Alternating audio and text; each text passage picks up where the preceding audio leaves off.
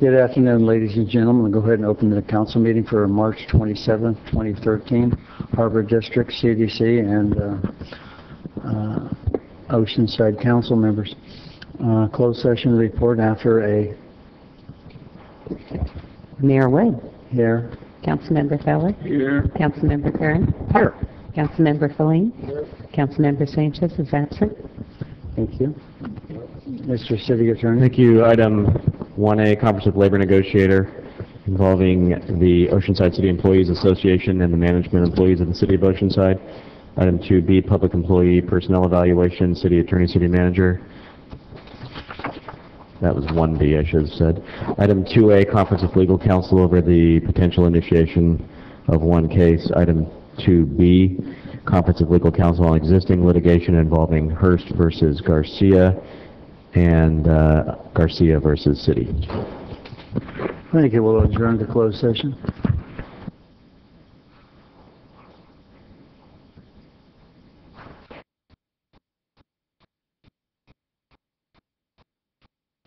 And we have speakers, I guess. Thank you. We have speakers on the Quarry Creek issue. Morton Needle, David Key, and Diane Nygaard. Good afternoon. We're sorry about that. Anyhow, please adjust the mic so we can hear you and get it on record. Is that good? Thank you. Yeah, I'm Morton Needle. I live in the Spinnaker Ridge, Ocean Hills development off of Lake. And I, as an individual, have sent each of you two emails, one on the 20th and one on the 22nd, 23rd morning of that, addressing my concerns, having reviewed the EIR as best I can. And I just would like, if you don't have the letters handy, the second one was really the summary of some of the key points, and let me hit those, if I might, in my allotted time. The EIR is hard to read. I mean, it's 58 pages of simulations or matrices or models of the Oceanside intersections and streets that will be impacted by the development of Quarry Road. It's significant if you analyze it in detail. I'm sure someone on staff might have done that. Let me read what I got out of it. All of the significant negative traffic impact, including traffic failure created by this development, Quarry Creek, falls on the applicable road segments and intersections in the city of Oceanside. There is virtually no impact on the applicable road segments and intersections in the city of Carlsbad. In other words, they're shoving it all over the fence to us. Secondly, you got to look at this as a set of benefits and so on to Oceanside. And I did a few, and I'm sure there's more that I don't realize not being part of your city government. Let me read off the ones I identified. Credit for affordable housing. Well, Oceanside doesn't get that. Property tax revenues from 156 residences, and I now know they may go down to 100. We don't see anything from that. Building permit revenues, and I know that contributes to the support of the infrastructure and so on. We don't see any of that. Incremental sales tax revenues. Well, I'm sure if you talk to Kohl's and Walmart and Albertsons, yeah, we'll get a few bucks more over yearly from the sales tax percentage that flows to the city of Oceanside. Improved traffic flow. Definitely not. And if you haven't been in that area, the Ocean Hills area, at all recently, traffic is not good now through all the intersections and roadways I identified in my first email to you. Increased roadway maintenance costs for Oceanside, certainly. More traffic, more maintenance. There's some kind of equation there. Mitigation offsets from the applicant, which is Corky McMillan, as I understand it. As I understand the mitigation offer, it's a bad joke. Really bad joke. Emergency response cost to the city of Oceanside. As you well know, you have Firehouse 4 sitting there, and it would be the first responder into that area. I guess that's it. I thank you for your attention. Thank you, sir.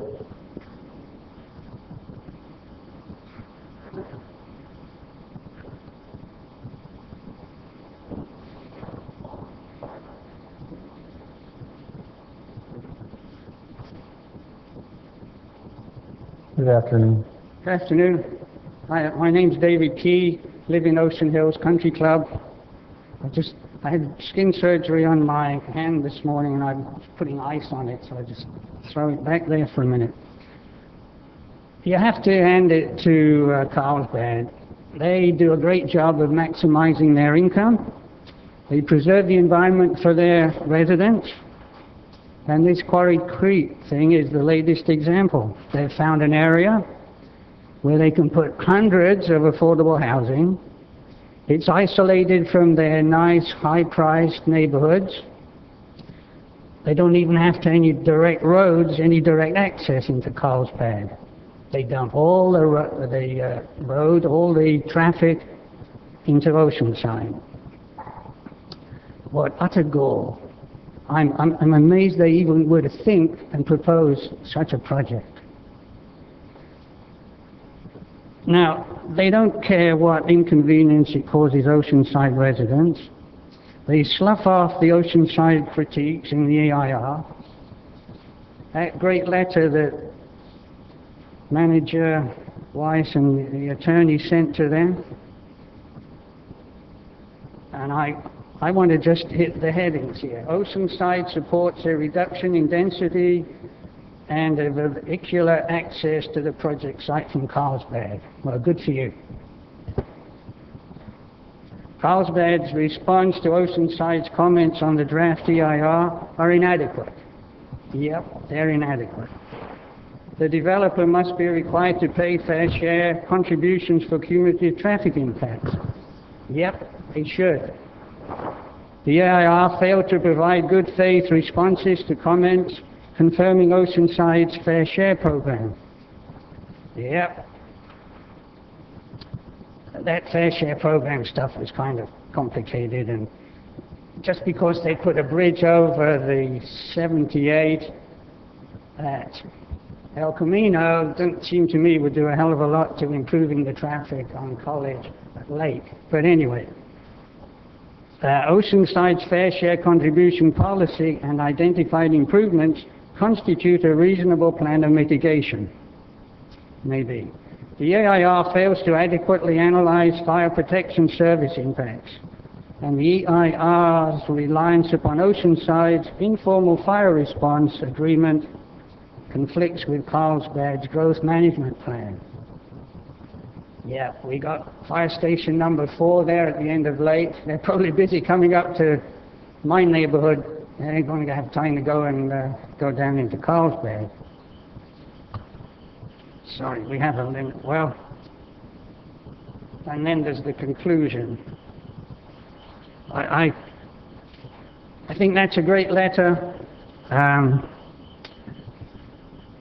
If you let Carlsbad proceed, you're being too kind of them. Clearly, Carlsbad has no concerns for Oceanside residents and is contemptuous of Oceanside's needs, as expressed in that letter. Carlsbad does a great job of protecting their own neighborhood interests, and my favorite example is that barrier at the junction of Miramonte Drive and Foothill Avenue. It stops the ocean people living in the area south of Lake from driving directly to the school at Calavera Hills Elementary School, at Tamarack and College. You need to open that. If they open that, that would give them a through route. It would also help traffic alleviation. So I have 4 suggestions that you put... Sir, I'm going to have you wind down. You're past your time, okay? I'm sorry. Could I just go through these very quickly? Yes, sir, make it quick. I appreciate it. Thank you, sir. I'm sorry. Firstly, they should delete the road across Buena Vista Creek below the El Cedo Falls that leads up to the Haymar Drive and dedicate that land on the north side of the creek to open space. Instead of the Haymar Drive access, make a new road directly into Carlsbad, such as up to Tamarack. Reduce the scope of the project to more reasonable numbers, and remove that barrier at Miramonte Drive, and Foothill Avenue to permanently provide a through route to Tamarack, through Tamarack to the traffic light at College. So basically, I urge you gentlemen to stand up to Carlsbad, don't roll over and play dead, and go on the offensive. Thank you, sir. No, thank you, sir. I appreciate it.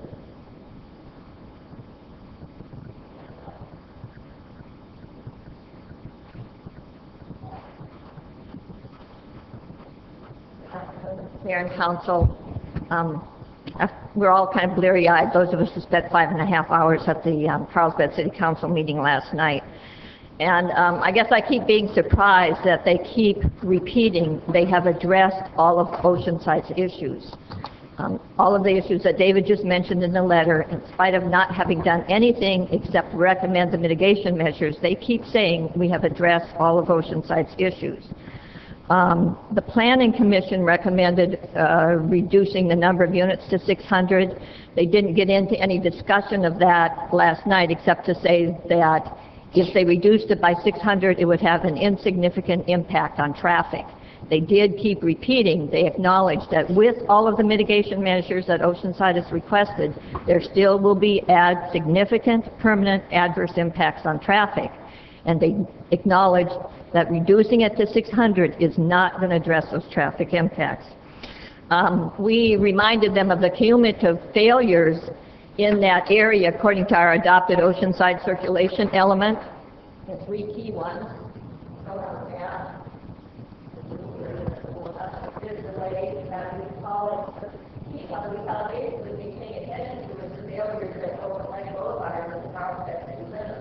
It's not like that traffic in Carlsbad mysteriously disappeared when it hit the city limits. So that could be a cumulative impact on Carlsbad, certainly as well as Oceanside.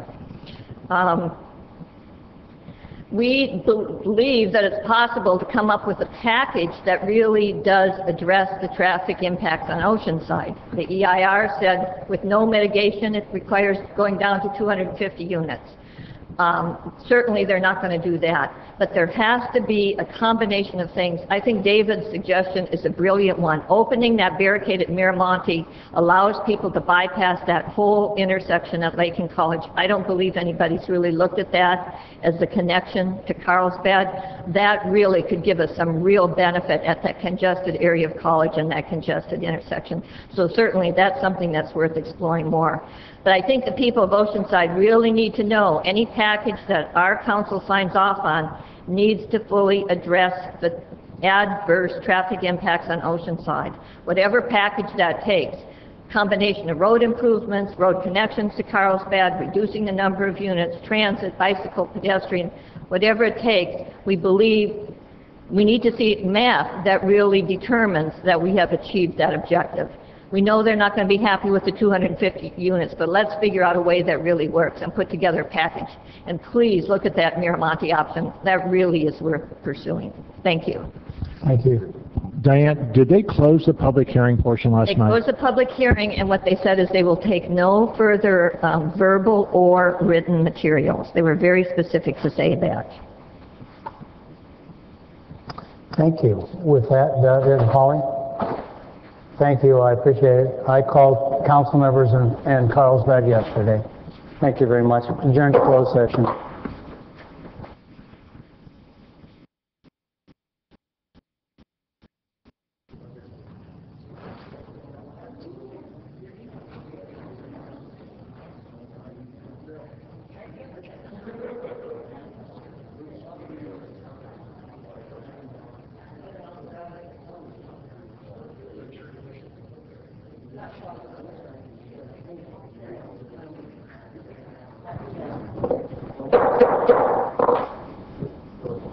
Good afternoon, ladies and gentlemen.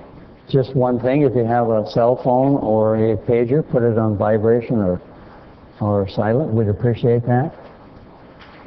With that, roll call, please. Here. Here. Councilwoman Sanchez? Here. Councilmember Kern? Oh, I can hear you. Here.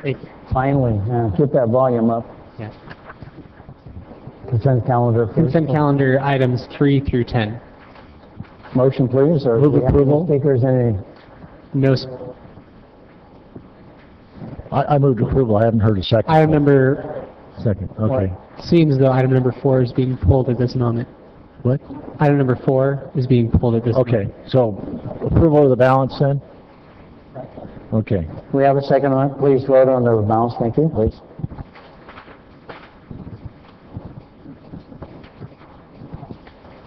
Motion approved 5-0. We're done.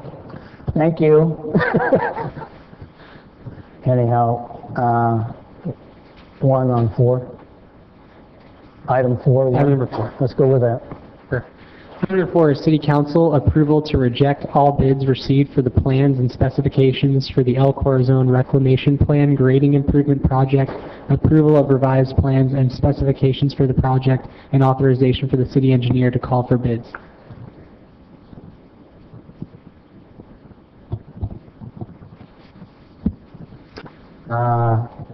Hear the public, and we'll go to you, if any. Mayor, councils, Jimmy Knott 127, Sherry Lane.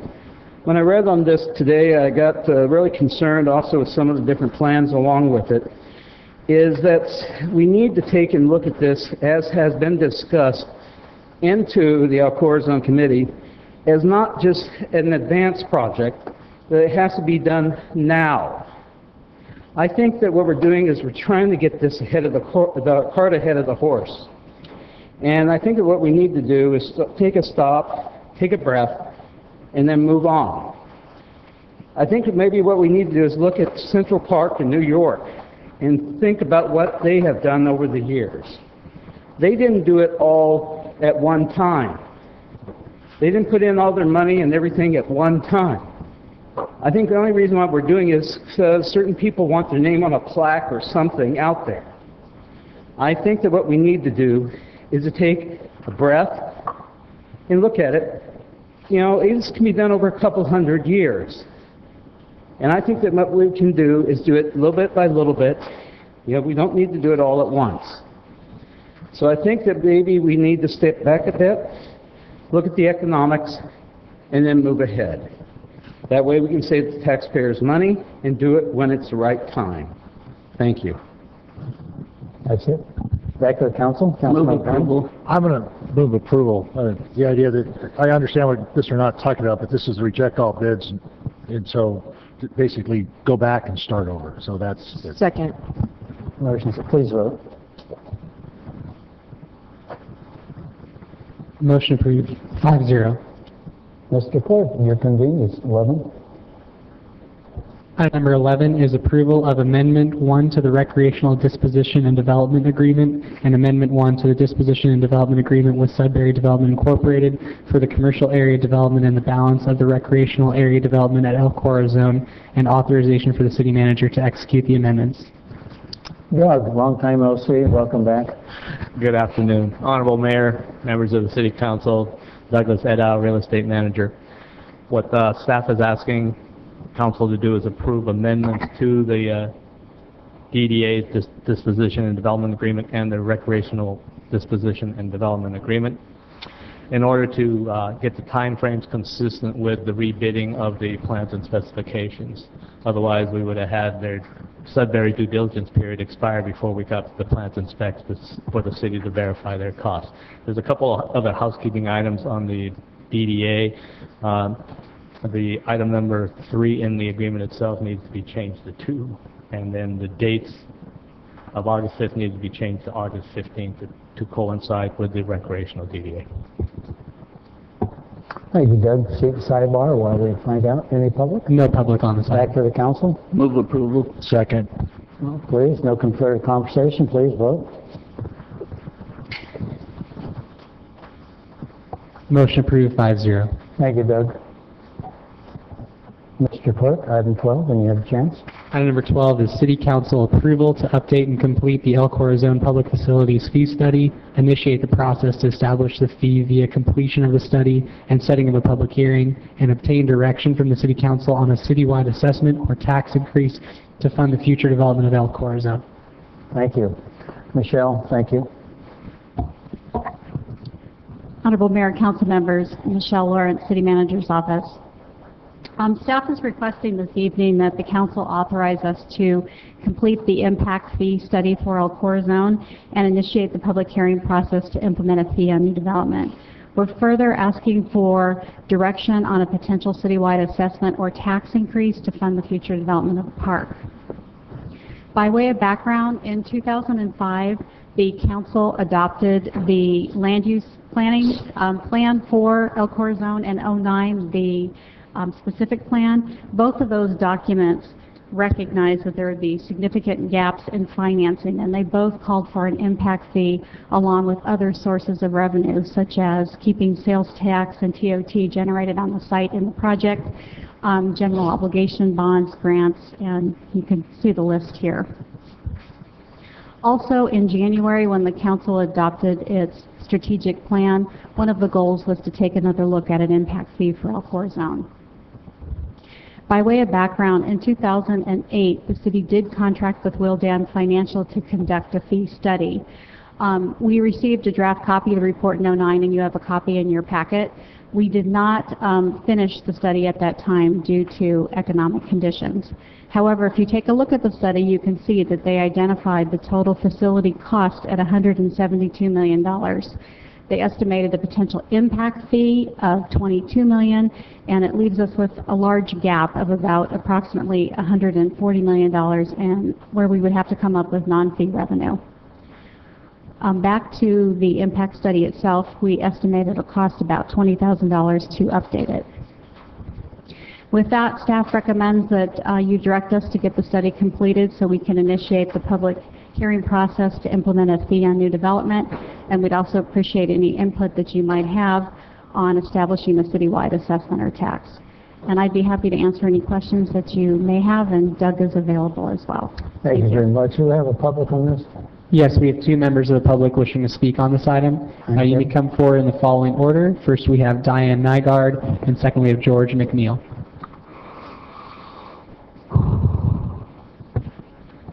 Good afternoon, Mayor and Council. Diane Nygaard, representing Friends of El Corazon.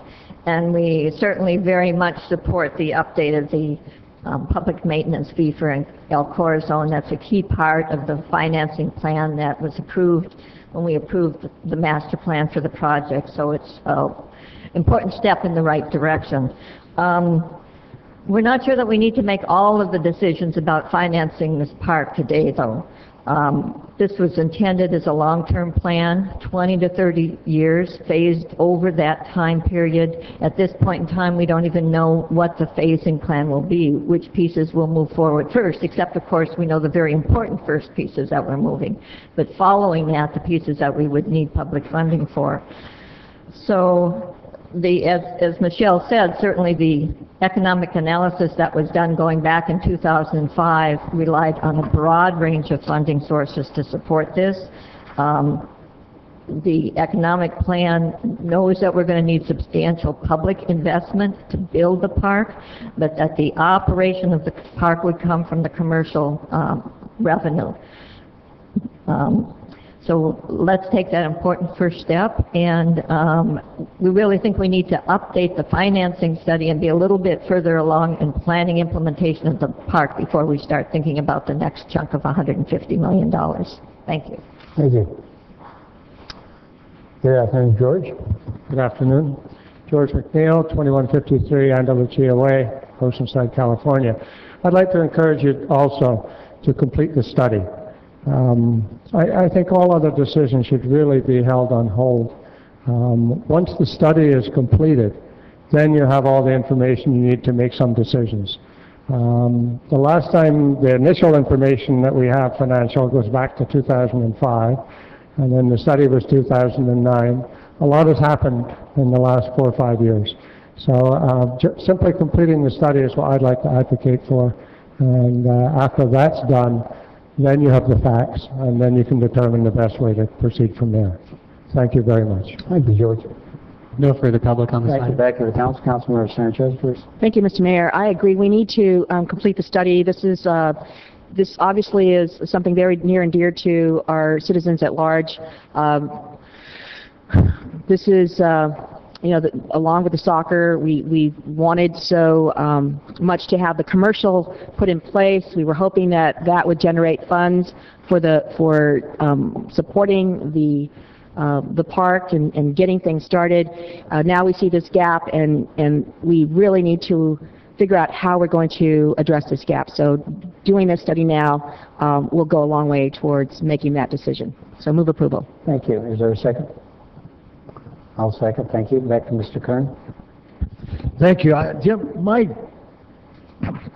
questions are these. You know, one, when it talks about citywide assessment tax increases to fund, if we go out for a bond, you know, say the study comes back in the next year or so, so you're going to put it out for a bond, probably November of 14. Well, and I'm not going to put George on the spot about Maricosta's bond issues, but, you know, they're looking at November of 14. OUSD is looking at November of 14 to go on as a bond.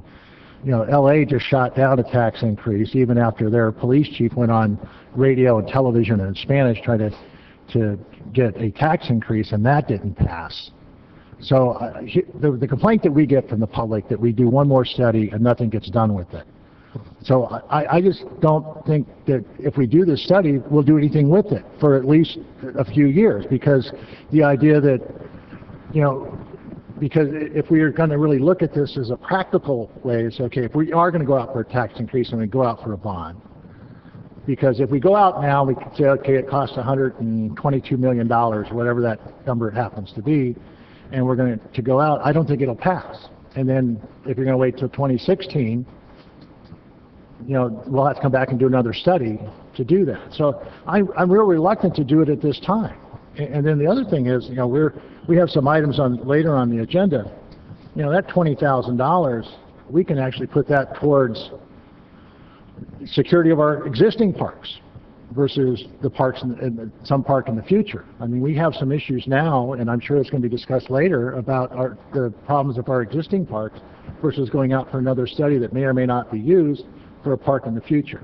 So I still have a lot of questions on this. So I'm real reluctant to support it at this time. I understand the issues. I was on the El Cor's Zone Committee at one time myself. I'm just really, I have those concerns, and I'll wait to list the rest of my colleagues before I make the decision. But those are my issues. I mean, I don't know right now. So I will wait for some other comment, maybe some direction. Thank you. Councilmember Flynn. Thank you, Mayor. I guess I'm not particularly interested in a study that decides what tax increases, what fee increases we're going to add on top of all the taxes and fees everyone's paying already. You know, maybe I'm incorrect, but certainly my impression has always been that the park's going to be financed with the portion of it that's been sold for commercial development. And before we go down the road of more fees and taxes, I would like to look at it in conjunction with the Goat Hill property, where we have a money-losing golf course, and we're trying to figure out how not to lose money. And we've certainly had some proposals to develop that property, but it would require a vote of the people to convert that to non-park land, and I would think it would be more feasible to tie in the conversion of that space to then use any proceeds the city gets to create more parkland at El Corazon, so we get a win-win situation there that doesn't involve more fees and taxes in the middle of a recession. Plus, since we still haven't gotten to the part where we're finishing the soccer fields yet, I think a study done now would be obsolete by the time we were in a position to use it. So at this time I'm reluctant to go forward with that myself. However, I have been asked if there's a majority vote in support of this, that we form a committee that's similar to what was formed for the inclusionary housing ordinance, where all the stakeholders that would be impacted by a potential fee gets to be involved in the process from the beginning. That process seemed to work out very well, and everyone, we came to a good conclusion with that. And so I would hope this study would be done in a similar fashion. So my comments. Councilmember Feller. Pardon me. On one of your slides, Michelle, it said, in conjunction with doing the impact study, we would be moving forward with the ideas of, how to raise the money. Was I correct in what I saw? Councilmember Miller, we do have a large gap, estimated at about $140 million. And so we were looking for any feedback that you may have regarding a general assessment or a tax. Okay, so what I think about this is, it's been my contention all along that I thought it was going to cost $150 million, even when we converted this to Elcor zone from what it was prior. I think we need to get through converting the soccer fields from that park, of that park, and get into the commercial development before we, you know, we may be studying those things as we go forward, but I just think that we may be fabulously successful with that soccer complex, and it may generate a lot of different avenues, rather than by the time that comes out, we will already, if we approve this here and now, we'd be thinking about a bond issue in 2014, and the soccer fields haven't even opened. So I think I would be willing to give the soccer fields a year and then maybe look at it. So I'm not really ready to approve this tonight. All right, there's a motion and a second on the field. Please vote.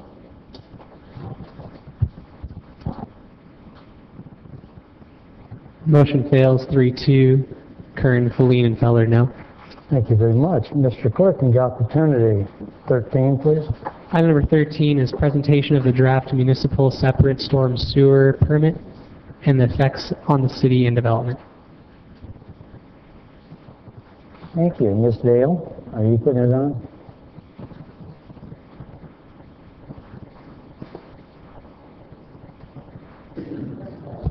Hi, good afternoon. I'm here to introduce Mo Lasai. Thank He is you. our environmental officer and will be giving the report this evening, but we will both be available for questions.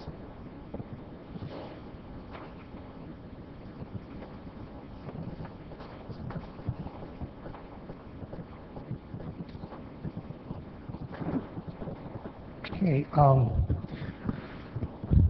Honorable Mayor and members of City Council, my name is Mo Lasai. I'm the Environmental Officer for the City of Oceanside. This item before you is not, it's just for informational purposes, information, and not for voting purposes tonight. And with your packet, you actually have about four attachments that I provided, the letters that the county, especially of San Diego, as a lead permittee in this region, that has communicated with the different level of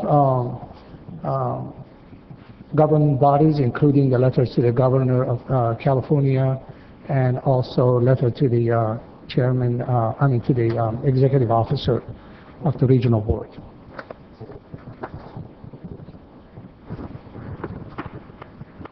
Okay, I would like to provide you, actually, I was told that I only have about 15 minutes, so please bear with me, and if I rush, then you feel free to ask me a question. I would like to give you a little history of this permit. This permit is a federal permit and is issued by the state of Cali, PA Regional Water Quality Control Board to all the municipalities in the San Diego region. It has been enforced since 1990, and it is renewed every 5 years. And the goal of the permit is to basically minimize or eliminate the impact of pollutants generated by the storm and non-storm water, like over-irrigation is a good example of runoff. Now that is a time, it's the beginning of a new 5-year permit cycle again, so I would like to give you a quick renewal timelines, and basically anticipated approval date is this April 11th, 10th, and 11th. They have 2 days of public hearing.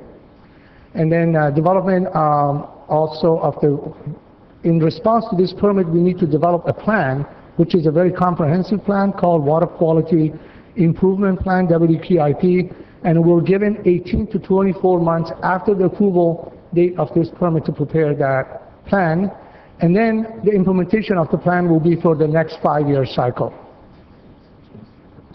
And just to give you a heads up of who in the city of Oceanside is involved in implementation of this permit, basically Water Utilities Department and myself, Clean Water Program. We are responsible for water quality monitoring, inspections of industrial, commercial, municipal, that's what ICM stands for, illegal discharges that's happening throughout our city, and another hefty mandate called TMDL, which is total maximum daily load compliance. That's a 20-year mandate. That if you want more about TMDL, I have a good example at the end to give you the concept, what the TMDL is all about, but I'm going to just leave it at that right now. And then our engineering division, which is part of the Community Development Services, they are handling the development and redevelopment of this permit. By the way, I'm going to refer to this permit from now on as MS4 permit. Our Public Works Department is highly involved, storm drain maintenance and street sweeping, and also our Code Enforcement Division. They are handling the enforcement of the city water quality code ordinances. Okay, and then one of the items that I provided you in this package is that the letter that we ourselves sent to the Regional Water Quality Control Board and voiced our opposition. And we made 3 major points to voice our opinion.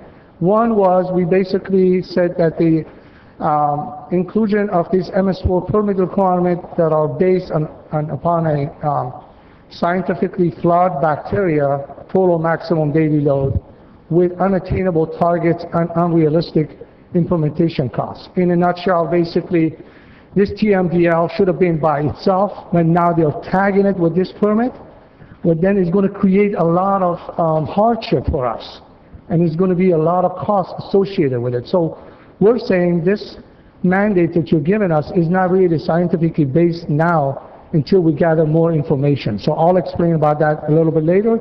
Also, we talk about the inclusion of receiving water quality limitation language, unnecessarily exposing the co-permittees to liability from the third-party lawsuit. I'll explain that to you in a minute also, what I mean by that. And then they also add, we express our opposition about expanded requirements for development and redevelopment projects. So let me go through each one and give you a little bit update or heads up what do we mean by these 3 points that we brought up. Basically, this table, before I go through that, I would like to tell you what is the city currently spent on this mandate, which is a permit. And I'm just projecting here the last 5 years of the permit cost, associated cost associated with this permit. And you can see it's close to $3 million every year. And I broke it down for you depending on the departments that are handling this. And you can see the 1112, which is the one that we submitted already to them. It's over $3 million just for the city of Oceanside.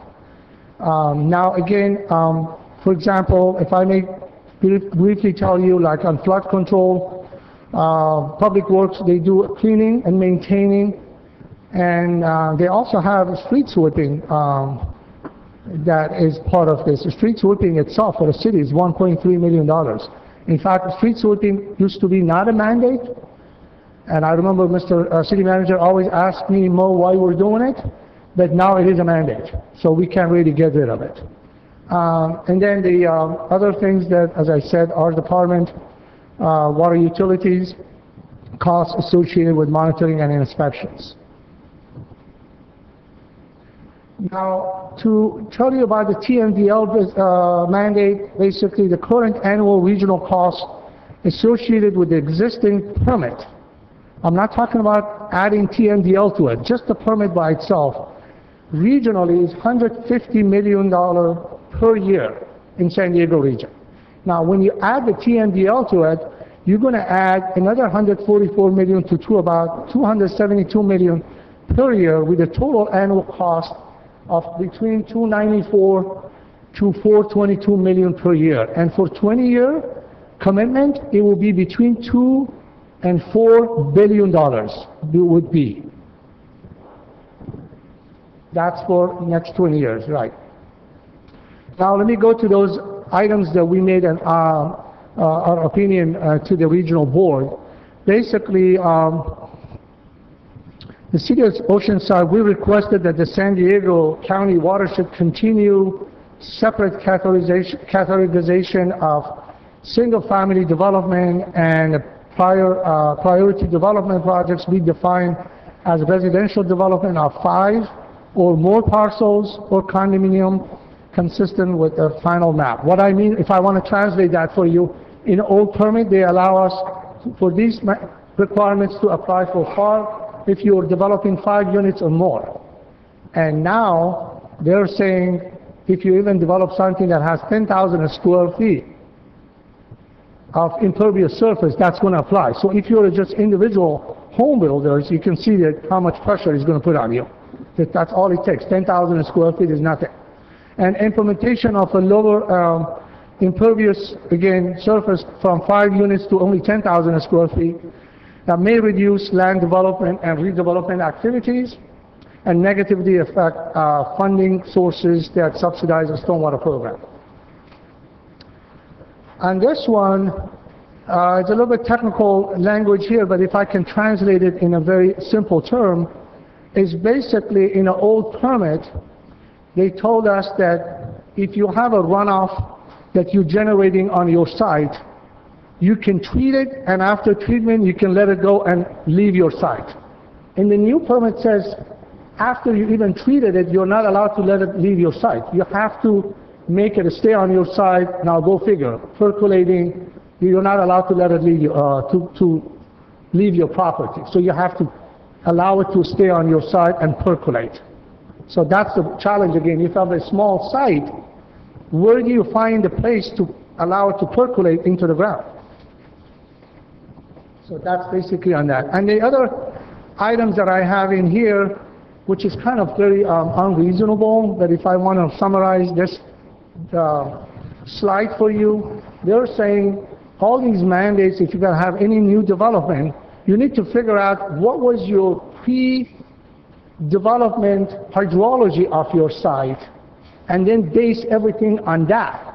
So by that they mean you go back to pre-European migration to this area to see what was the hydrology look like. We're saying, look, there's no way to go back that far. Maybe we should be pre-project. What was the project there before, and now you're going to have a new project? Calculate everything based on that project that was there right before yours. But don't go pre-development. Again, it goes back to when Native Americans were here, or they were the only one on here. So that's what this slide is all about. Okay, and now to give you a quick,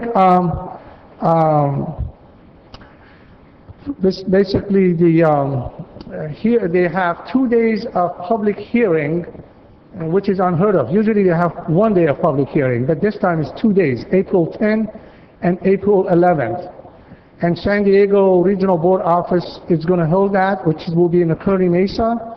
The members, we were told already officially, the members of the County Board of Supervisors will be attending to speak, so they highly encourage elected officials like you folks here to also voice your opinion. I know some of you already told me that you're planning to have your talking point prepared. For your talking point, I would say the items that I attach with this staff report, if you review those, it will give you a perfect understanding of what is the majority opposition of the elected officials, especially county as a lead, and then you'll be able to make your talking points. But I'll be also more than happy to sit down with you and tell you which one is high priority, which one is low.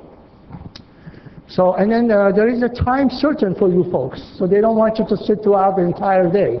So in the beginning at 9:15, they're going to allow the elected officials to have their time presented on that public hearing. I'm going to be there, and the city engineer, Mr. Scott Smith, also will be there in case you need our support there. So with that, that concludes my presentation, and if you have any question, I will be happy to entertain. Thank you. Thank you. We'll have to see the sidebar where we have public. Yes, we have one member of the public wishing to speak on this item. Jimmy Knott, you can come forward and speak for the next 3 minutes. Mayor, council members, Jimmy Knott, 127 Cherry Lane. I'm reporting to you as being the vice chair of the Utilities Commission. Mo came over and did a presentation before the commission and encouraged us to take and all attend as well. And he also reported that if any type of dirt even gets off the property, that would be a violation. So this is very serious, and we would appreciate your cooperation. Thank you. No further public on this item. Back to the council, Councilmember Feller.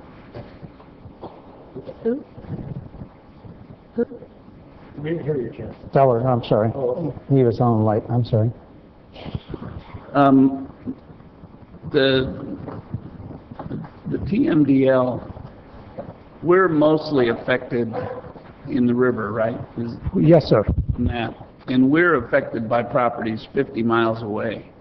I Yes. mean, the runoff in the way up in the Henshaw area and, Yes. and all through that river valley as it comes down here. So how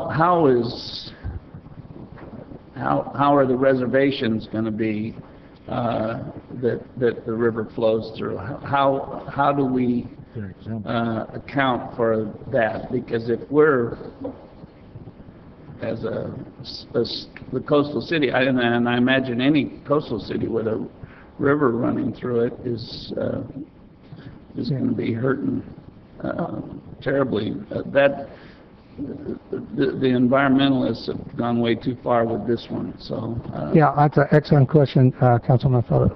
Actually, we have brought this one over and over, not only the Native American tribe, which we have 5 of them in San Luis watershed, but also we talk about our neighbor Camp Pendleton is another federal agency.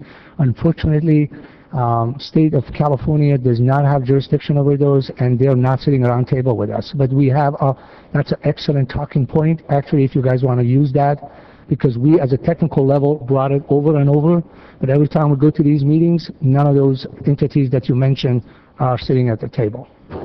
So that's unfortunate, and you're absolutely right. We are at the end of the pipe here, and everything else from Lake Henshaw and on coming to us, and then we have to now deal with it at the beaches and creeks and rivers that we have down here. and on the other question I have, you put up there about the rain, but we haven't had any serious rain incidences recently, but you know, we've had them in the past. And what happens if water's running off of people's property and dirt and what have you in a rain event? If I can answer that in a simple way, basically, they are holding us responsible for dry weather period, which is, say, May 30th to about October 1st. That has no tolerance. They have no tolerance for that. We shall not have any kind of pollutants going to our waterways.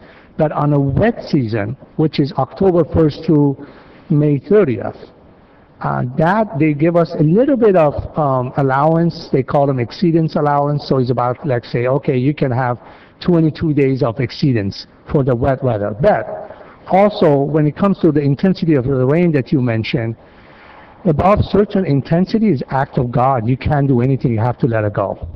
But up to the certain intensity that they're expecting us to capture it, treat it, and let it percolate on site. What if they don't believe? What if they don't believe in God? That, I don't know. Never mind. I mean, living through some of the rainstorms we've had here, we're Darn rain dance. Never mind, sorry. Are you going to do it? Right out in front. Anyway, this is just terrible news for us, because that translates into, you know, at this point, what you said, it was something like 52 million, or going to 250 million? It's actually from 150 that we are now spending $1 million, 150. It will go to about close to 300 to 422 million, which again, that's per year. But that's probably 10 million for us. yeah, I would say at least, Mr. Mr. Farrell, at least I would anticipate right now, not having the permit in front of us, it would double. So instead of 3.2, it will be close to $7 million, at least. I'm sorry they have power. Yeah. And Councilmember Sanchez? Thank you, Mr. Mayor.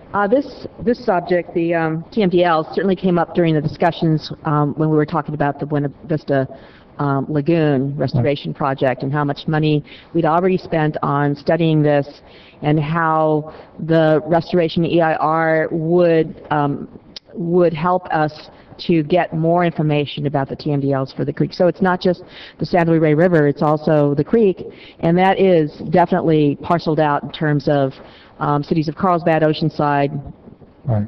Vista, as well as... County. Yeah. County is all over the place, right. And if I may add to what... How much did we spend on that study? You mentioned during the meetings that we had invested a lot of money already on these studies, and they were getting old, which was my concern. Yeah, These on the actually, TMDLs. For the Buena Vista, or we're talking about the other waterway? For the Buena Vista. Yeah, Buena Vista already, the order or the permit has not given to us, but we think that if we have to deal with the bacteria and nutrient and that one, we're talking about, again, multi-million dollars. And that, because of restoration itself, it's a lot of money. Yeah. Right now. Yes. Thank you. You're welcome. Councilmember Kern? Thank you. I think the San Luis Rey watershed is like 595 square miles. Mm-hmm. And so you're right, it comes down at the funnel. I think we're less than 5% of that watershed, and we're at the end of the pipeline, and we're going to have to do that. And then, yeah, the tribes are exempt. Camp Pendleton's exempt. And the other thing that when you talk about this, we don't have a baseline of bacteria caused by natural causes. You know, all the work that we did in restoring the river, we have more birds there, and the bird droppings contribute to the bacteria count. We don't have a baseline on that. Mm-hmm. So the idea that if we're going to be held responsible for the number of birds we have in the river, you know, how do we mitigate for that? Do we go out and kill the birds? Do we go out and strip, you know, all this stuff to do this? I don't mind mitigating man-made pollutants. I think we're all responsible for that. But there's a lot of natural occurring things that they haven't scientifically evaluated and given us a baseline of what those bacteria TMDLs are. Exactly. So I'm going to be there on the 11th to kind of make some of those points. But the idea that this is not good for anybody. Actually, for every acre of land, you will need an Olympic-sized swimming pool buried in the ground to capture the runoff. And then that water will have to be redistributed over a period of time so it soaks in. So it's already affected one project that I've been kind of following along. It was a project where, because of our parking requirements, they hit 16 parking spots. But because of our requirements, the city's parking requirements, but the water quality control, anything over 15 parking spots, they hit these new system or these new requirements, so it'll cost them an extra $20,000, $30,000 for the mitigation to add an extra parking spot. So what they're going to do is decrease the size of their building, not have as many as employees to accommodate the parking. So it's already affecting how people start thinking, and because people will adjust. You know, the ultimate adjustment is they just leave. They go back to Texas or someplace else. But those people that are here and want to do business here, they will have fewer square footage, smaller parking lots, and less employees. So, if I may add to what you said, Councilman Kern, he's absolutely right. Actually, we have been voicing our opinion, saying, look, you can't blame all the bacteria on us. There are some naturally occurring ones, and we didn't even wait for them to say yay or nay. We're now getting our plans together to do what we call a reference study to find out what's the basis and a pristine watershed. We're hoping to pick a watershed that has no development in it or very minimum development and calculate how much is from natural. And they say, look, you need to deduct that, and then whatever is remaining is man-made, then may hold us responsible for that, not just saying that we have to clean the whole thing that we have no control over. So we're doing the study now. Councilmember Feline. Thank you, Mayor. Yeah, this episode just shows environmental extremism on hyperdrive. It's simply unbelievable. You know, the callous disregard that regulators have for the impact of their decisions on the private sector. And I went down and testified at the preliminary hearing, and we brought up a lot of these issues. For example, that we should be held responsible for the change in the water quality from when the water enters our jurisdiction to the point where it leaves, along with all the other issues you brought up.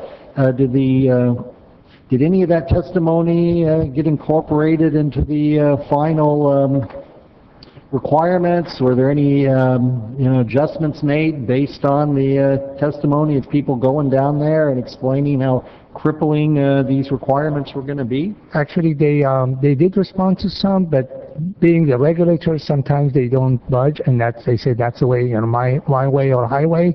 But since then, when you attended, I remember I was there too, people have made thousands more comments. In fact, the last letter that was signed by the mayor of the city of San Diego and also the county supervisor, they basically saying, look, we made 1,000 comments, and you guys, they think that you don't have enough time to respond to all those comments. So these April 11 should be postponed until you answer all those things. And that's what I'm afraid they may say, no, we're going to go ahead and approve it on that day. But at least that letter that I included in your packet, it says that, look, hold on, and that's not the time to do it. You guys should respond to all our comments before you finalize it.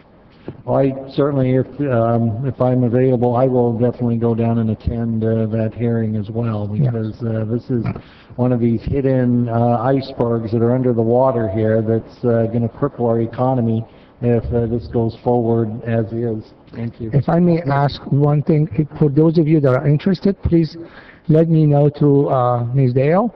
Then I would have to let the county know to reserve it, that they know how many people are coming coordinated time.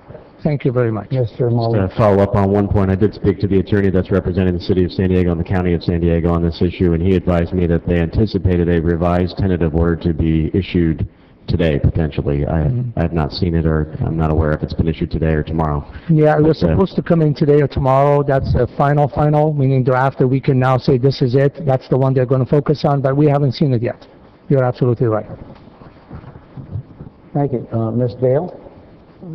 Could you explain unfunded mandates involving the state in this issue for the viewing audience? Oh, perhaps that's a question maybe that Mr. Attorney can answer. I'm sorry, I didn't hear the question. Unfunded mandates on issues like this. Sure, I'd be happy to.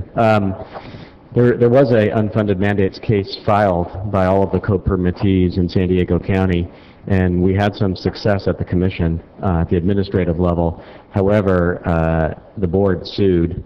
The Attorney General's office basically handled the case in the Superior Court in Sacramento and overturned the commission's decision. We are appealing that decision right now. The matter's fully briefed. There's also a very similar case, an unfunded mandates case, pending dealing with the LA permit, and that case is set for oral argument in the Court of Appeal on April 17th. So we're expecting to have more direction about the unfunded mandates issue probably within 90 days after April 17th. Thank you.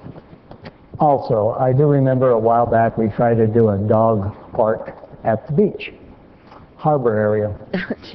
And it was interesting because a lot of people wanted it, but the concerns came from enforcement agencies saying that dogs' defecation on the beach is not acceptable and cause bacteria. I said there's about 800 seagulls sitting in the same spot.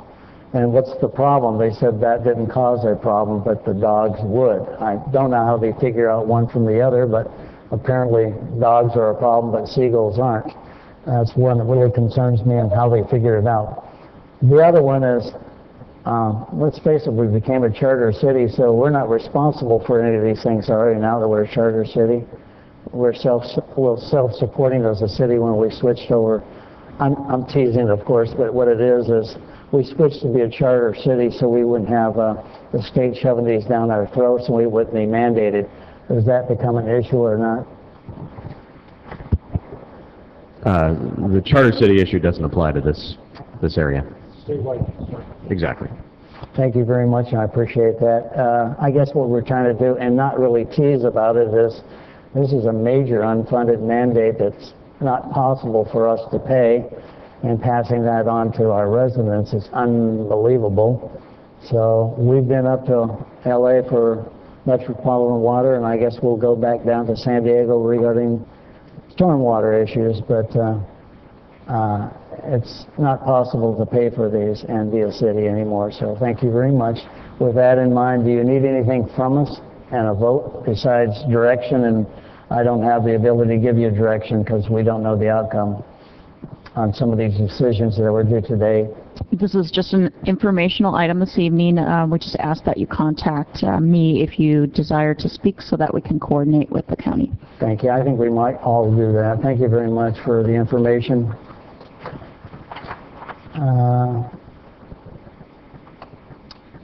Mr. Clerk, let's go with City Council reports. Thank you. Item 14 is Mayor Jim Wood. Briefly is, if you're driving around Oceanside this coming weekend, I'm sure it'll be a beautiful time, but remember the Iron Man happening on Saturday, March the 30th. It's fantastic, a major event. Starts about 6 a.m. while it's still dark out there. And what's interesting about it is you'll see bikers practicing and warming up about 3 in the morning all over Oceanside. They fill up our hotels and our restaurants, and I'm very happy. Driving around, be careful for all these bicyclists, joggers, and whatever. But as you know, they hit the water about 6 a.m. when it's still dark and swim, then come back in, do the bike, and then the jogging part of it through Oceanside. So there'll be some heavy traffic. It's a great event. Be cautious out there and be concerned about the parking issues in downtown beach area and Oceanside. The other one, I certainly want to wish you all a happy Easter that's coming up. Remember the city's annual Easter egg hunt at Buddy Todd Park is for different age groups and different areas. It's like unbelievable when they blow the horns in the fire truck and the little gates are open up and all the little ones start running for the eggs. It's pretty interesting. It starts at 10 a.m. Saturday morning, March the 30th also. A lot of other activities going on in Oceanside. I'll make mine short by saying just be safe and have a good holiday week coming up here. That's all I have. Councilmember Feller. Thank you. We, almost all of us, I think, were at the Seroptimus Luncheon. It's a great event every year, nothing but great salads. And I got to serve vegan beans, or vegan chili, whatever that is.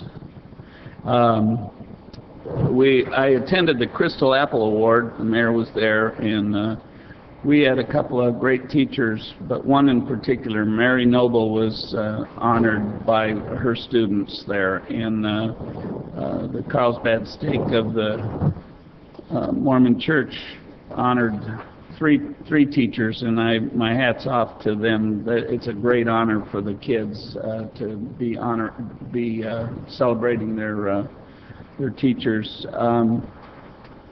We've had birthdays, but one special one is Mickey Todd, turned 97 yesterday, and she's just a sweet lady, lives in Oceana, and is just a terrific woman, and my best wishes for her.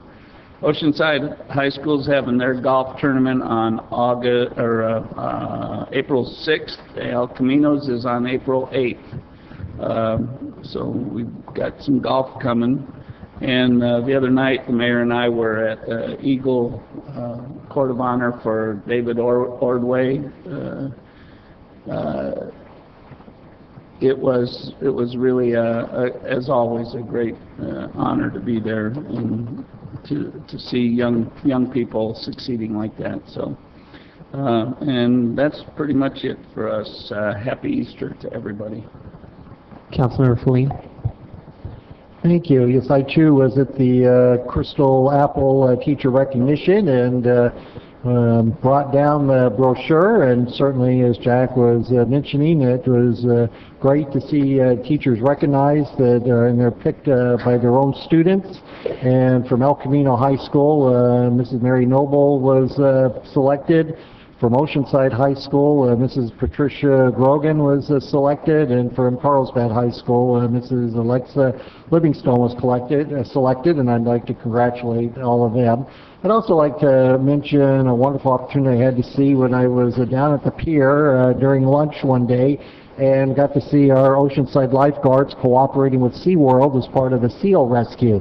And apparently the changes in the current there have made the fish, I guess, aren't swimming where they usually swim for the seals to catch them. And so there were 4 pups that were very hungry that had been rescued, and they're going to be taken down to SeaWorld and restored to health and returned back to the wild when they're ready to go. And my hat's off for everyone in Oceanside that and the lifeguards that participate in that program and make it happen, and of course to SeaWorld for bringing the pups back to health. That concludes my report. Councilmember Kern. Thank you.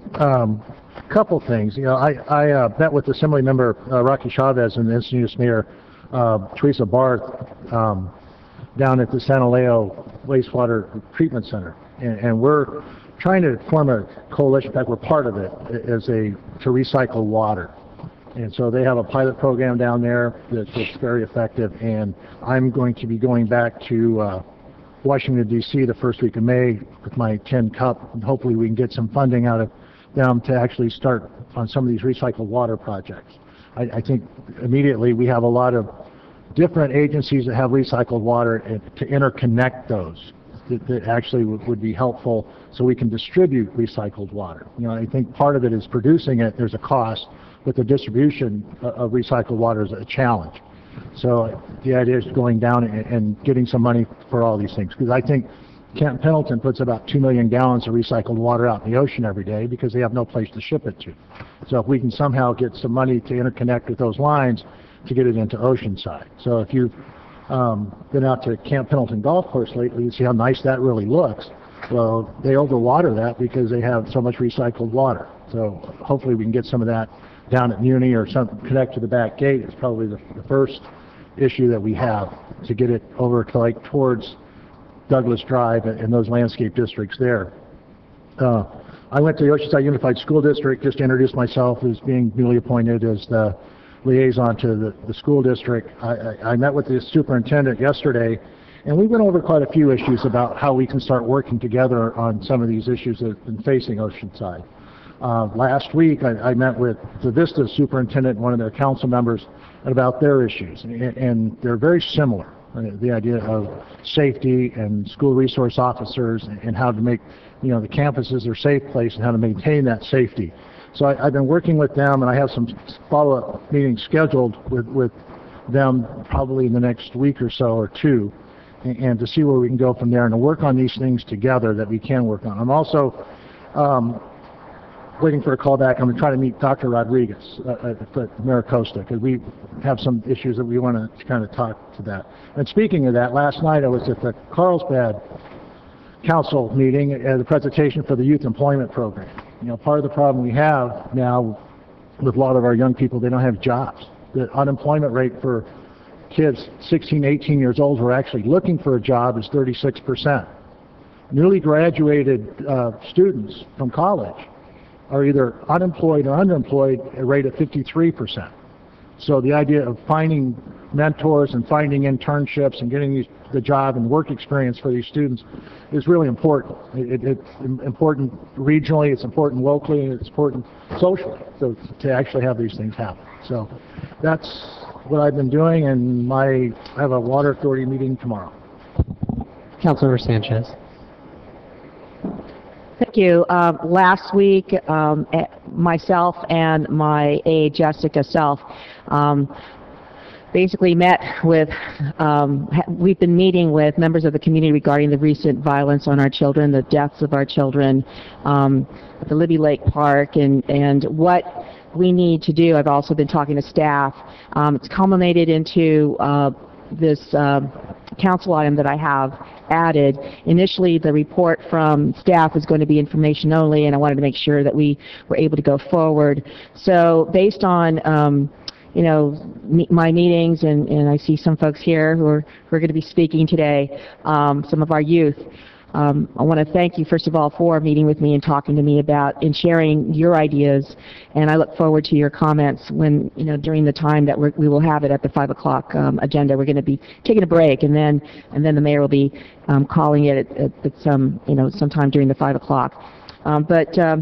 I just want to say that I'm very encouraged by what our youth are saying to us, by our families, by our nonprofit organizations that are there every day, along with our staff. And I know we've had some cuts, and we will be talking about that later. But I also did get a chance to meet with one of our school board members, and we talked about what we could do to go forward in working with, especially Oceanside Unified School District. So, and I'll be reporting on that at that appropriate time as well. Last night I also attended the meeting of the Carlsbad City Council. I have to say I believe that was the first time that I attended a meeting of the City of Carlsbad. And I went to basically represent a letter that was sent to the City of Carlsbad regarding our opposition to the Quarry Creek project with regards to the way it is being presented at this time. So certainly we've gotten a lot of letters and emails and calls about this project. This is just south of 78, very close to the El Salto Falls area of cultural and historic resources. We have spent over $8 million in what the Sherman acquisition in terms of preserving these lands for all generations, and not just for Oceanside, not just for Carlsbad, for our entire region. It is the oldest home in Carlsbad. I'm not sure if it's the oldest home in Oceanside, but it is certainly, in terms of the traffic, what 656 homes would do to Oceanside. And all those traffic impacts would be on Oceanside residents. So this is something I know that is near and dear to many of our residents in Ocean Hills, our residents at Costa Serena, all our residents that live in the area in terms of the impacts on Lake, on College, on Vista Way. So we're holding tight to see how, hopefully it'll be resolved in a way that will allow the developer to have a project, but one that will also not have as many impacts to our residents. And thank you very much. Oh, and for Happy Easter, and also Passover, and Happy Spring. Thank you. Ladies and gentlemen, we'll take a quick 10-minute break. 10 minutes. If you've never been here before, out the doors, up the steps, bathroom, water. Enjoy yourself. We're getting ready for the second half. Anybody here, but by protocol, I have to mention certain people in the audience. All of you are VIP, but former mayor of Encinitas. So I meant Solana Beach. I actually did, Joe. I'm sorry. Joe Collegia, former mayor of Solana Beach. Please stand up and be recognized. Joe, sorry about the city, and I knew what I meant to say, but anyhow, also our president of our Chamber of Commerce, Jerry. Yeah. Other than that, if I missed you, I'm sorry, but I apologize. And we'll get forward here, and we're going to start off, if I can, for housekeeping. I'm going to start off with an invocation and pledge of allegiance. Will you stand for that? After those two are over, certainly be seated, and our invocation today will be done by, please, Jessica. Jessica, use the in-chair and mic one over here, probably is the best one. Thank you, huh? All right, let's pray. Lord, we come before you right now, God, thankful and humble for the day that we have. We're so fortunate for everything that we're given here in this community. We ask for your guidance, your wisdom, and your discernment in decisions that we have to make today. We ask for your continued blessings upon this community and this country as a whole.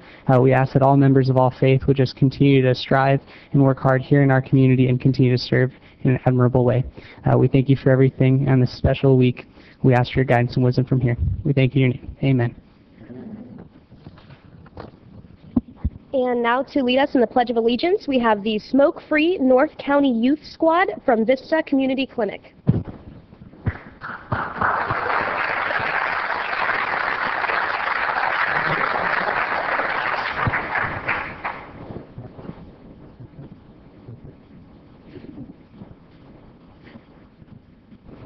going to take the mic. Who's the lead?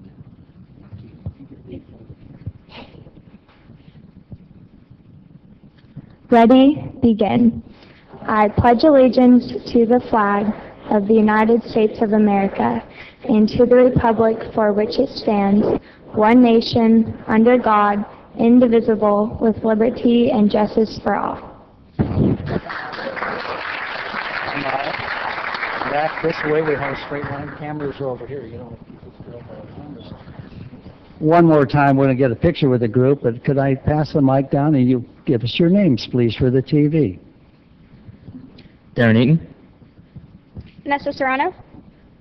Emily Collard. O2 Endo. Nick Hunter. Let's get a group photo here for a second, then we'll move on.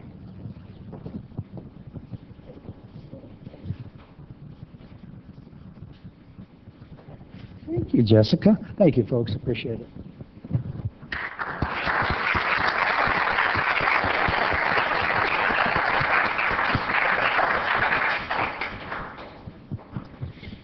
And now, for our first presentation, we have the Mayor's Oceanside Business Member Spotlight from the Oceanside Chamber of Commerce, Chairman of the Board at the OCC, Jerry Salyer, and Board Member Cece Haas. Well, huh.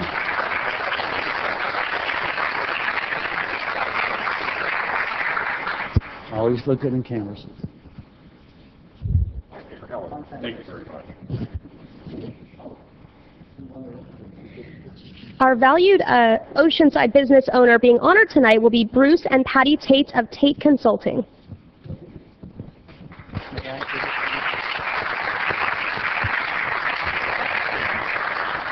It brings me a great deal of pleasure to recognize a friend of mine and a volunteer at the Chamber of Commerce with over 30 years commitment to our organization, Bruce Tate. Bruce Tate has been involved and spearheaded many events that have benefited our chamber and the local businesses and citizens herein. Bruce has collaborated with the city and the chamber in working on some very difficult issues as the chair of our public policy committee. Bruce has seen the advantage of an organization that's an advocate for business and understands that things only happen when people get involved. He served 14 years on the board of directors, is a member of the Business and Community Political Action Committee, plus he was the chair of the Chamber Board of Directors in 2009. In addition, he's been actively involved with ad hoc committees dealing with government relations and with efforts to streamline permit processing through state agencies. Bruce has experienced the educational benefits of participating in the Chamber events, where he now applies those principles to his own civil engineering and land use consulting work.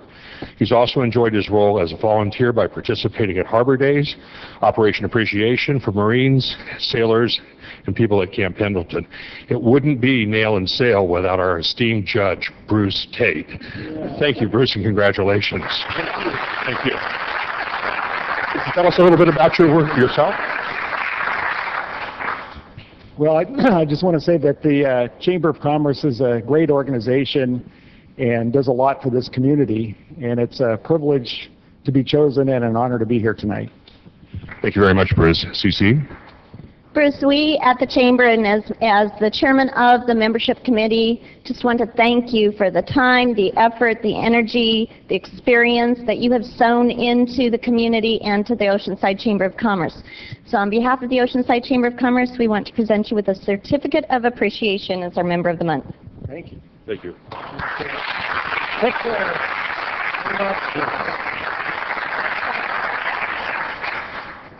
We have enough cameras taking pictures, so I believe your wife can come up here. Oh, yeah. Okay.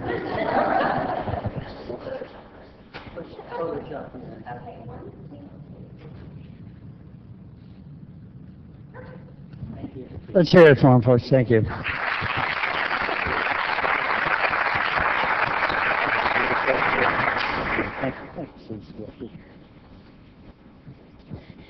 Our next presentation will be an update on smoke-free outdoor dining in Oceanside by Vista Community Clinic. Gina Knutson, the program manager for VCC's Tobacco Control Program. This is good. You guys can hear me? Okay.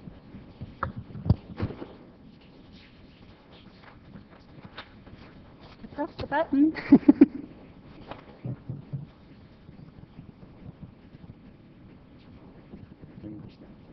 Okay, thanks.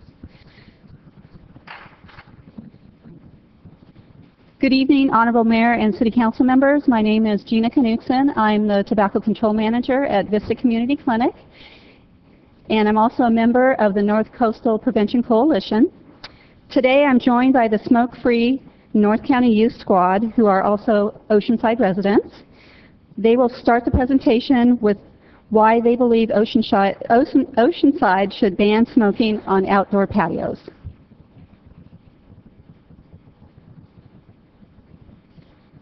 Thank you, Mayor Wood, council members.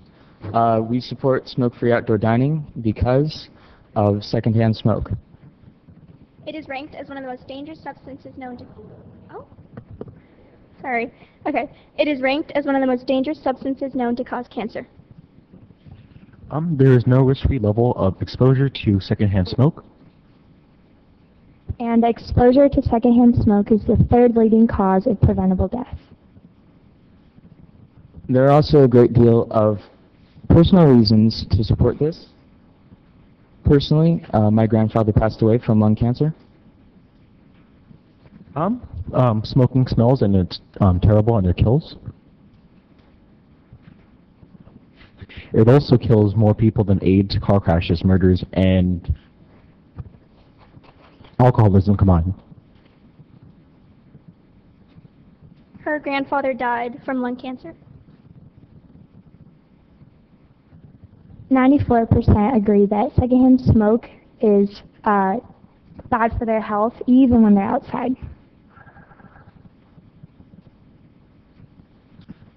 Her mother's friend has lung cancer, and she has never smoked a day in her life.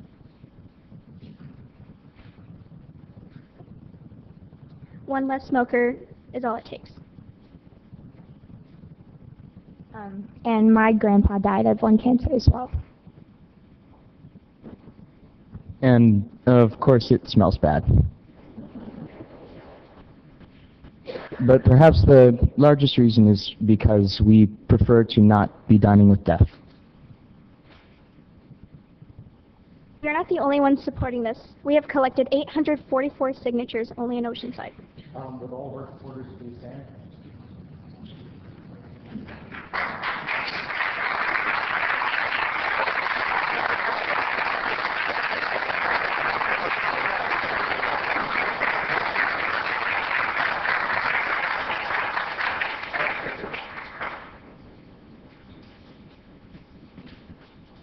These are our reasons for supporting this. What are yours? And back to Gina. Thank you very much to the youth. I think they did a great job. I have the most difficult job of following that.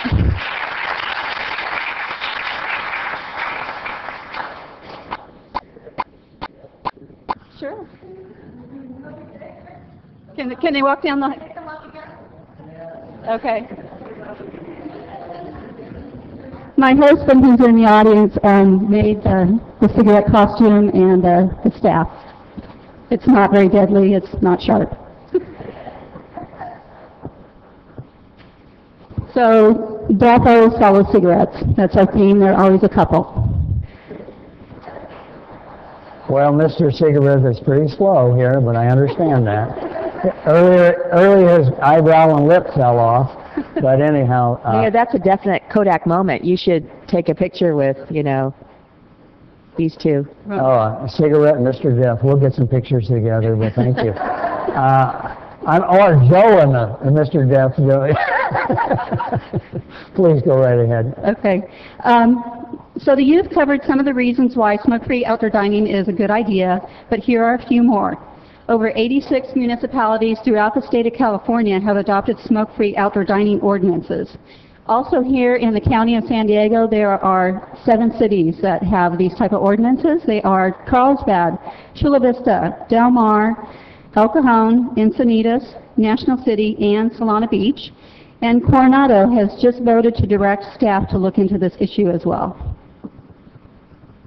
Oops, what did I do?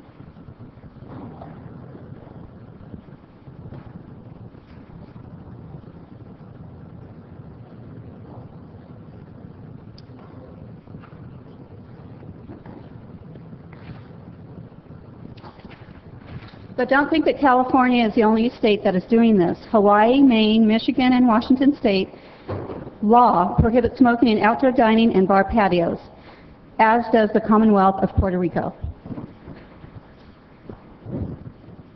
Let's look at some Oceanside data. So some of the youth and staff went out to various places in Oceanside and collected data. Over, I think, 500 people were surveyed. And what they found was 80% surveyed go out to eat where they can eat and sit outside. 90% report that they prefer to eat in areas where smoking is not allowed when they dine outside. 80% agree that cities should have laws that ban smoking on outdoor dining patios and sidewalk cafes.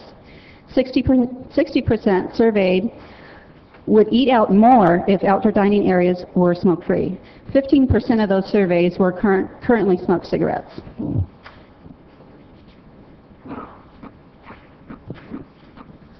We also conducted more public opinion polls throughout North County. We did, including the 500, we did 1,600 surveys in North San Diego County to determine residents' and visitors' attitudes regarding outdoor dining. Almost all, 96% of non-smokers and more than half, 56% of smokers, preferred smoke-free outdoor dining. Overall, 86% of respondents agree that cities should have laws that prohibit smoking outdoor dining on outdoor dining restaurant patios and sidewalk cafes, including 90% of non-smokers, and this is a little bit of a surprise, 50% of smokers. Non-smokers were more likely to be frequently outdoor diners. 11% of people surveyed were smokers, and this is in line with the state smoking rate. So what do smoke-free restaurants have to say? In 2010, an analysis of economic outcomes of smoke-free laws stated there is clear evidence that smoke-free legislation does not hurt restaurant or bar business, and in some cases, business may improve. And this came from the American Journal of Preventive Medicine. Establishments that we have visited and talked with that have smoke-free outdoor dining tell us that they enjoy fewer complaints from customers, healthier employees, and great smelling food. Local businesses also support smoke-free dining.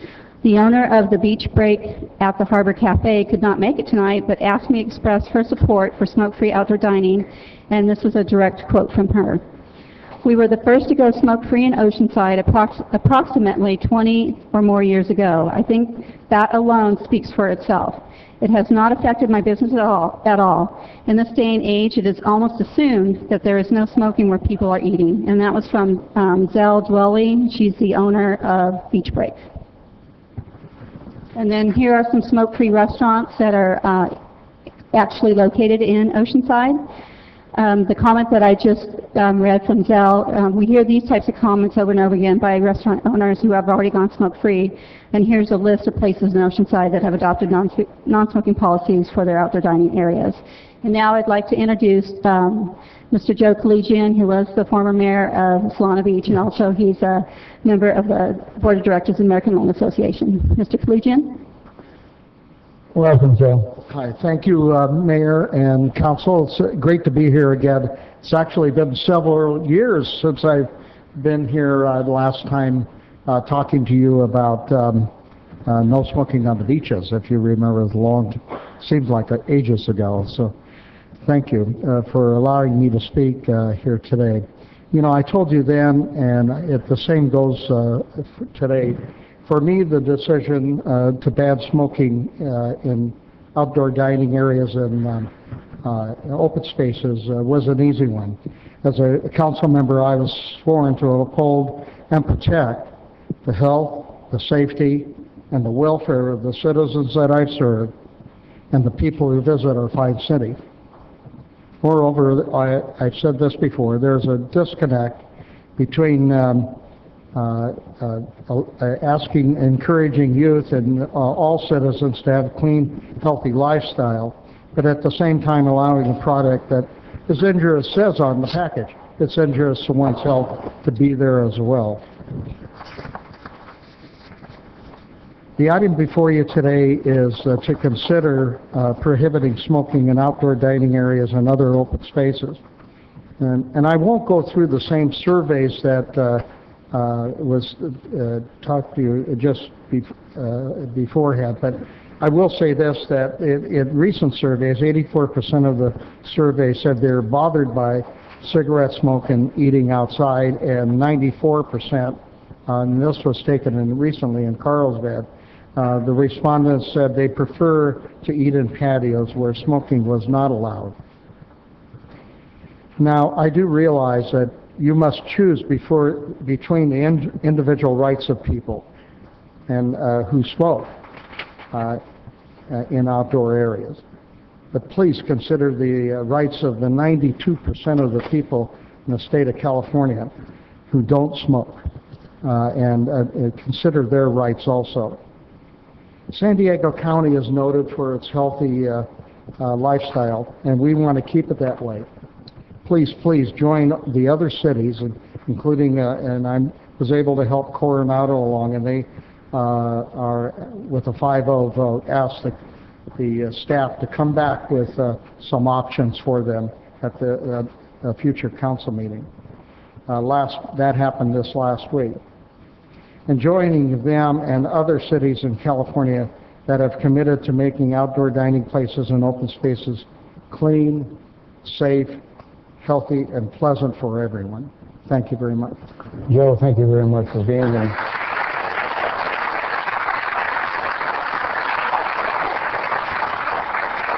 So that concludes our presentation. Thank you very much. Is there any questions that I can answer at all?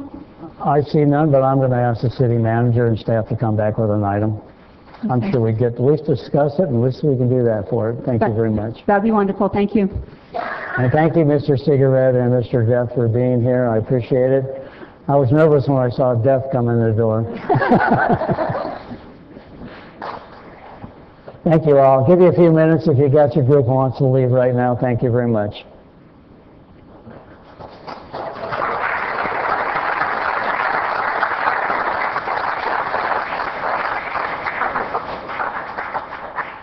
The group, if you're here for that and you want to leave, go right ahead. I'll give you some time. And with Mr. Clerk, I'd like to, and I have a request to move up item number 23, if I may, and we'll go with that while people are leaving. That opens up some chairs down front, so maybe that'll be nice.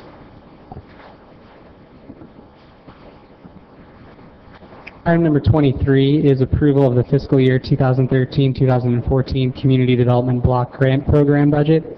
Approval to allocate funding for various housing and community development activities, planning and program administration, and approval to allocate grant funding for various public services and homeless programs.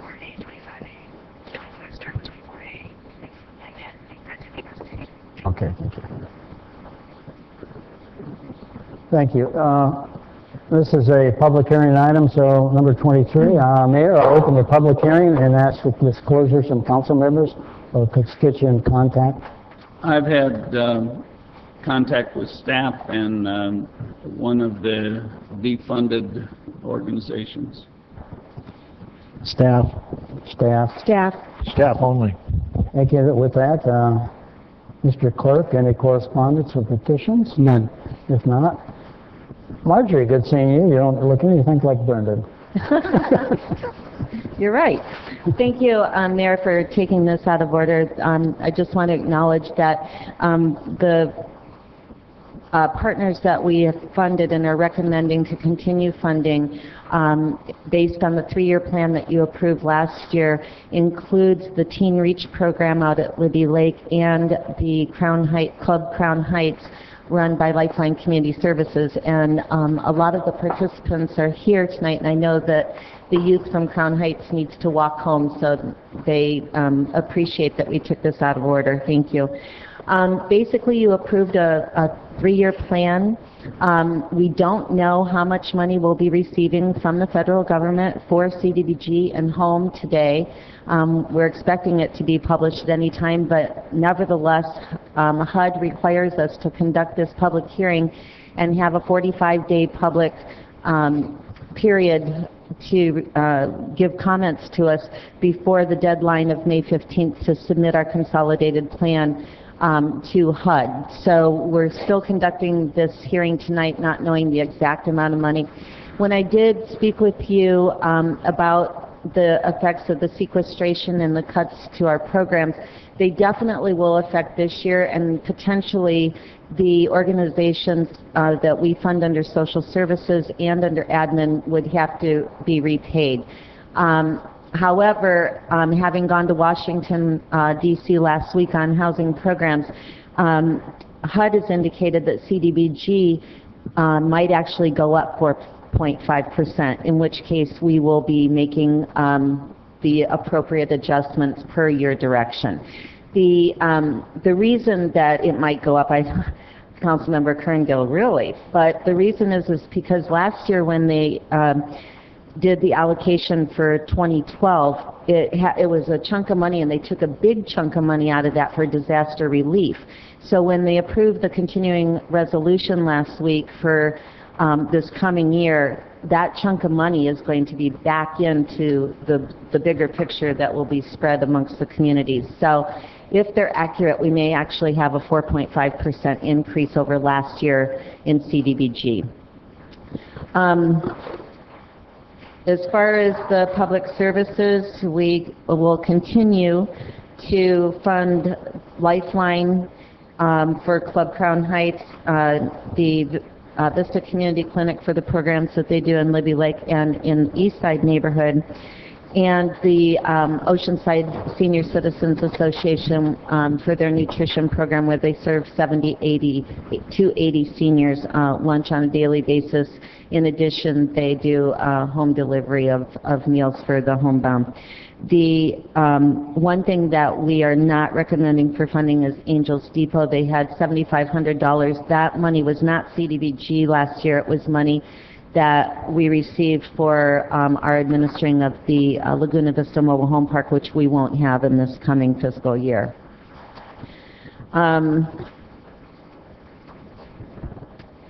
We will continue to support the Alliance for Regional Solutions with other funding so that we don't have to dip into CDBG for that.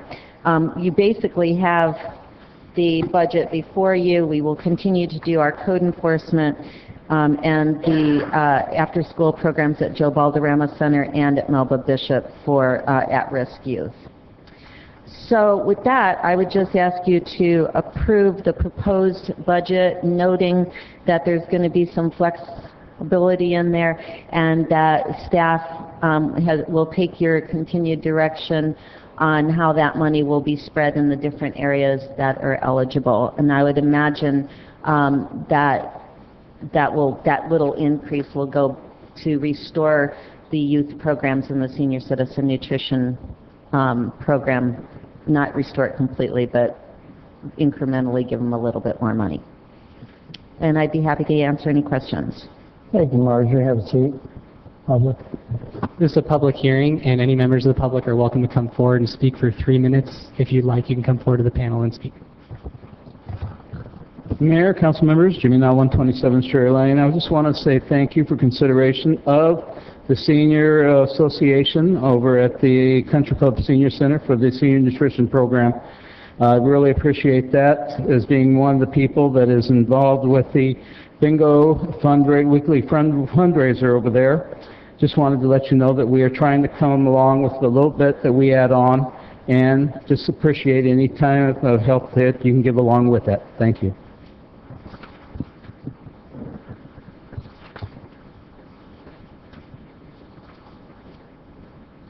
Hi. Good evening, Mayor and council members. My name is Minette Stam, and I'm the Health Promotion Center Director at Vista Community Clinic, and also just want to extend our thanks for continued funding of our Reach After School programs at Libby Lake and Balderrama. It's both areas are very in need of these after-school programs, and we appreciate you seeing that need and providing us with some funding. Thank you. Thank you. Any other members of the public wishing to speak may come forward at this time. Mr. Clerk, I see none. I'll go ahead and close the public hearing. Come back to the council. Councilmember Sanchez, please. Thank you, Mr. Mayor. And thank you, Ms. Pierce, for that presentation. We got some more. Oh, definitely. We also wanted to say from North County Lifeline, the Club Crown Heights program, for thank you for continued funding also. We're getting better and better as the day go by, and success stories are coming out of our Crown Heights Center every single day. So thank you so much for Thank you for bringing the group, too. No, they won't. You're all live on TV now. Yeah. So don't forget to say hi to everybody. Thank you. Thank you very much.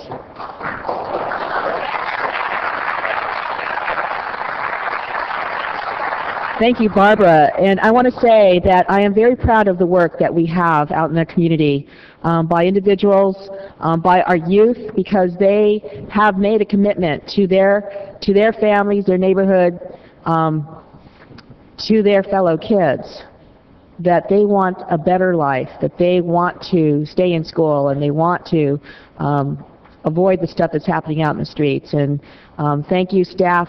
Barbara, you do a wonderful, wonderful job. I know that you are very close to these kids, and yeah. So, yes, thank you. And thanks, kids, for being here, and for the wonderful work that you do at Crown Heights. You're role models for the kids there in your neighborhood, as well as your school. You're role models, and you should be congratulated. I want to go ahead and say that we need to congratulate you.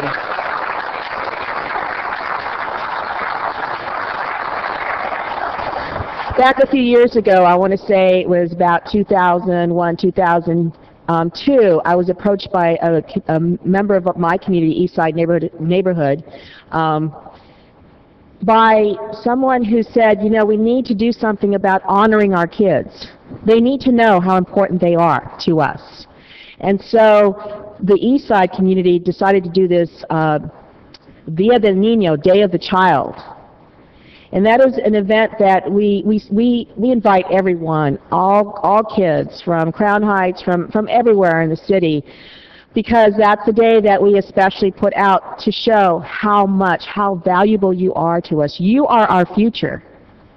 If you are not in school, and anyone decides that they're not going to stay in school, they're not going to graduate, they're not going to go to college or get some job training, that you're not going to be part of our society that is really going forward, that you're not going to pursue your dream, whatever that dream is, then we have a dismal future. It's really you that we look to. You are our bright stars. And so that's why we need to continue our commitment to our youth. This is truly a partnership. This is a partnership with the City of Oceanside, the families, and the school district. I see that truly as a partnership. And what we've had, the cuts that we've had in the CDBG, and we have every year it's tougher to look at this budget and say, we know we're doing less with CDBG funding. What can we do to do more? And staff has been pretty creative about it. But above and beyond what they've done, what Brendan and everybody else has done, we have seen cuts. We've seen San Maria Resource Center close. We've seen the John Landis after-school program, the youth drop-in. And let me tell you, I was invited to speak by the kids at John Landis on a Friday evening. Why would any kid want to listen to a council member on a Friday night?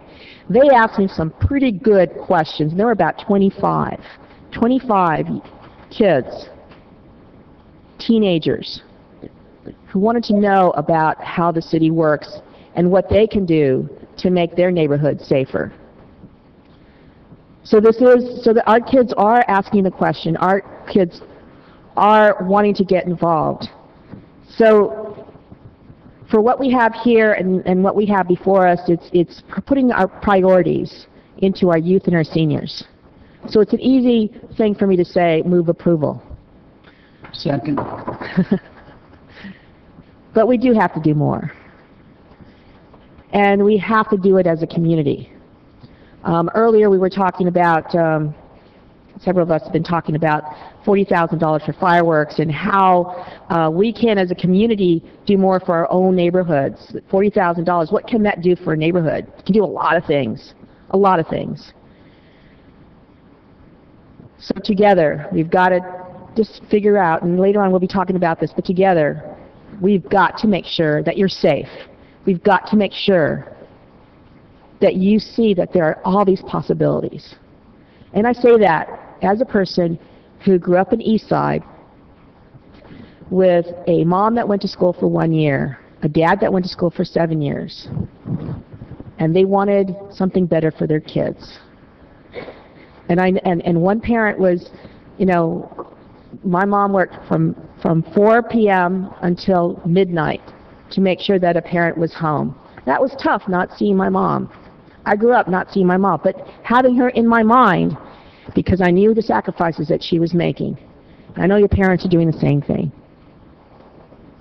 So for all of that, I support this. I support you. Thank you.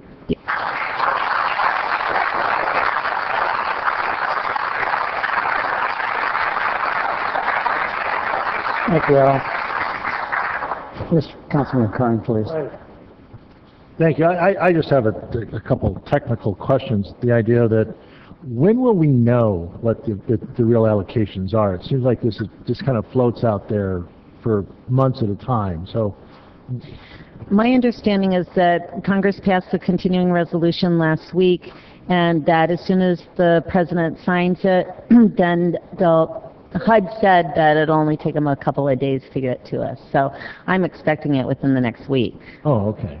So these programs that we can actually keep continuing within the next week or so. Okay, that's all I wanted to know. When we get the final figures, we'll send you a memo just so that you know where we're at. Yeah, because sometimes government and speed are two mutually exclusive entities. So anyway, but thank you. I think it's a great program, and I'm encouraged that we have some money, especially going for the youth programs before going into summer. So thank you. Councilmember Feller, please. Marjorie, what does 4.5% amount to?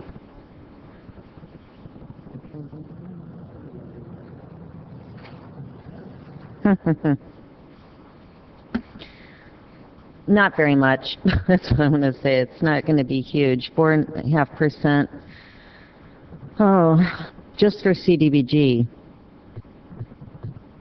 It's 4% of 1.1 million. 40,000? No, more than that.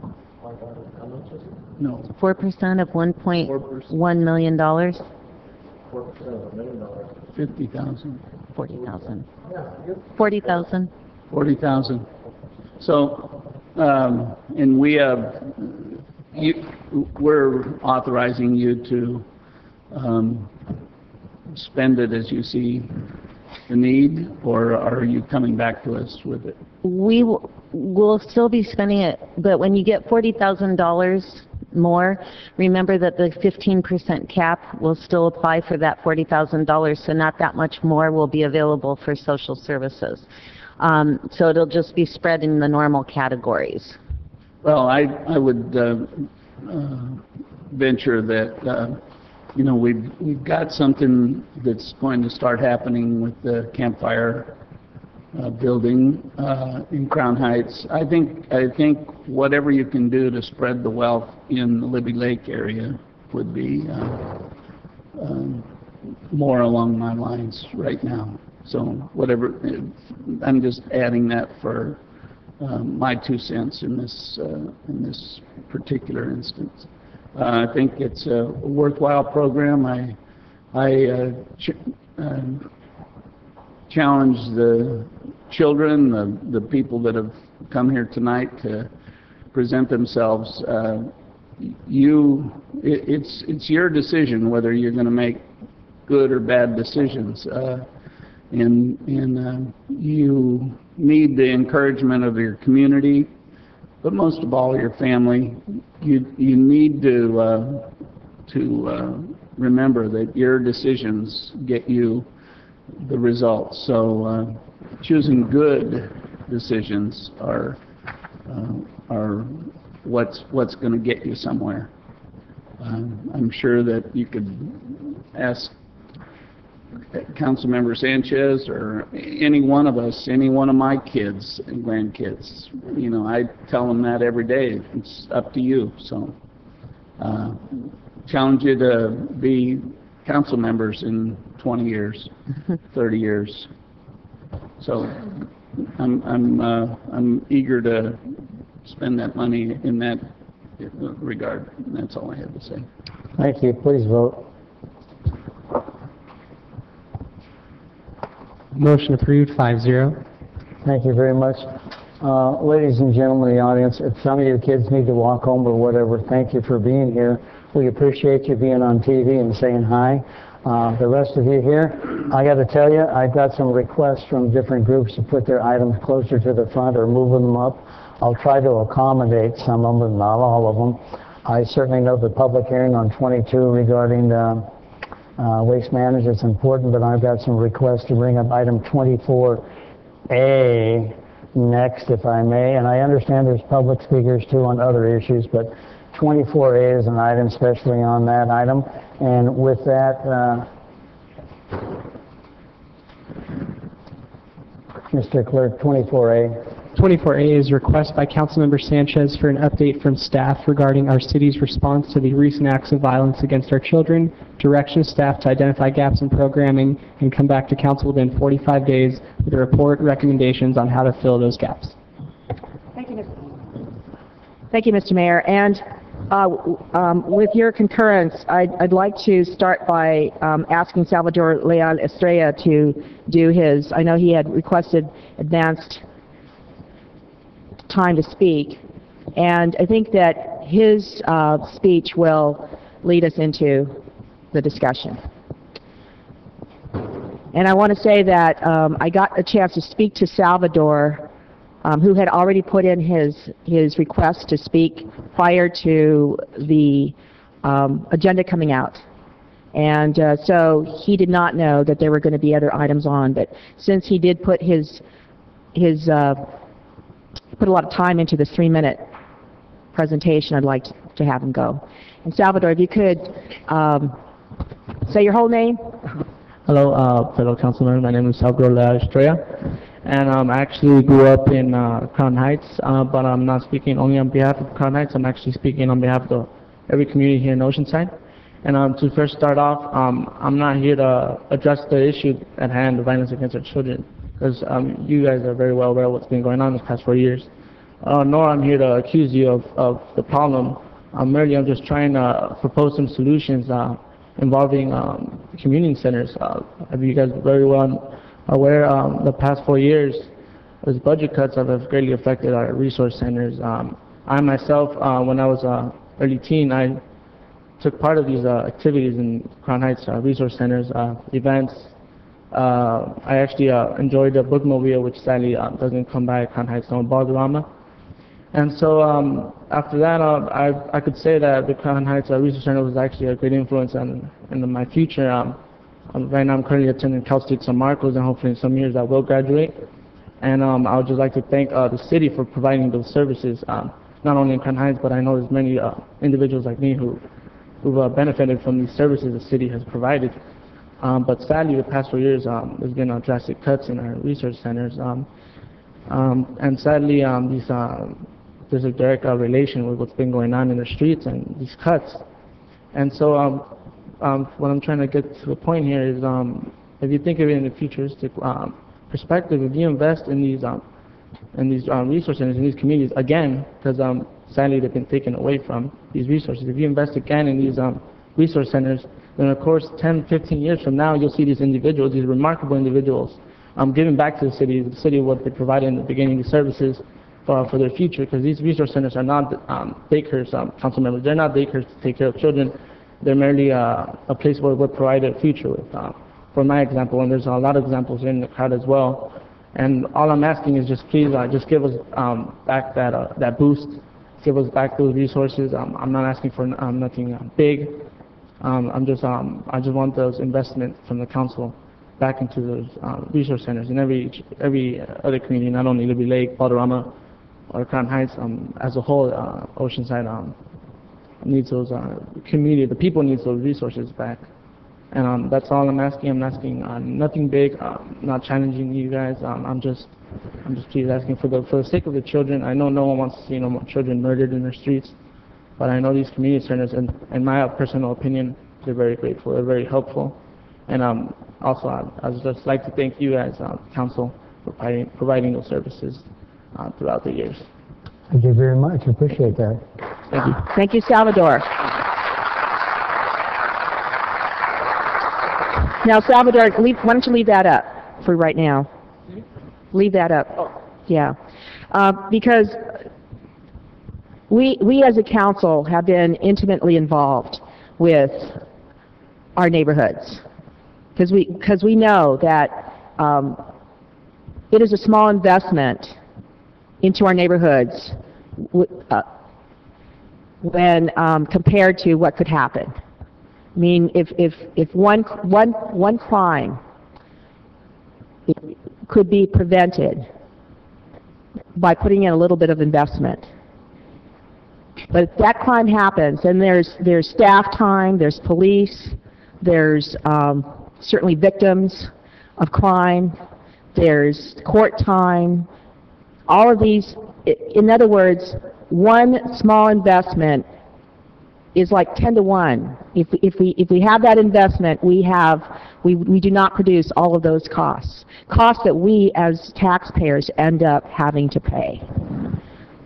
Above and beyond the fact that we no longer have someone, if they're put away, in jail, we no longer have someone who's going to be out there doing something positive and contributing, their part in raising a family and in getting that job that they want and making money and contributing to the economy, spending those dollars. So I want to start off by saying, and you can have a seat, Salvador. Thank you. Thank you, Council.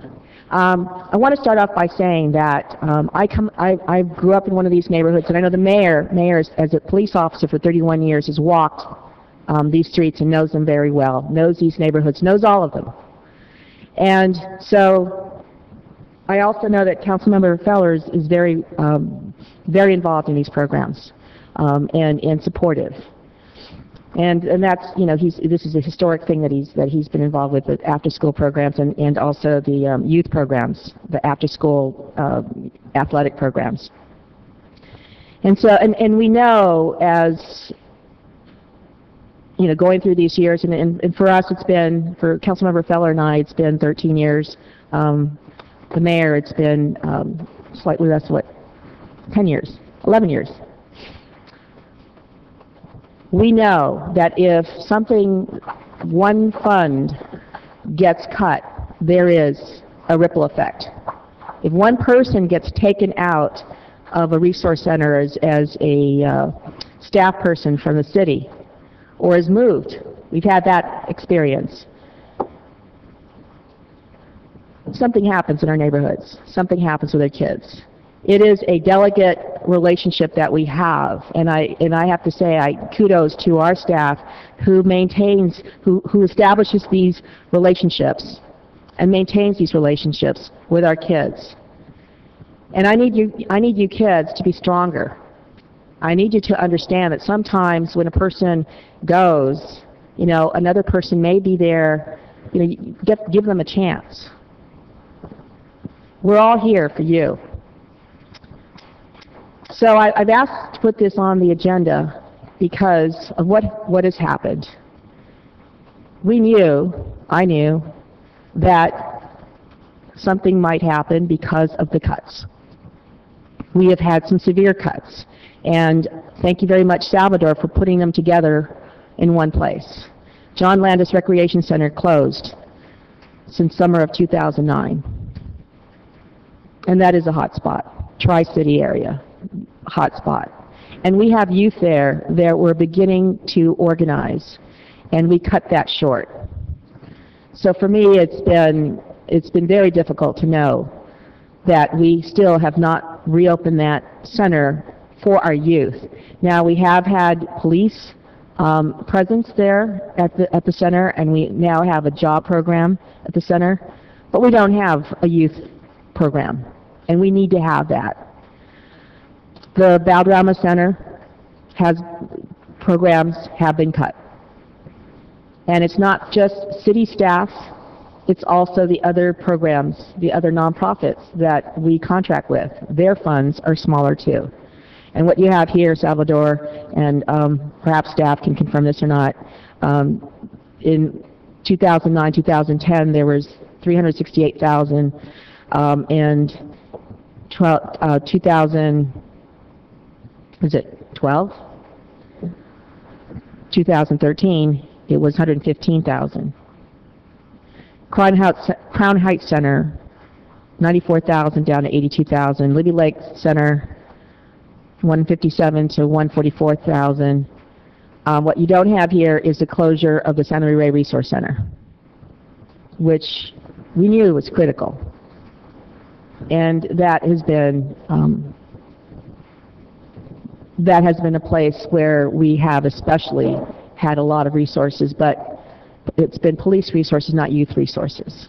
And then the bookmobile that we talked about during our meeting. So the things that we talked about, Salvador, you grew up in Crown Heights. You mentioned that the bookmobile made a difference for you. That was the reason. For me, it was the public library. For you, it was the bookmobile. But we also talked about how field trips have been cut, that the staff cuts have really impacted the kids. There were also some issues that were raised by Angel about unequal distribution of recreational opportunities.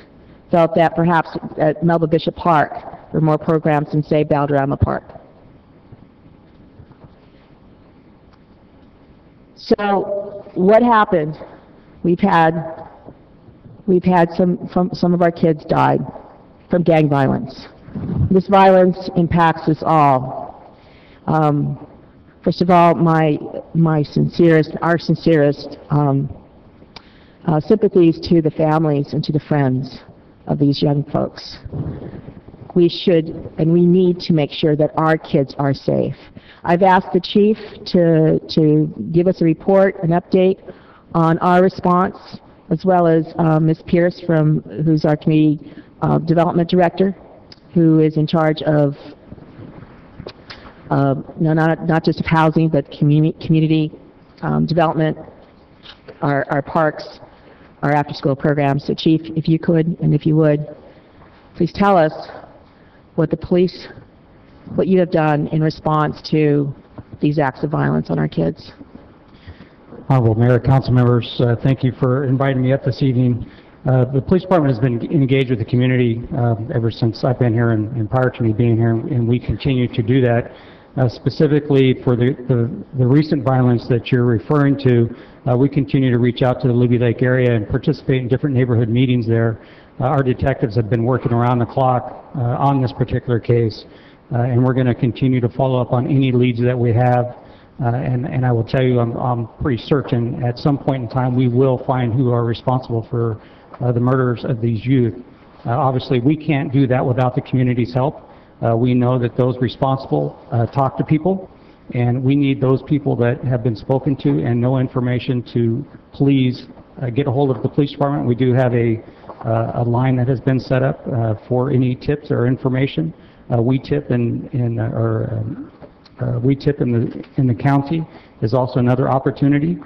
Even if someone just wants to call in and be anonymous, we would look for any information. But we will continue to be diligent in looking for these folks that are responsible for this crime, just as we do in any other crimes that we have here in our community. Are you doing additional driving, cruising in the neighborhoods Are you having officers step out of the cars and walking the neighborhoods? What specifically is the police department doing differently? Ever since this event, we've had extra patrols in that neighborhood, as well as other neighborhoods in our community. We've had curfew sweeps on last Friday night, last Saturday night, specifically in that area, as well as other areas of the city. We've had officers out on foot in the park area.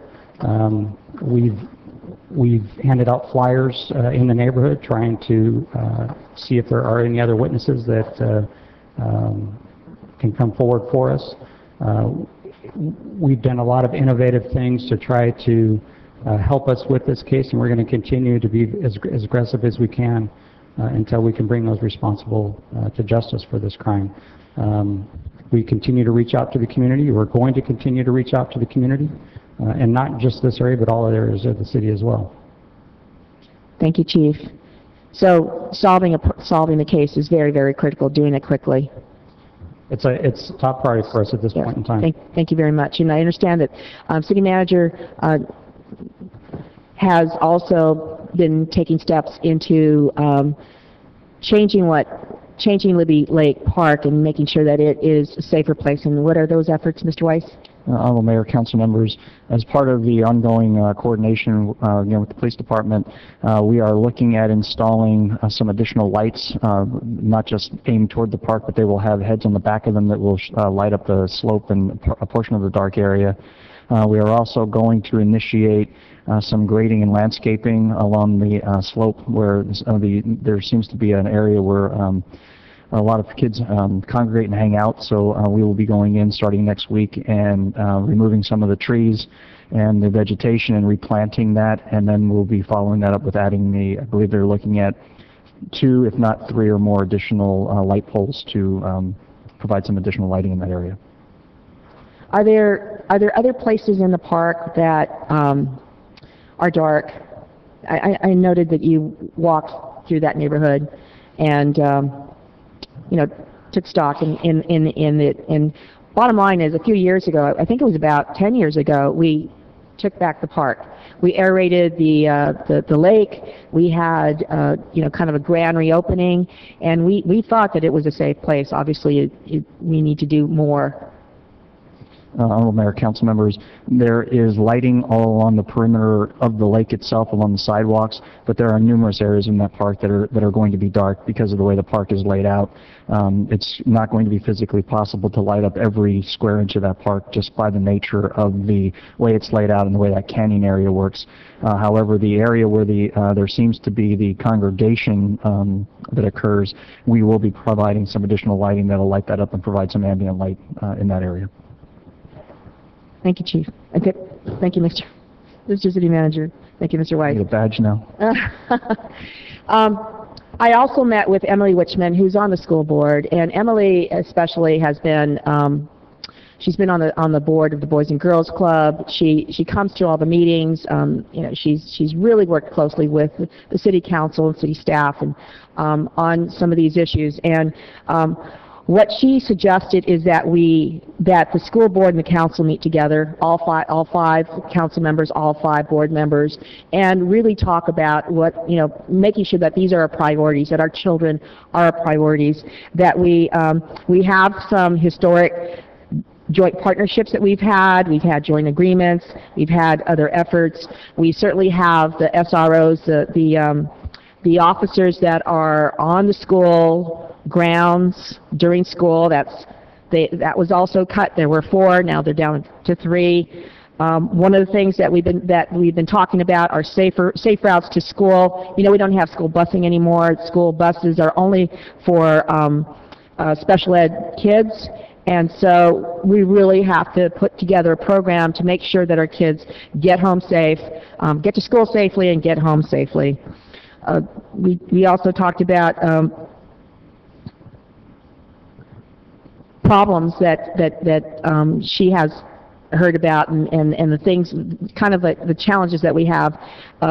Having only 1 swimming pool for the entire city of Oceanside, very, very difficult. There are some scholarships that you get, some swim scholarships, and a lot of the kids are not able to even use the swimming pool anymore because of it's just, we just have one school, swimming pool, that's the Brook Street pool. So reopening Marshall Street pool, especially for the summer. I mentioned bringing back youth programs at John Landis Park, bringing back some programs at San Luis Rey. I don't even know if that space is available at San Luis Rey Resource Center. Certainly we have to plan for the summer. That is coming back. That is upon us really quickly.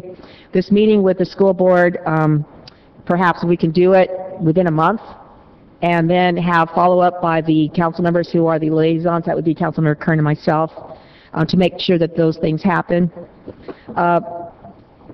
What Emily especially wanted us to do is revisit our city's priorities and really make this a high priority, and that we each commit to this immediate need to focus on the safety of our kids. So we also have a standing committee. And Brendan, I know that you've been the staff person assigned to that.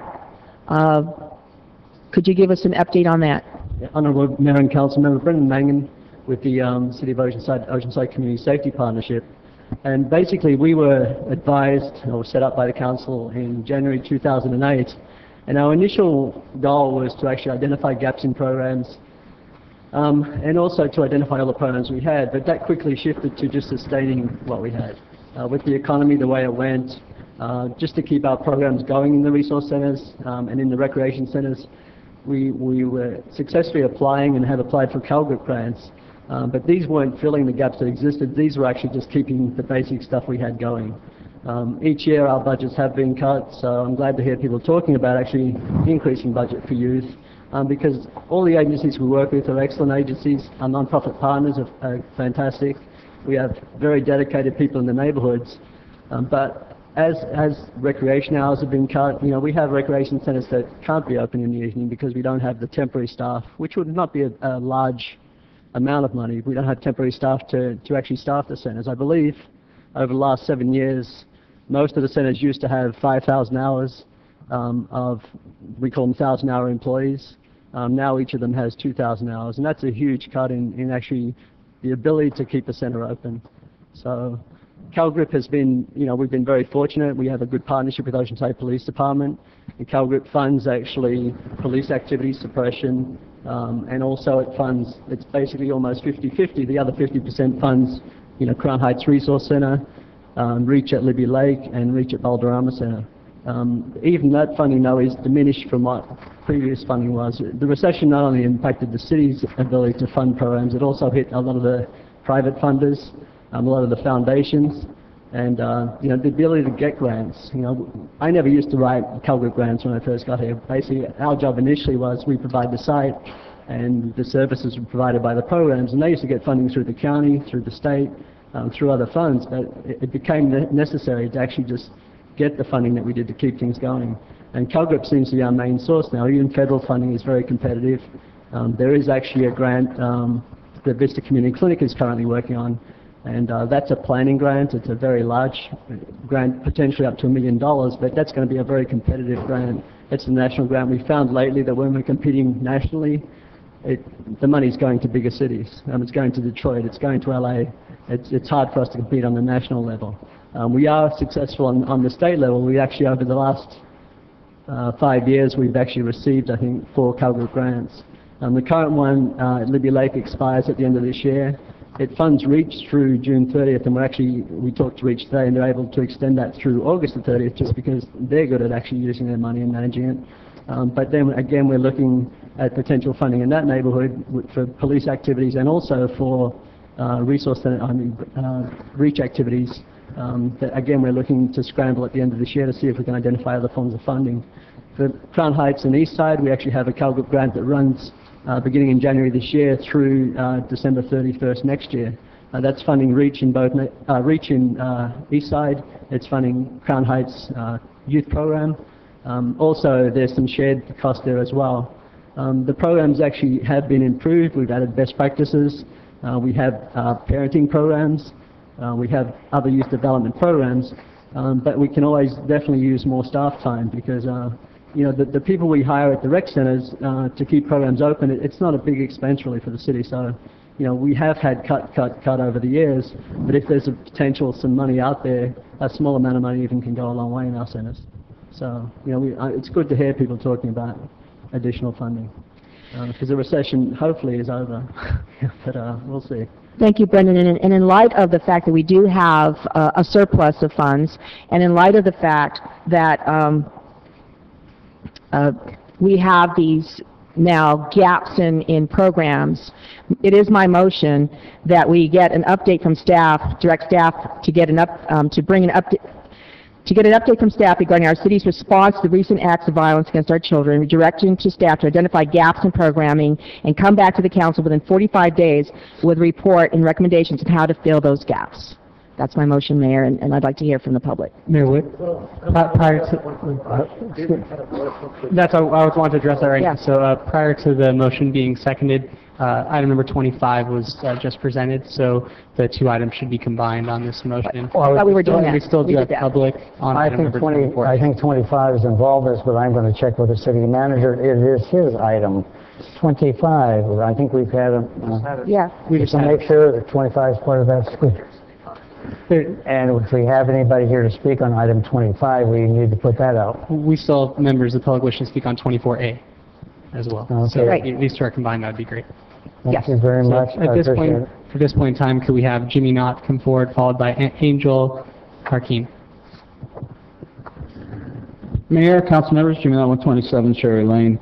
As a former member of the Telecommunications Committee, I have advocated for over a decade and a half to take and have public safety cameras installed around the city in high crime areas or areas of interest. I would encourage you to take and install public safety cameras in all of our parks so that we can take and at least have our police remotely view any incidents that will be going on in those parks so that they know immediately, without having a physical presence, what is going on. Thank you.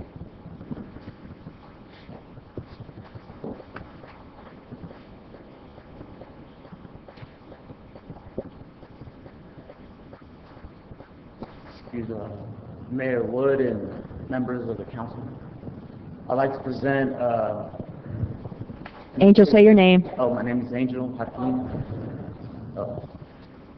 Part of the Eastside community, and basically what I want to touch on is you guys were trying to elaborate on the gap between the community and the youth. The gap is the recreational programs, the availability of them being open during the time that they're out, meaning that speaking on the Valderrama Recreational Park, it is open after, it is closed after the fact that kids are out of school. During the time that they're in school, it's open. It's irrelevant for the reason it stands. And I think that the youth is our future.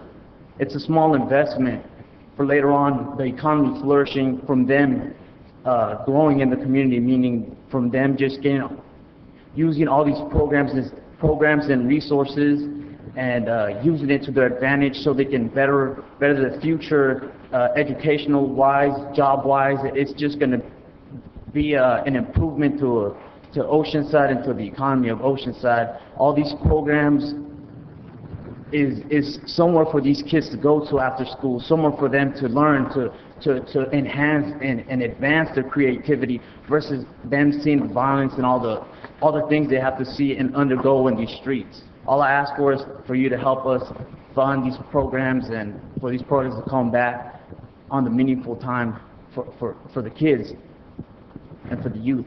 Thank you. Thank you very much.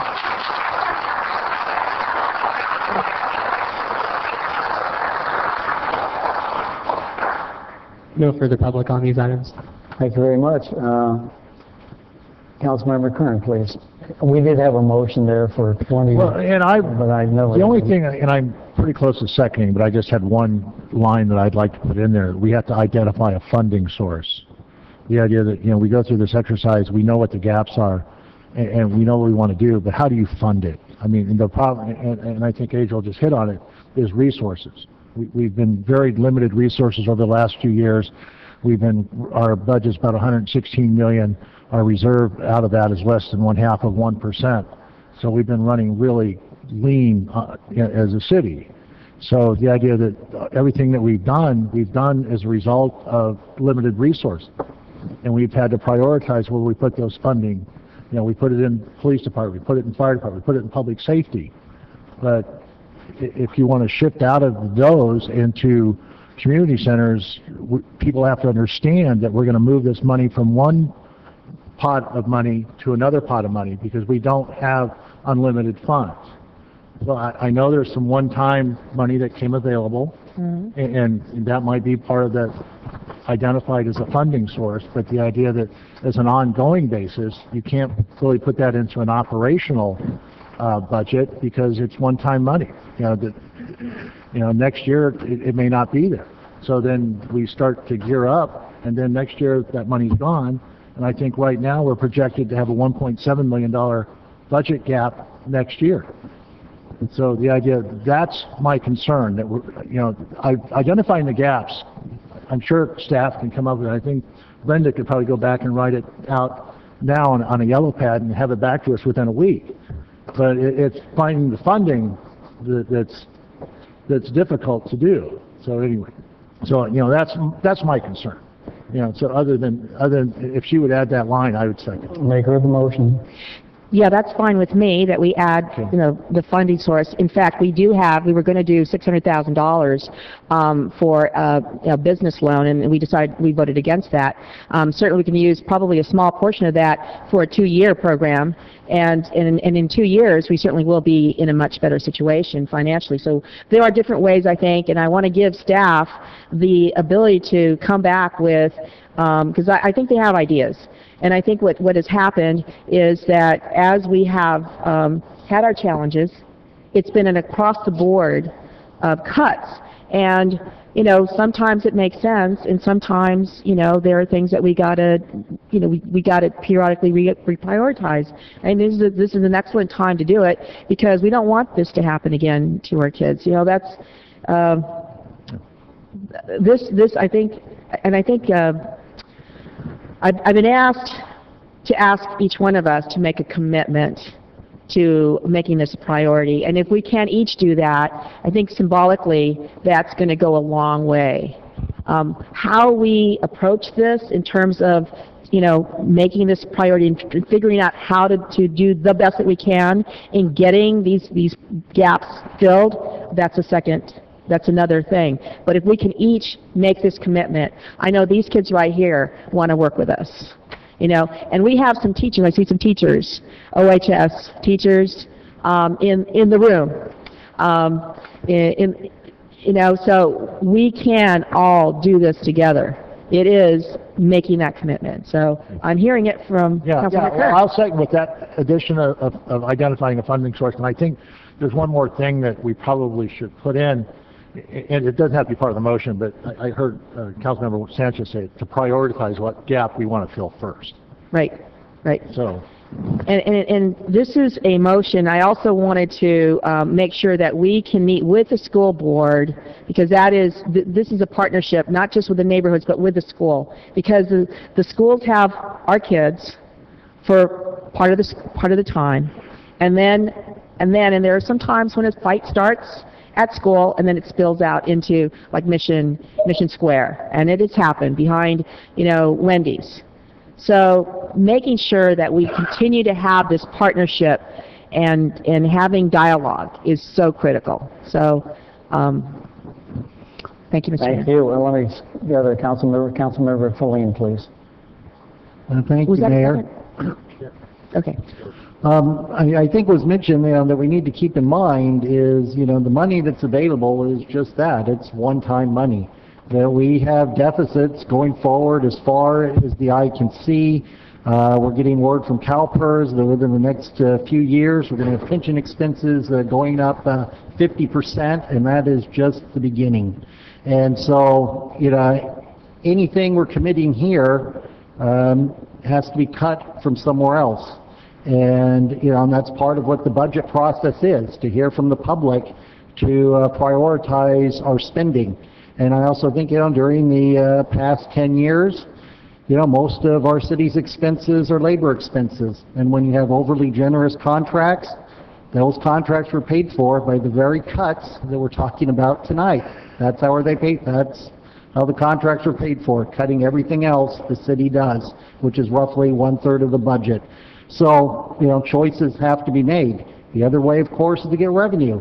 When as a city you turn down major projects like the Manchester project that would have been bringing in hundreds of thousands of tax dollars.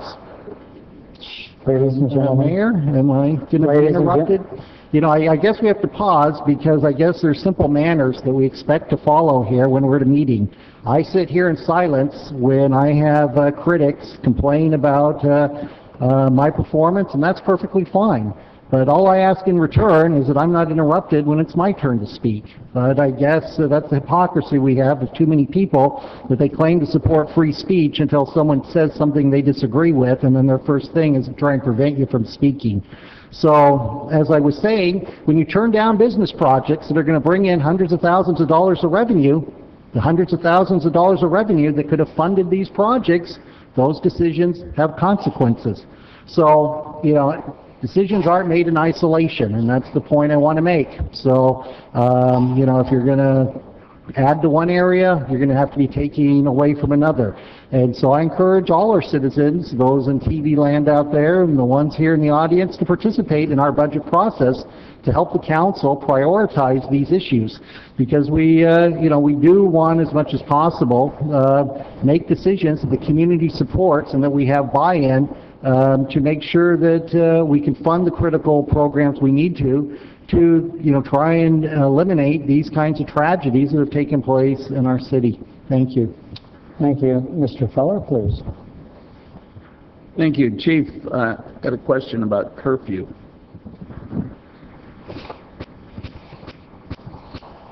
When you do curfew sweeps, there must be laws in place. And what are those laws, and who does it affect? Honorable Mayor, council members, Councilmember Feller, we do have a city ordinance in place that limits juveniles for being out past 10 o'clock at night.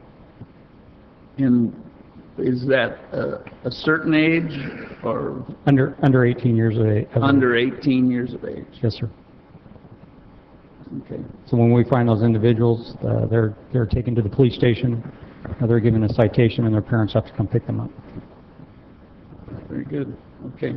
Well, I think that's an important tool in our quiver there. That's all I need, Chief. Thank you. So. Thank you. The only thing I would add... No, that's all I needed from the Chief. Oh, I'm sorry, sir. Go right ahead. And I think we've said that the economy's going to get better in a couple of years, for probably the last 10 years. So maybe 8, but sooner or later it will turn around to some point. I think training in schools, they have a captive audience every year for the school. Every school has that opportunity to capture those kids for a moment to tell them about decision making, and I think it might work even better if their parents are brought in to hear the same information that the children are getting. We can't allow 13-year-olds to be out with 16, 18-year-olds. We can't allow that. You can't allow that as the children of these neighborhoods, the children in our schools. That's unacceptable, that somebody that young is out in a dark place with 3 older. It just doesn't resonate. It's wrong, and children need to know that that's not right. There's a saying that comes out of the Bible: train up a child in the way he should go, and when he's old, he will not depart from that. And those are the things that we need to be doing, is training them in what is right in their lives. And so I sure hope we can incorporate some of that in all we do, whether it's through the schools, whether it's through the programs that we're responsible for providing, or just for the parents to understand that, you know, they're the front line. The parents are the front line.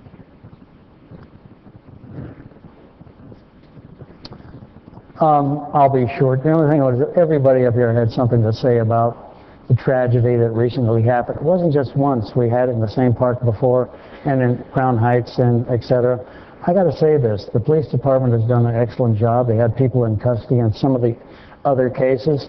This one concerns me because of the age, the location at night, and that we're not getting very much feedback from the public or the neighborhoods when I can't help but think that they know who was involved.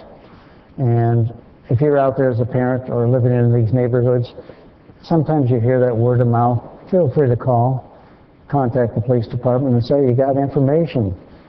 There's no doubt in my mind that one of the surviving victims has a lot of information about it, but probably isn't cooperating whatsoever, so that makes it a sad case. But the police department is doing their best. I thank you. Esther's item, I signed on, have to have two of us sign on, get a new item. I was totally behind it because she was going to say what it's really about, and she talked, and I'm not going to duplicate that, is, yeah, council meeting or so back, we were talking about giving $500,000 to fund new businesses to help them come forward. Well, we were told at that meeting, street repairs and other things are probably a bigger priority. Well, now we got a different priority, and I think the money can be used in a different way, in different location, and the staff generally knows the streets better than we do in some aspects. They can come back and tell us things about how we can fill some of these gaps. And we're not different than any other city right now because of the economy. Yes, we saw the numbers, what they were a few years ago to now. The cutbacks are not our plan. And the economy has hit the whole state and nation, so we do have to get the money from some source, one way or the other, but I think we have some sources out there that won't impact or hurt anybody that we can look at. So with that in mind, I thank everybody for their input, the audience. I know there's a lot of people concerned about what's going on. We certainly get calls, emails every day from the press in the back. You got comments, there's the press back there, go tell them what you think or what you might know. And I thank all of you for being here for that. With that, I don't know if the city manager or city attorney has anything else before we vote. Honorable Mayor, council members, just one thing. You've referred several times to the money that was available for the business loans. If you remember, you allocated some of that money to the design and entitlements for the restrooms at the amphitheater, and we're in the process of dealing with that, getting an estimate from the designer to do that. So once we have that, we'll know about how much is available for any other expenses that you want to use. So. I think we all understand it. With that, yeah, no, just... Yeah. You're last, it's your item. Could you guys stand up? We're here for this item. I know only two of you spoke, but I know that you were all here to... Thank you.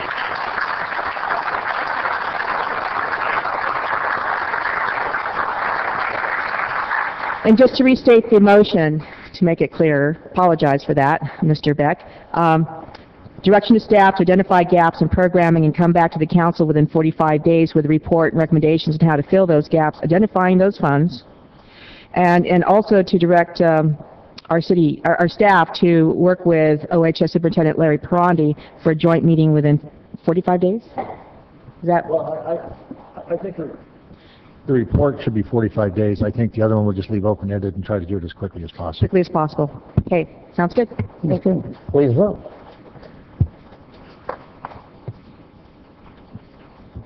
Motion approved, 5-0.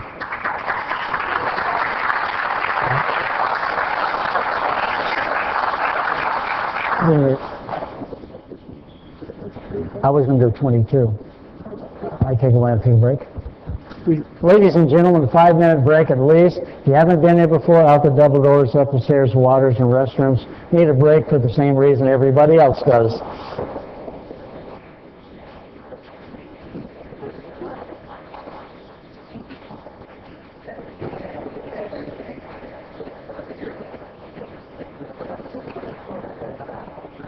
Mayor Wood.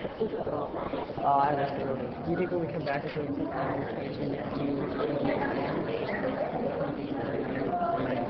I think right now I have 5. I don't know, but if I'm in a place, there's a couple of people who want to speak on this. Yeah, there was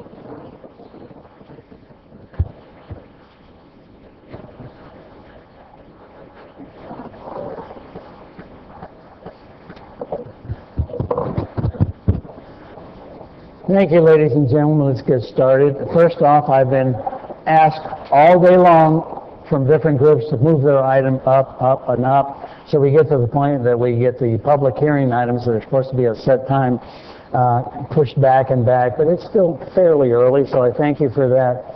I've been asked 2 things: to get the 5 speakers on items not on the agenda next, and then item 22. I am going to take item 22. Sorry. Item 22 next, and public hearing. It might take some time, but frankly, thank you, and I'm sorry if you're in the items speaking on the off the agenda items. I'll get to you as soon as we can. Excuse me, we have 3 kids? Oh, I'm sorry, okay. Let's take the items on. Okay, I didn't know I had kids late. Thank you very much. Let's take those. Item 22, which is waste management, going to be put behind again. We have our public that way you keep your smiling faces in the audience. Please, I didn't know we had kids here. Thank you. Good evening, all of you, and welcome. First, I would like to start by thanking the city for giving me the opportunity to speak today. Say your name. Right here I have Manny Godinez. He is a former REACH student, and he is attending El Camino High School. He's a senior. My name is Jackie Andrade. I am a former REACH student at Project REACH. I am currently in the process of completing my first year at Mariposa College. My academic goal is to obtain a bachelor's degree in the criminal justice with the hope of becoming a probation officer. I've been living in the Libby Lake community my entire life. My family has been members in the community for over 25 years. The recent violent incidents that have taken place in the Levy Lake over the past 2 years have cast great shadow of fear over my family, neighbors, and friends. As a representative for the youth in my community, I would like to thank the city for taking the immediate action towards making Levy Lake a protected and safe community. We are excited and very looking forward to seeing new lights shining in our park. And we are hope to continue to see the Oceanside Police Department heavily protecting our streets near the extended future. Edgar Luna, Sandra Salgado, Fernando Solana, Edgar Sanchez, and Melanie Virgin were all my friends. I do not want to lose any more of my friends. So I encourage you today, please don't lose faith in my community, and especially in the youth who call Levy Lake their home. Thank you. Thank you.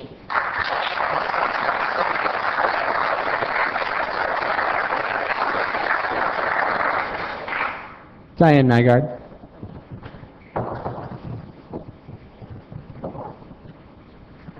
Honorable Mayor and Council, Diane Nygaard representing Preserve Calavera, and I was one of those many residents of Oceanside at the Carlsbad City Council meeting last night, though we would have hoped all 180,000 of us would be there. This is a case where a project in Carlsbad is going to dump 100% of their traffic on our Oceanside streets. And that traffic will result in failures on College, Lake, Plaza, Vista Way, and the 78 ramps. Our city sent a great comment letter to Carlsbad, recommended a combination of roadway mitigation, reducing the number of units, and a road connection to Carlsbad, and we thank you very much for that. But it doesn't seem like that's what Carlsbad is actually going to do. So we ask you to hold the line, make sure that all that traffic is mitigated. It looks like the decision will be made within the next 2 weeks, so it's really critical. And we're depending on you to keep that barricade up until Carlsbad fixes all of their traffic. Thank you. Thank you. Linda Walshaw.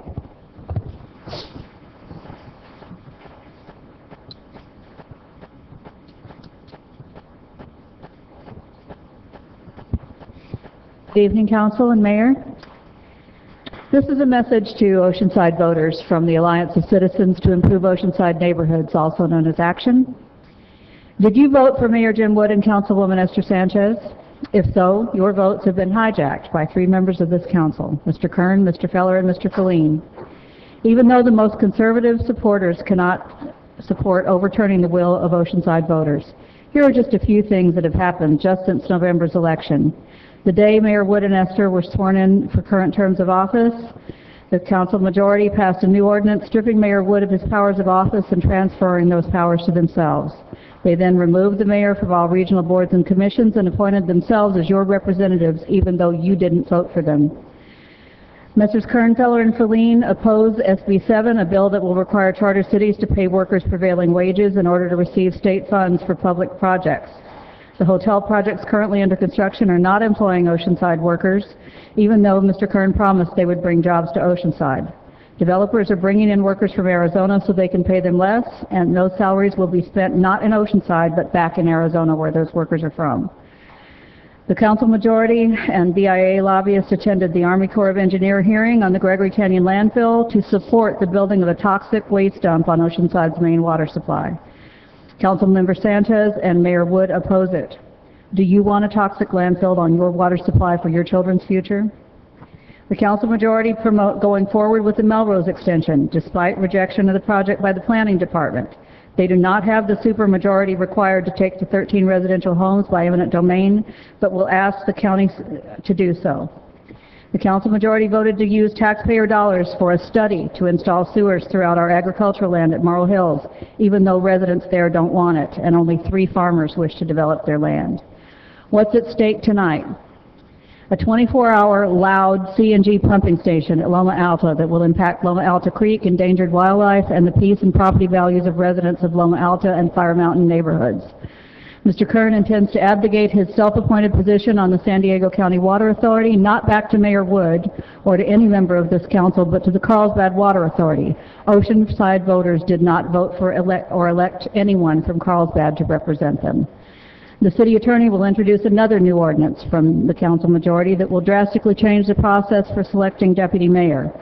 That new process may prevent Ms. Sanchez from being elected to that position. Oceanside's charter is a license to overturn the will of voters. Your rights as voters are being trampled on. Show up at these council meetings and tell this council majority that they work for us. The voters are watching at home, and they will hear you. Linda Sills.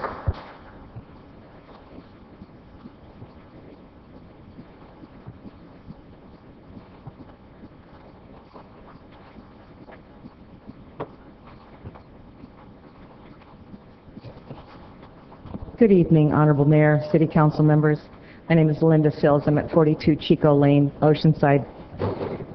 All of the problems we talk about here in this council, changing Mission Avenue, the narrowing of Coast Highway, Prop 8 at the Supreme Court, Common Core education, the destruction of the Central Valley, smart growth, low-income housing, sustainable development, all of them spring from the same fountainhead. That is United Nations Agenda 21 Sustainable Development. In 1990, there was a company formed in Germany called ICLEI. The objective was to turn slowly all of the U.S. communities into little Soviets. ICLEI helped write Agenda 21 for the United Nations, all 40 chapters of it, which was then produced at the Earth Summit in 1992 in Rio. 2 years later, they produced the Earth Charter. The goal has been to enforce this in every community in the world. Worse, the communities, just like here in Oceanside, actually pay ICLEI to help them do this.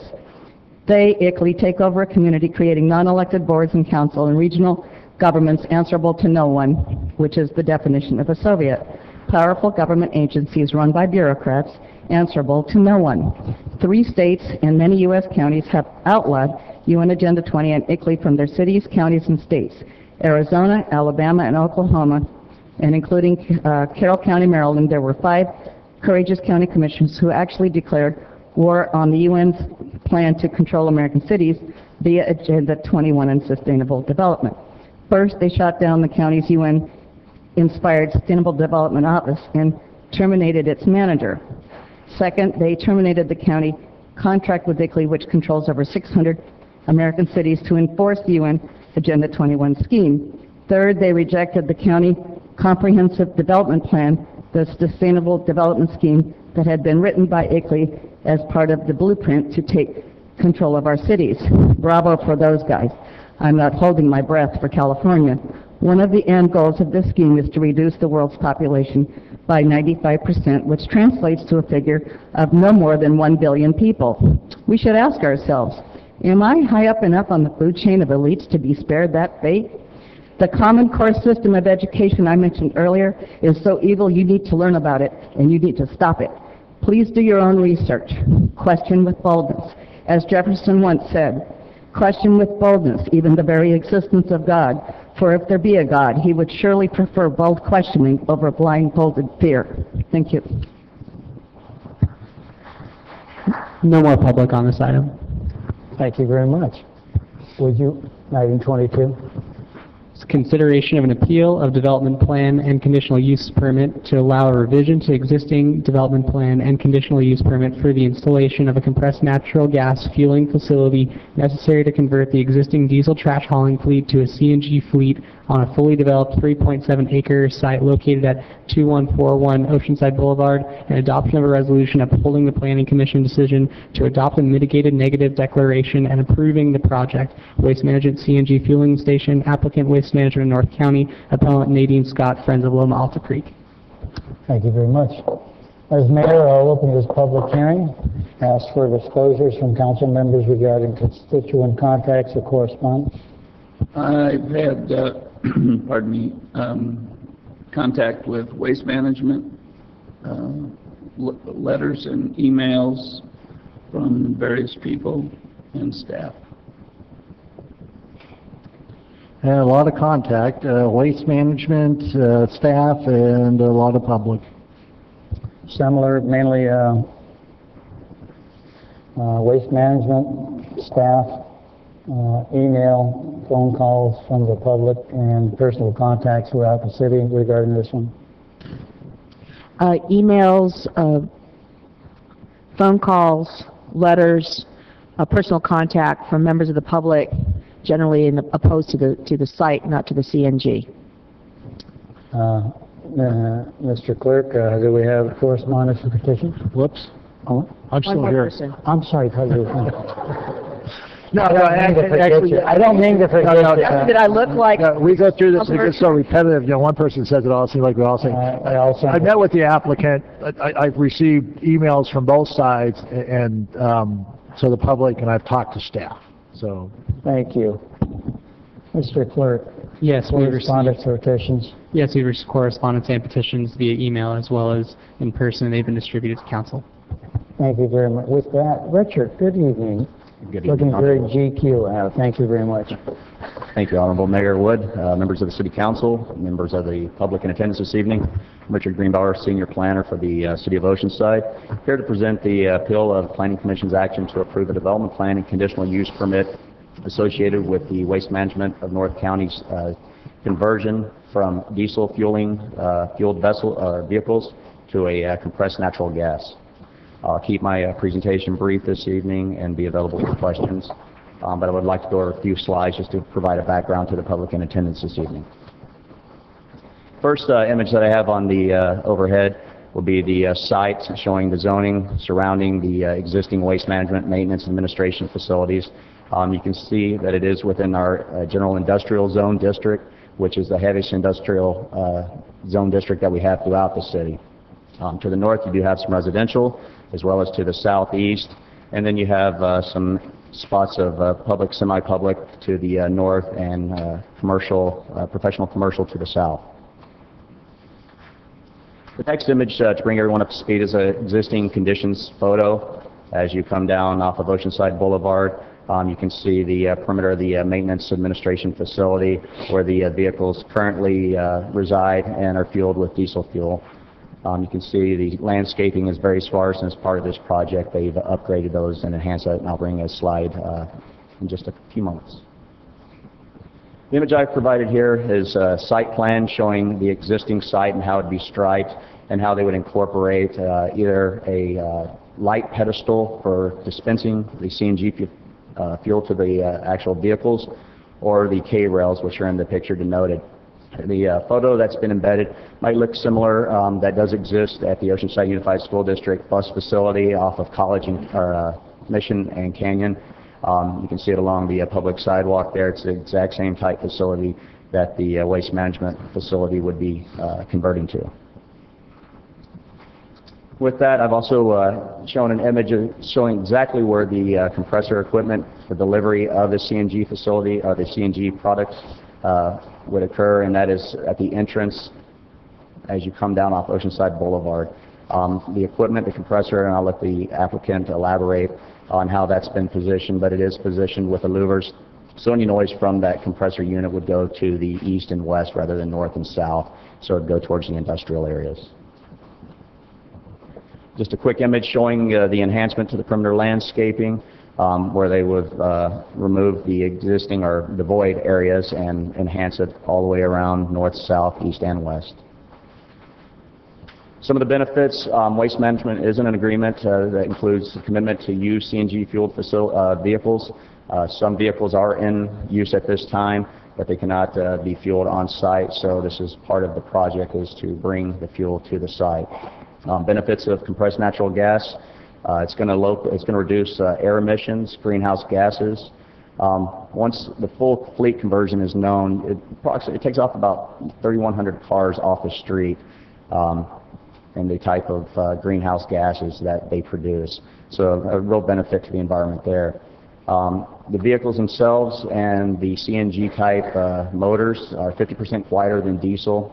The morning starts, I think everyone's aware of how diesels need a period of time to warm up, and so that's where a lot of noise is generated. Implementing CNG would actually lower it by 50%. And the last benefit of CNG is that it aligns with the local and state renewable energy goals as we move forward with environmental review of projects that come before this body.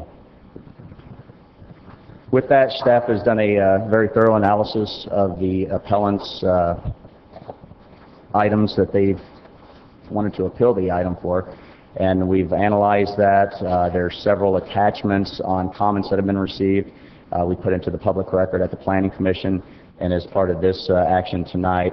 And staff is asking that the City Council uphold the Planning Commission's decision to adopt the mitigated neg deck and approve the development plan and conditional use permit to allow the conversion of CNG at the existing fully developed 3.7 acre site at 2141 Oceanside Boulevard. And that concludes staff's presentations. I can make myself available for any questions. Richard, have a seat sidebar, and we might have some questions for you tonight. And Mr. Clerk, we have appellant and applicant both here, so. Yes, we will go in the following order. The appellant will come first, followed by the applicant, public, and then rebuttal. The appellant has 20 minutes for both presentation and rebuttal, and the applicant only has 20 minutes for presentation. Before my time starts, my name is Nadine Scott. I'm here on behalf of myself, many of my neighbors, and friends of Loma Alta Creek. I have a procedural issue maybe the attorney can address. I think each person should remove himself from the dais due to conflict. You're having an inherent conflict. You're getting $1 million from Waste Management, the applicant tonight. You're also serving as a fiscal agent, collecting the fees from Oceansiders for Waste Management. It'd be very difficult to understand how any of you could make an independent review of the facts for the project without bias or conflict. Plus, if any of you received $250 or more from Waste Management in the last 12 months, you are disqualified. I would ask that you recuse yourself because any of your actions tonight could be considered unethical at best, common law bias at worst. You could be unable to cast a fair and impartial vote. Is anyone willing to recuse themselves? Seeing none, we'll go ahead. No.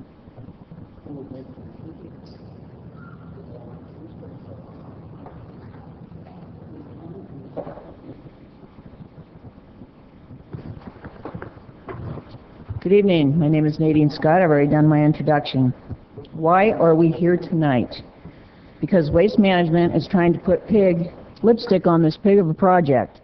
This is not about CNG trucks. Those will be marginally quiet, absolutely not 50% quiet. That's an astounding thing to even try to say.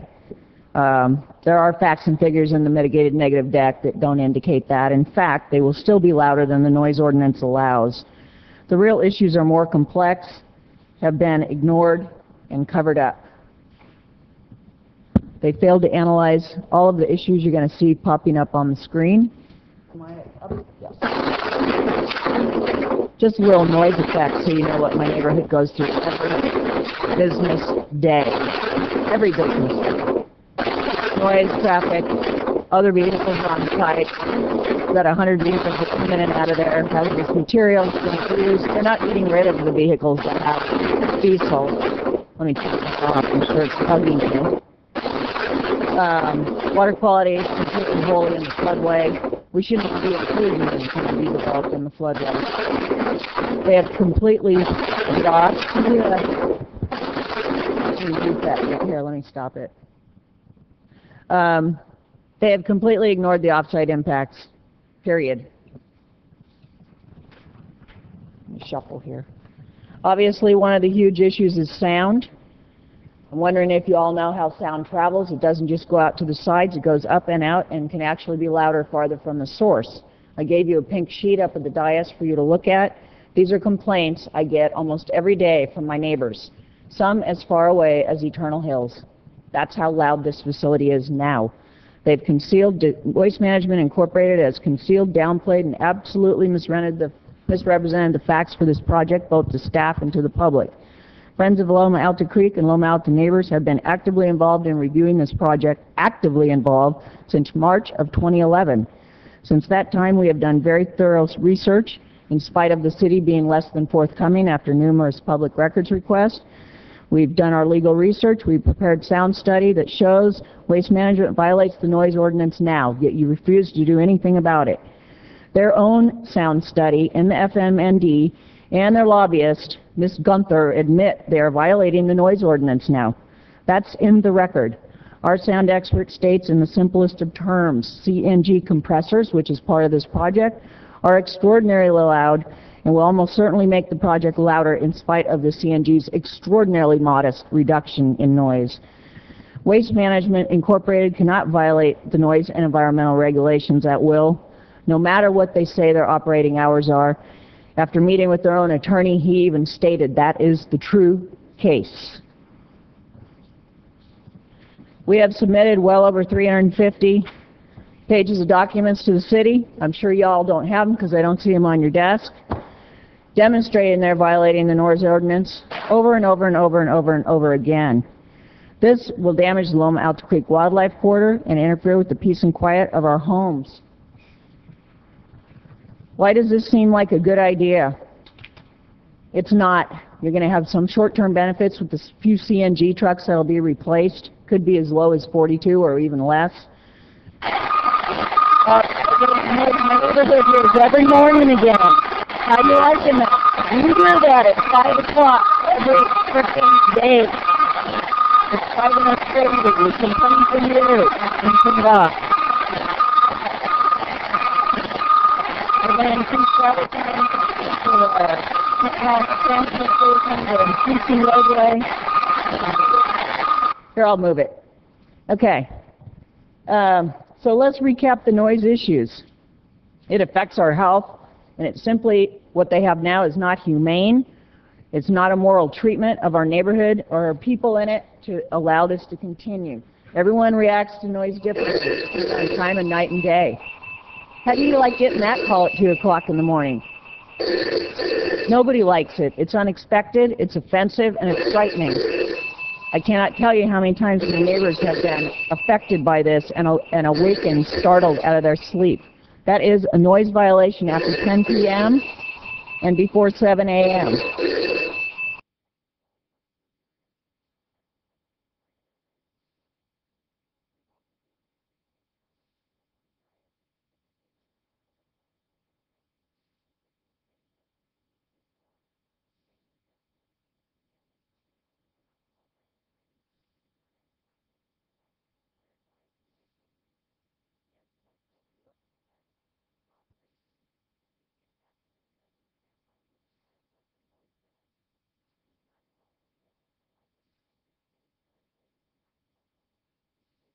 Has refused to meet with me or anyone in my neighborhood to discuss, hopefully we'll make the noise go away, it's what we hear every day, to discuss any potential solutions or mitigations. We offered them many options and never received the courtesy of a reply of any kind. This is documented again and filed with the city. Waste Management once again will lie and say they have worked with us. They have not. That is simply not true. I had to send their attorney a letter demanding a meeting. We got no response whatsoever. We've submitted petitions and signatures from people in my neighborhood. I collected each and every one who strenuously object to the noise from Waste Management and understand it will get noisier and extremely noisy between the hours of 10 to 7 a.m. That is illegal. Due to the late hour and not being heard on time, several of my people in the neighborhood had to leave. Councilman Kern told one of them, "Why do the same people complain?" She was shocked at his statement, and she said to me, if you did what you were supposed to do, none of us would even come here and show up. You cannot treat our neighborhood like a throwaway neighborhood. Buena Vista Audubon has submitted a letter also that the overwhelming noise will cause harm to the wildlife corridor. They demanded an EIR and moving this to a less damaging location. It's documented with gnatcatchers, leaf bells, vireos. You have a sub-area document on your table. It's very clear this project is right next to the wildlife corridor and noise does not stop at the property line. It will not be quieter. It will be much, much more noisy due to the massive dual compressors that Waste Management Incorporated wants to install at the northern property line, closest to our Loma-Alta neighborhood. I and two others went and saw Waste Management CNG compressors in Carlsbad. This was really difficult because they threw us off the facility even though they don't own it and they are not the operators of the Palomar transfer station. I ask you, is this how an ethical company does business when they don't have anything to hide? The noise was awful, continual, and well over the legal levels. Luckily, that CNG facility is where it should be, over a mile away from people's homes. No ethical company would locate these monstrous compressors near homes, a creek, or wildlife. These compressors will be between 84 and 115.6 decibels. That is comparable to a jet overhead a helicopter hovering right over your neighborhood, or a deafening rock concert. You have those figures on your desk. It's damaging our health. They will lie and tell you the compressors aren't that loud, or they'll downplay it somehow. Facts are in the record. We heard them, we measured them, they are just awful. My ears just hurt and were ringing. They will also downplay the truth and tell you they won't fuel the trucks all night. That is sheer malarkey. Trucks return as late as 7 p.m. It's in the record. Fueling starts and continues for 8 to 10 hours. I'm still making noise, just like Waste Management does. They won't be done by 10 p.m. That's an absolute fabrication on Waste Management's part, and it's total hogwash. If the truck needs to be repaired, they will not fuel it until after the repairs. Those often go to midnight and beyond. I can see it from my house. I can hear it from my house. They have failed to address many other issues that I put in the first slide. The little bit of work they did do clearly indicates they should have had an EIR. They did the wrong level of environmental review. It's a new project with a lot of damaging environmental impacts that were never even analyzed. USD Legal Clinic, my counsel, submitted a detailed memo to that effect. Mr. Mullen will argue that, the facts about that, but the facts are the facts. It's a new damaging project and an EIR is required. You realize they're only going to replace 42 out of 58 trucks, and there's probably another 50 or 60 that go through that facility? You realize this is less than over half the trucks in the site? Now you realize how loud the compressors are? It's like having a bus right next to your bedroom window. Do you realize they will be taking trash to the Palomar transfer station? No, because they didn't put that in the negative deck. They didn't even analyze it. Do you realize their so-called quieter backup beepers? You'll probably hear about those, white noise. Those are still far in excess of the noise ordinance, sometimes going up to 100 decibels. They can only go to 65 with the wildlife. They can only go to 45 for our neighborhood. All of these facts were given by us to the city in this big old box, way all ahead of this hearing, yet none of it probably will be mentioned tonight. These pressure you put on staff to approve these projects is unethical, and it forces them to not do as good a job as they could or would wish to. For those reasons, and based upon the facts and the record, we ask you to uphold the appeal, deny the project, because it's going to be horribly damaging. Please be ethical. Limit their operating hours immediately to 7 a.m. to 10 p.m. so they can try to at least comply with the noise ordinance. Demand they relocate away from our homes and the wildlife corridor and the floodway. You did this for roadway towing. You denied them because they were going to make 24-hour noise next to residences. We also put that in the record. Send them back to the drawing board. Demand they meet with the neighbors. Put mitigations and monitoring proposals in writing. For them to stand up here and say they're good neighbors is absolute crap. They have been the worst neighbors. I'm not saying anything bad about their service. The guys who work for them are great. They do a very good job. I'm talking about management and above. Demand they be ethical and honest for a change with us and you. Thank you very much. Sorry about the noise. Just thought you'd like a taste of what we hear every single day.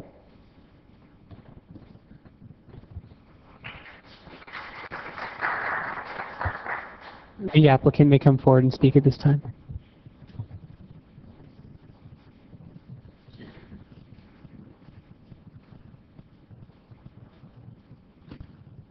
Good evening, Honorable Mayor and City Council. Ken Ryan, Waste Management of North County. Pull the mic closer to you, Ken. Good evening, Honorable Mayor and City Council. Ken Ryan, Waste Management District Manager here in Oceanside. It's great to be here tonight.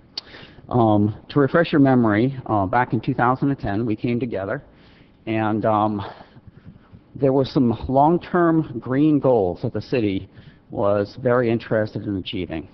And while we negotiated our franchise agreement, we were able to make great strides towards helping the city achieve those green goals. Part of that commitment in our franchise agreement was to change out our collection fleet over to alternative fuel vehicles. And as staff indicated earlier here tonight, once that transition is completely done, it'll be the equivalent of taking 3,000 automobiles off of the streets of Oceanside each and every day, and we're really excited and very proud of that. We've worked very closely with the city staff to make sure that the project meets all of the state and local requirements, and we're going to ask you here tonight that you uphold the Planning Commission's approval to bring the fueling facility to our operations yard.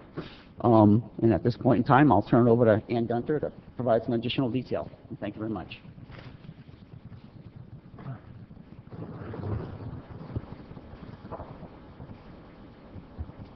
Good evening, Mr. Mayor, council members. I'm Ann Gunter with the Lightfoot Planning Group. Our address is at 5900 Pasteur Court in Carlsbad, and I am a registered lobbyist under the Oceanside regulations. We have been working closely with Waste Management and with ET Environmental. Hold on, I'm on my computer and I'm not used to that.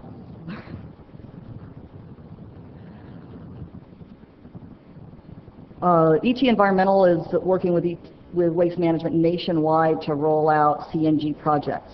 Oceanside, I think, is fortunate to have CNG coming to town, but it's not in isolation. This is something that Waste Management and ET are experienced in siting and designing. As Ken mentioned, using the CNG collection vehicles as an alternative to the diesel will significantly reduce air emissions, and the trucks are quieter. But as part of the city's review process, we looked at this entire project. We looked at siting these improvements on the existing developed site. And we looked at the operational factors that were involved. We looked at the equipment that was involved. And that was evaluated during a thorough staff review. It was included in the environmental documentation. And the issues that are raised by the appellant, if you've reviewed the material that was presented to you in both the negative declaration and in the staff report, is taken out of all of that environmental documentation. All of the issues that have been raised by the appellant have been addressed, have been answered, and there is documentation that this project, in fact, will conform with the city's noise ordinance. Many misstatements have been taken out of context from the documents. And I think staff has done a good job in explaining why the different points in the appeal really should not be upheld. And there's a lot of implied controversy that I think is extraneous to the bigger issue here, which is that have we looked at the issues of putting a compressor here, bringing CNG to this site, fueling the trucks that will give Oceanside the cleaner fleet that they're looking for. I'm not going to take a lot of time going through my slides because Richard did a lot more presentation on the project situation, but again, use is going to be located at the existing maintenance facility in the industrial area. The trucks come in off of Industry Street, and the gas compression equipment is located in this area that's circled in blue, right inside the main entry. What that involves is a concrete pad, the CNG equipment, and it's surrounded by bollards and screening fencing. This is a similar type of facility in another location. This happens to have 3 compressor enclosures, whereas we'll only have 1. And our fencing will have screening slats so that it's opaque and you don't see into the enclosure itself. The site also is going to get restriped to account for the fact that the CNG vehicles need to pull in forward to fuel at the dispensers. And this again is an example of another site, and it shows the fueling facility at the front of those stalls. On our site, the locations of those fuel-filled dispensers are again in the blue boxes. The central box has the trucks that'll pull in and have the 4 trucks pulled in together. Along the edges, there will be 2 trucks that fill at each of those stations. And again, this is a blow-up of the picture that staff showed earlier, the trucks in place with the fuel that fills at the front bumper.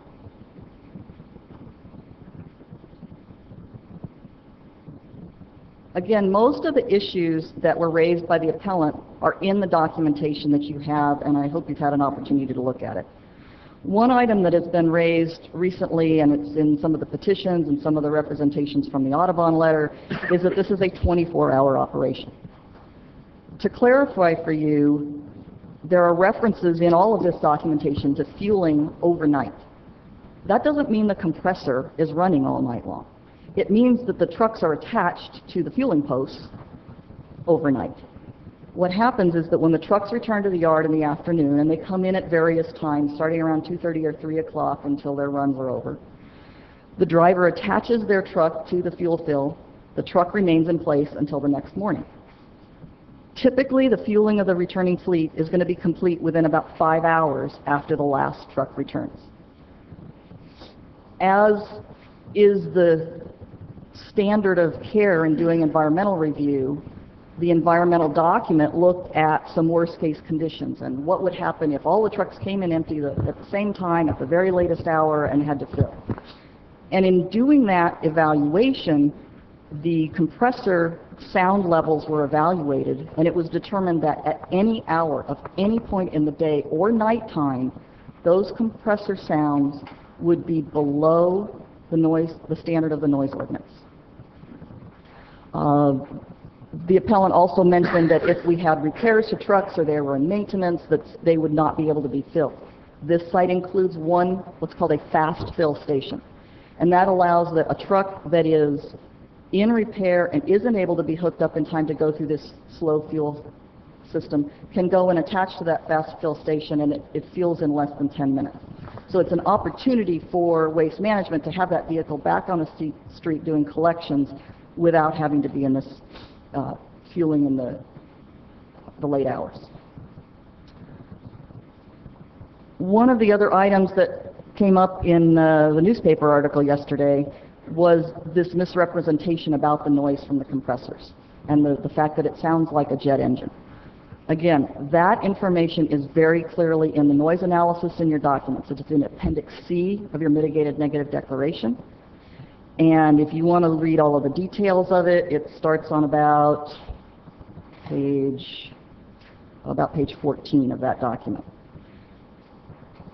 The sound level was measured at the southern property boundary, which is the closest location to the sensitive receptors, which would be the Loma Alta Creek. And at that point, at that closest point, that sound level was determined to be in the overnight hours, 56 decibels. That complies with the city's noise standards. I'm going to touch briefly on the issue of the sub-area plan and the creek and the birds, because again, that was fully addressed in the negative declaration. It was addressed in the original neg deck that went out for public review. The city released an update of the draft plan in between the draft and the final, and so there was a supplemental memo that was included in the final EIR, or final neg deck, which is Appendix D. And again, to the extent that there are existing birds and wildlife in the vicinity, the result of this new fueling facility and the conversion to the CNG vehicles is that there will be an overall reduction in noise levels from this site. We've got a condition that restricts construction during the vireo breeding season, so there's no potential to impact that, even though there are no vireos known right adjacent to this site. There are existing stormwater controls installed at the site. It's in compliance with the city and the state requirements. All of those controls are going to be maintained, so there is no pollutant or increase in pollutants going into Loma Alta Creek, as has been suggested.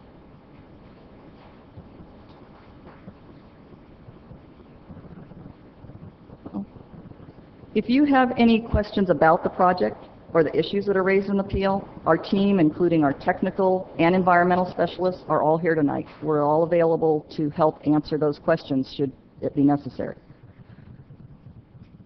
Your council was forward-thinking in wanting CNG vehicles to serve this city. And Waste Management has worked hard to design the site improvements at this existing maintenance facility in a way that will accommodate the fueling equipment and will comply with all the applicable standards. We ask you to deny this appeal, uphold the Planning Commission's approval on this project that's so important to the city of Oceanside. Thank you. At this point in time, members of the public wishing to speak on this item can come forward to the dais and address the council for 3 minutes each.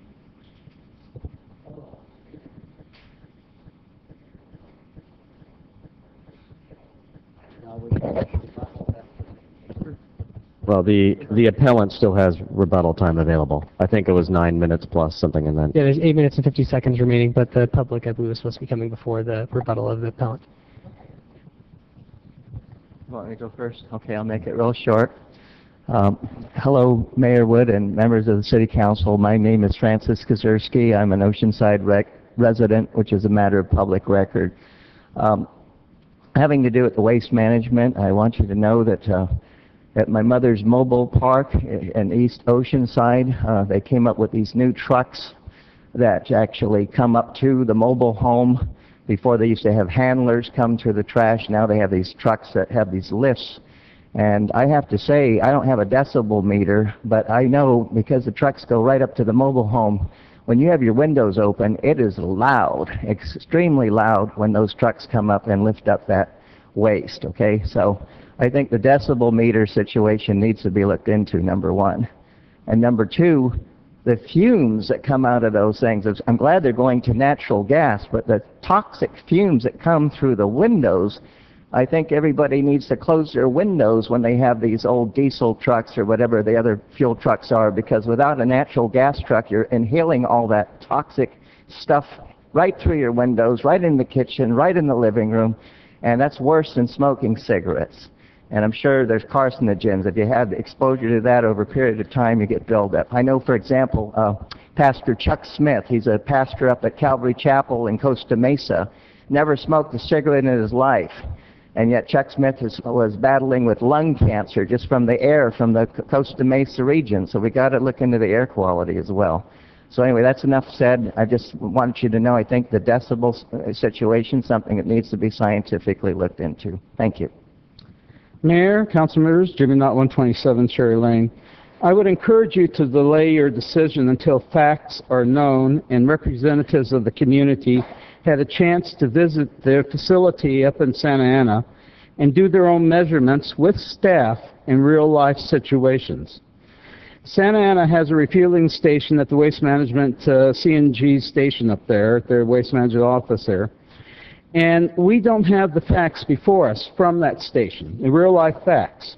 We don't have the mean, medium, and mode averages. We don't have their peaks as well. We don't have any recordings that were presented to you from real-life situations. And until those facts are known, what you have is pure speculation, because you have no real-life data presented to you. Now, I will take and have to correct one thing that Nadine said.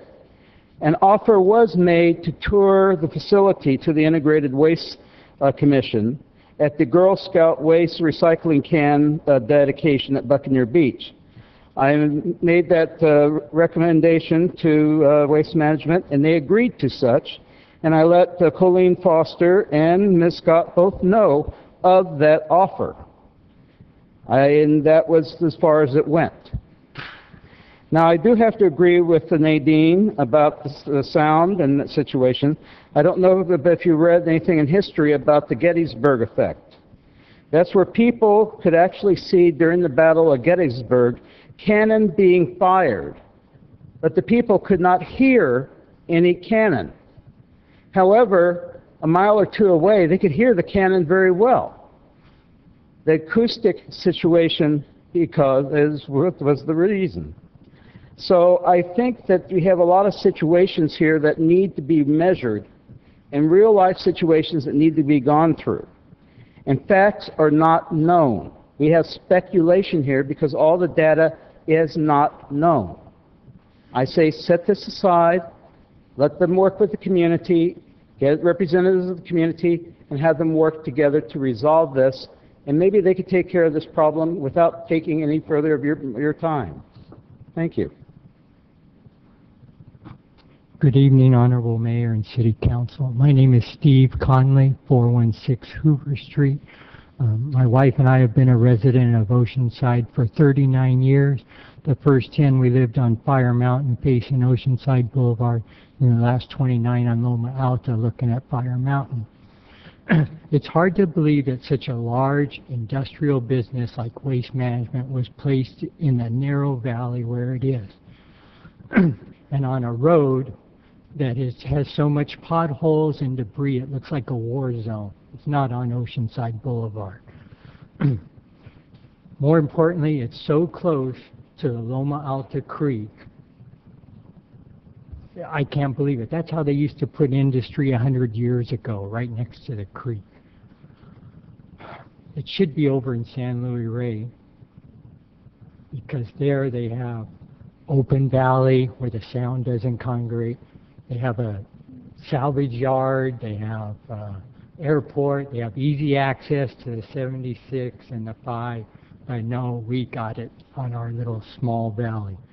The residents of Fire Mountain and Loma Alta that overlook Oceanside Boulevard, we get trash truck noise every day, not like other neighborhoods. And the trucks, I wish it was from sunrise to sunset. This morning, 5:30 this morning, my bedroom window open, I can hear the trucks backing up, getting ready.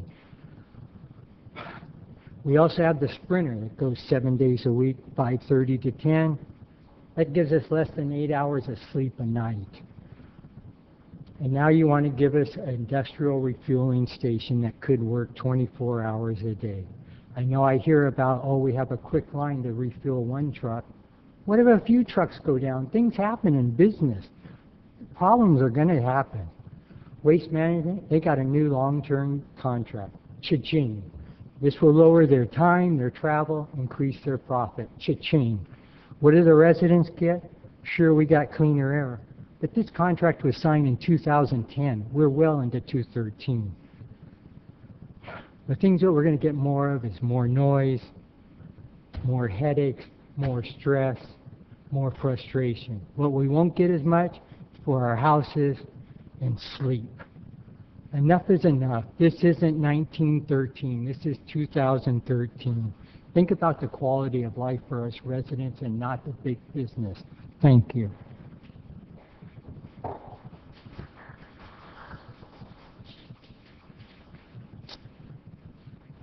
Much of what I'm going to say is going to be repetitive. My name is Bill Fisher. I live at 510 Esquimos Court. Honorable Mayor, council members. I've read the documentation in this case, and I'm well acquainted with the facts. The City Planning Commission is recommending approval of Waste Management's request for minor changes to its Industry Street facility, converting from diesel fueling to compressed natural gas for about half the total number of vehicles currently on site. The compelling evidence, however, is that this project is significant change, not a revision. The actual and potential impact on the fragile Loma Alta Creek floodplain, on the wildlife corridor, and on adjacent residential neighborhoods legally defines this as a new project. As a new project, the city must require Waste Management to submit an environmental impact report. This has not been done, rendering the present recommendation of the Planning Commission invalid. I want to focus the rest of my comments on Waste Management's clear violations of the city's noise ordinance, which have a dramatic effect on the residents of Loma Alta neighborhood just north of the facility. I visited the neighborhood countless times in the early morning, during the day, and late into the night, personally witnessing the effect of these intrusive violations over an extended period of time. Excessive industrial noises include the use of loud pneumatic tools, the piercing sound of backup beepers on the truck fleet, leaving as early as the prohibited hour of 5 a.m., the gearing and revving up of the fleet of trucks departing each morning, and loud metallic clanging and banging very early in the morning and late into the night. Much of this is measurable, sustained operational noise in violation of the noise ordinance. These noises endanger the health and safety of nearby residents.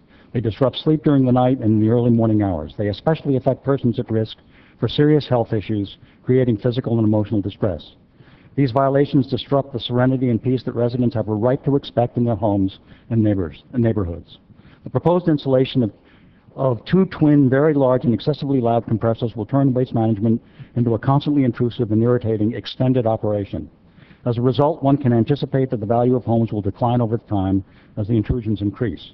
Finally, I want to fault the city itself for ignoring the ongoing noise complaints over a period of many years.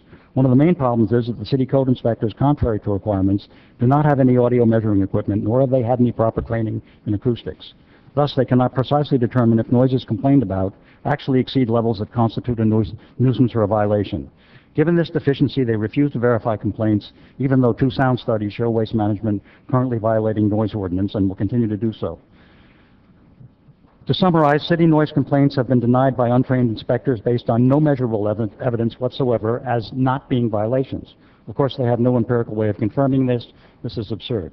I strongly urge City Council to reject the project, have Waste Management go back to the drawing board and do an environmental impact report, and require Waste Management to enumerate, which they haven't done, the specific noise mitigations they will undertake now and into the future. Thank you.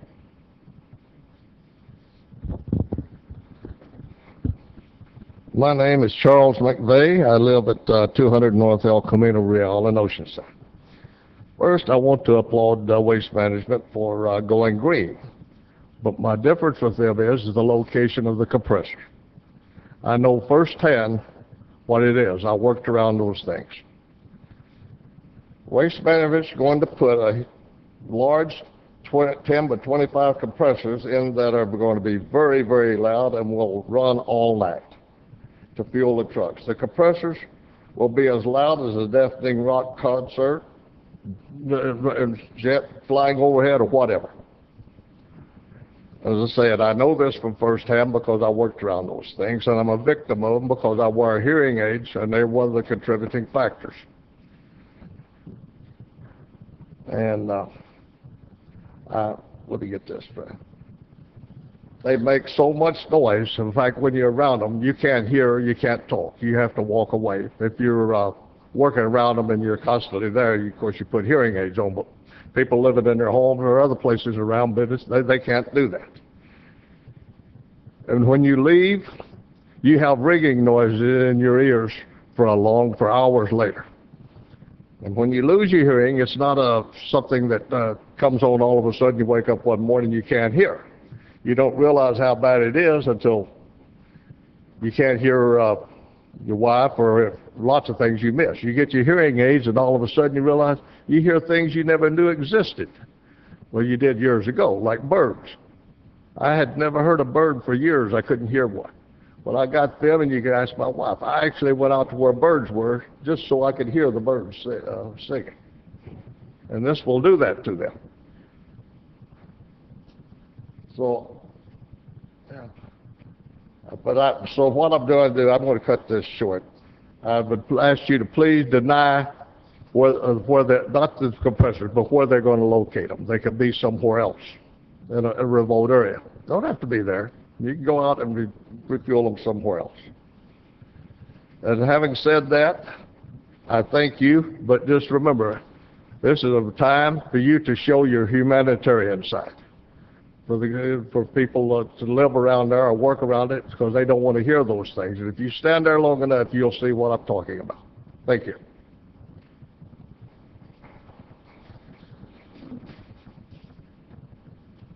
Oh, am I on? Okay. Mr. Mayor, honorable council people, this is all kind of new to me. I'm just sort of observing things.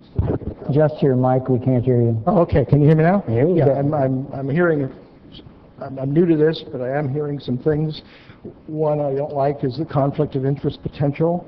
I think this thing needs a little more analysis by... Could you say your name? I'm sorry. Rob Chase. I live on Hoover Street. On Hoover. And let me know. I'm not used to doing this. Okay, covered that. That's right. Yeah, I do think this needs a little more analysis from as many sides as possible. The noise issue, I have problems sleeping. I'm going to have to order more Ambien to stay asleep. And the last thing, probably the biggest thing for me, is the property values. It's been a tough 4, 5, 6 years, and I don't want to see them go down again. Thank you. Hi, Erin Mooring at 1241 Chambord Court. I would have to agree to the residents. They are looking for a quality of life. This is a quality of life issue. We need to respect them. We need to hear what they're saying. I think that we should oppose this application. I do believe that they need to search somewhere else to put this refueling station. The noise is unbearable.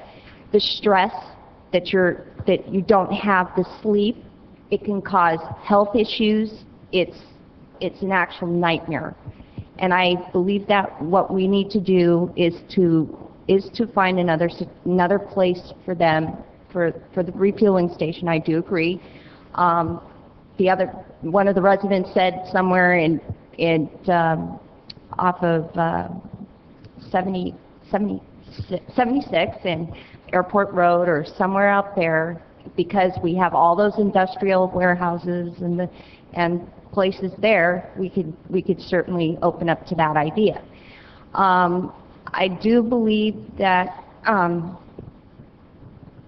that we should work together on this and come to a compromise and hopefully work together and get things squared away here.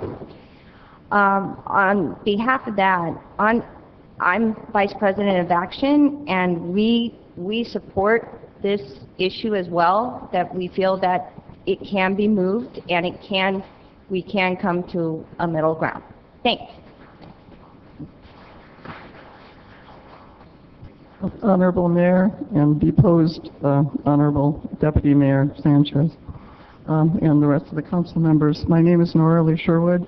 I live at 1526 Hunsacker Street in Oceanside, California. When my husband and I moved to Oceanside over 10 years ago, we believed that Oceanside, with its beaches, its excellent library, its diverse population, had all the attributes needed for a first-class coastal city.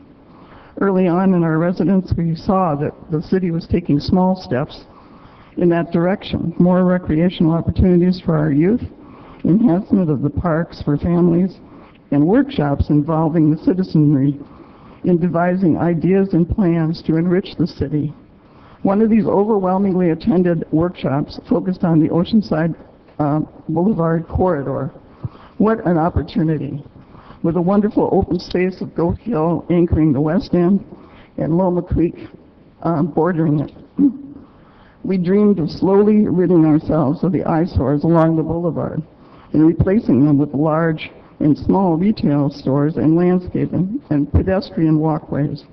What happened to that plan? The plan includes restoring and enhancing the creek, much like the city of Escondido has done, to entice patrons and wildlife. After defeating the cement plant, we were emboldened.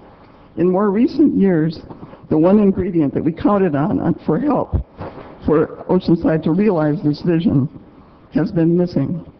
That ingredient is a city council majority that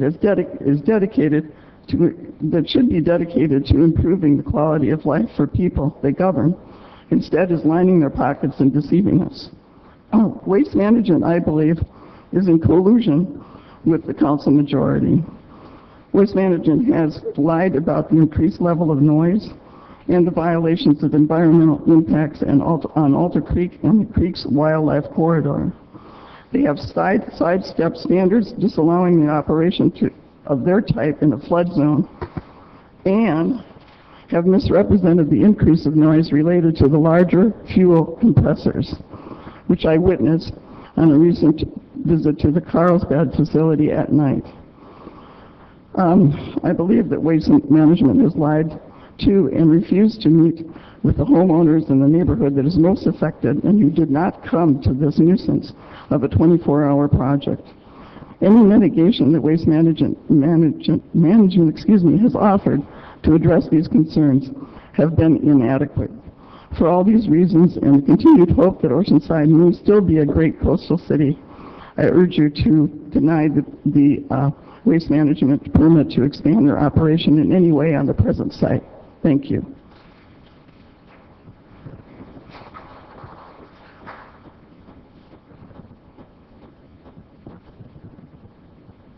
Hello, I'm Elaine Barton. I live in Oceanside. When I heard about this plan, this development plan,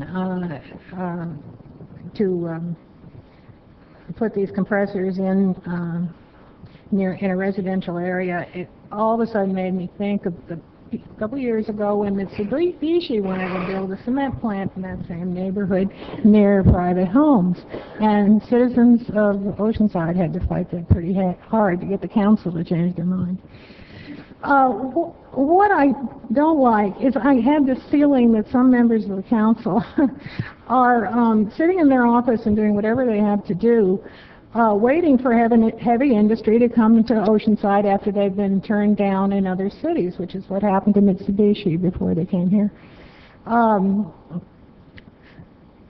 And I would like to be reassured that by the city manager and the council that you do work and do outreach to companies that are known to be interested in building in San Diego County. I suppose you do some of it, but I don't hear much about it. I couldn't help but think also that The trade unions usually know who's building because the steelworkers in particular find those things out. But there's no way that Mr. Feline could ever call a union hall and get help from them after the things he says about them. You might think about that. But anyhow, I do hope that we're trying hard enough in this city to get more desirable insurance companies, engineers, accounting, businesses, all those are inside in offices and very desirable fields to encourage to come to this city and bring a lot of jobs to this city too, to have office workers. And I agree with what Mr. Fisher said a little while ago, that the real estate in Loma Alta and Fire Mountain would definitely be affected negatively if this noise problem is to be allowed. Thank you. Good evening, Honorable Mayor and Council. Diane Nygaard, and I'm here tonight representing the Sierra Club MSCP, MHCP task force, and we've been working on local and regional conservation plans for about the last 12 years. And certainly we recognize this is a good project. Absolutely, this is the direction that we want to be going. Greener, cleaner. There's a lot of good things about this project. But we do have one issue with noise. We've heard a lot from residents, the concern about noise that they experience, but as Ann mentioned, the closest sensitive receptors to this facility are not people. They're the critters and the birds along Loma Alta Creek. And imagine if you had even more sensitive hearing than what we do as people, and you are that close to those kinds of noise generators.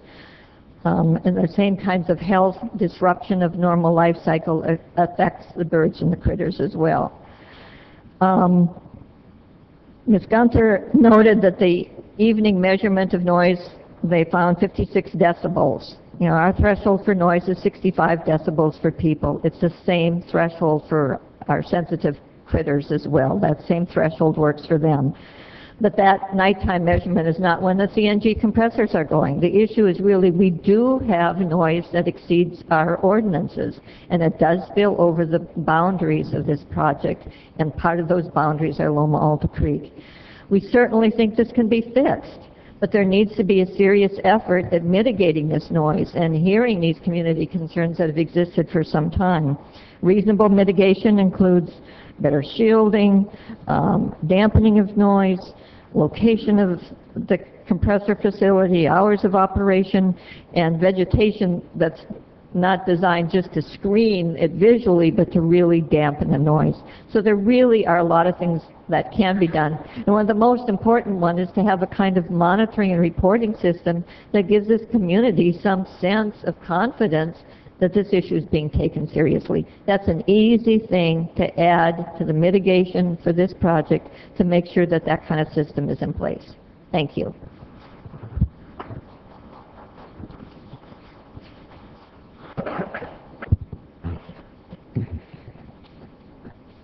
I see the light. Good evening, Mayor, council members. 2 years ago, I can say I voted with the mayor and Councilmember Sanchez and other members of the council to approve the waste management contract that we're discussing tonight. At that time, waste management was very good at informing me of the issues around this new contract. I wonder what happened to all those wonderful elements of that contract. How is it that waste management failed to explain how much noise their new project would bring to nearby neighborhoods? And when did it become part of the job of City of Oceanside staff employees to fail to reply to resident concerns? Problems with waste management operating their site well beyond the permitted hours were reported numerous times over the past 2 years. City staff chose to ignore the reports. Who does city staff work for? That's right, the tax-paying residents of Oceanside. I wanted to know more about this noise problem, so I met with the attorney representing waste management. He was very interested in addressing this issue of noise and advised me that he would get back to us with answers. Now I wonder why he returned none of the phone calls, none of the letters, none of the emails to follow up after that meeting. He reassured us that waste management was operating within all regulations and that just like a regular citizen, they too wanted to be good neighbors. Could it be he didn't return any of the messages because he found out Waste Management was violating numerous elements of their current operating permit? Is it possible Waste Management is not interested in being a good neighbor? How is it okay for a business to disturb the quiet of their neighbors when city law says they can't? And why is the city not enforcing the law? Operations at the Carlsbad Waste Management site are noisy, but they're not located near residents. Oceanside residents are expected to tolerate that same noisy drone all night long. There's a really great item you can buy online that's a decibel meter. It really works. In this room right here, we're speaking at about 65 decibels. That's with this going on. If we have that noise constantly, as the noise that Nadine had earlier, constantly going in the background of your everyday life, that's much different than the gaps in between the words that we speak. So please consider buying yours. You can just use your existing phone, 99 cents. Anyway, before you approve further expansion of the existing site, I suggest you require Waste Management reconcile their already existing violations. Why should the City of Oceanside and our tax-paying residents be at risk of penalties if Waste Management is ultimately found to be in violation of state or federal statutes? What about the ongoing issues that impact nearby neighborhoods? Those neighborhoods were there before Waste Management arrived on the scene. Thank you.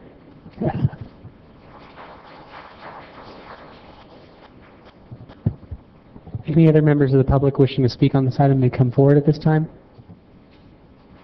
At this moment, I do not see anyone. The appellant has 8 minutes and 50 seconds to rebut any of the items he'd like to.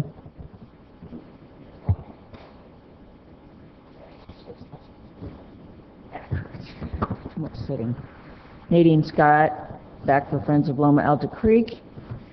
Ann mentioned 39 fueling facilities, showed you a nice dandy map. I looked at all those facilities online.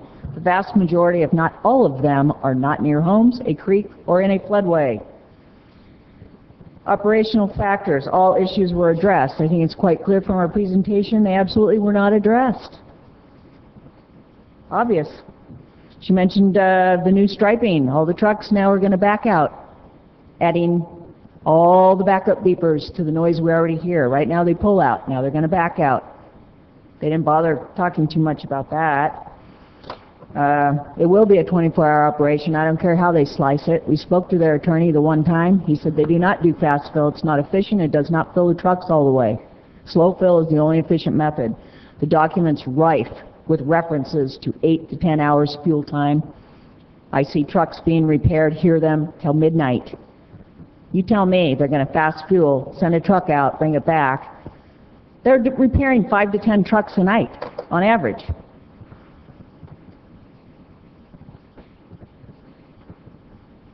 They're saying it's 56 decibels at the creek with this particular compressor. That's an absolute lie. It's not true. It's magical thinking. You have a sheet in front of you that shows they tested that compressor at 115.6 decibels. That's the difference between you going 15 miles an hour in a school zone and 120 in a school zone. It's a huge, huge difference. Sub-area plan, here they just admitted there are birds out there that are on the endangered special species list. How would they know without doing a study? They blew it. They have to do a study. It's required. I have to correct Jimmy about one thing. Waste Management did offer at one point years ago to let us see their CNG facility in Santa Ana. At that point, I was not aware that they were putting these compressors in my neighborhood. And when I did try to go see them, I was thrown off the property. So myself and 2 other people went in the dead of night, dressed in black clothes like we were criminals. Absolutely ridiculous to make your citizens do this when you should be protecting our neighborhoods, not, trashing our neighborhoods. And those darn things are loud. My ear hurt for at least a half an hour. If they didn't have anything to hide, why the heck aren't they just saying, yeah, come on down, Nadine, we'll give you a tour, we'll bring your sound guy out, let him test whatever. They are so full of misrepresentations. You can slap lipstick on this pig, call it green, say the trucks are 50% quieter, which is a total lie. You can see that in the noise study where they tested their own diesel versus CNG. Their CNG trucks are still over 70 decibels, which is the only allowable amount during the day. Plus, I think the evidence is quite clear from the neighbors who live there. This noise goes on all the time. Be moral, tell them to go away, come back with some other location. That's the only ethical thing you can do at this point. Thank you very much.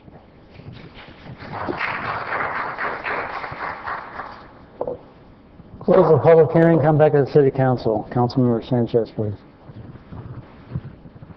Thank you, Mr. Mayor. Well, first of all, I want to thank everyone for being here, and certainly it's very important to hear from the community. I want to say, first of all, with respect to waste management, I'm very proud of the work that we did a couple, I guess it's 3 years ago now. And in terms of our contract, it was the first time that we really incorporated zero waste, doing the single stream recycling. We, certainly got really excited about the CNG and clean energy. Bottom line is, this was, I think, a commitment, and I wanted to say that I wanted to take credit for being the first city working with waste management in going green and getting us, headed towards the right direction, and before we were even required by the state. So it gave us time to really get there, knowing that we had the time to do it right. And so I am very proud of this partnership. I know that we put a lot of pressure on waste management. In fact, we even talked about going out for bid and to see what other company would perhaps give us a better contract. And we decided, no, let's see what we can do with waste management. And we came up with, I think there was a lot of pressure on all of us, and I think we did a really, really good job. I want to say also that we got a lot of input from the community on this. It was a time that we really wanted to do something that was really good for the city. Now, a lot of things have changed. Waste management has been our hauler for, is it 50 years? I don't know, something like 50 years. So the current 50, 40, Jack saying no, it's 30, okay. Feels like 50, sorry. I don't know who did it before. But certainly it was before a lot of things happened on Oceanside Boulevard. We've had since 30 years, in fact, in the last 10 years, we've done an Oceanside Boulevard visioning process. We say we want mixed use. In fact, so now it has become a residential neighborhood. We want to have residential upstairs and the commercial. We want to get jobs into Oceanside Boulevard, but we also have talked about doing mixed use.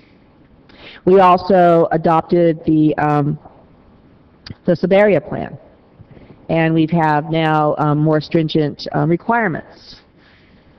And along with all of this, I have personally, as a council member, since I've been a council member, been receiving consistently noise complaints about the trucks. Now, this was an industrial park, but as I said, as time has gone on, things have changed in this neighborhood. And we do have Loma Alta neighborhood surrounding this, and it's kind of like a bowl, which means that any noise that happens down at the bottom gets amplified up, going up. So I've thought about this, really have thought about this, because I want to get CNG as fast as possible. And in fact, I kind of feel like I wish I had been part of this, really, part of this, working with staff, working with waste management on this issue, because I knew ahead of time that noise was going to be an issue, and I had no idea whether it was going to be less noise. I certainly was hoping for less noise, the same or higher.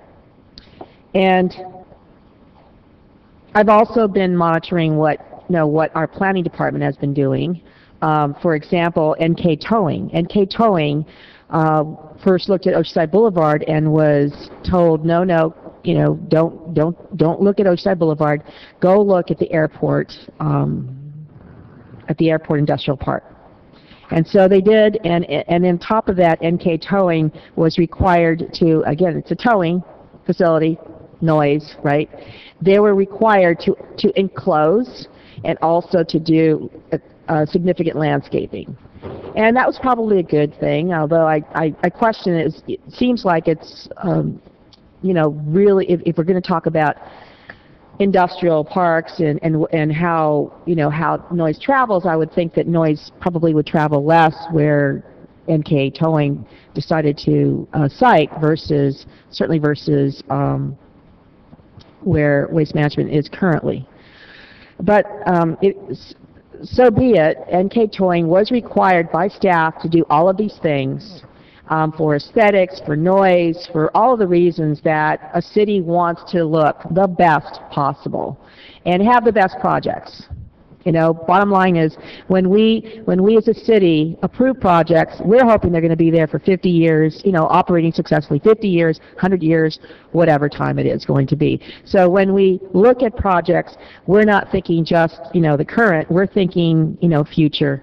And bottom line, we talked about economic recovery and how we're hoping home sales are going to, home values are going to increase.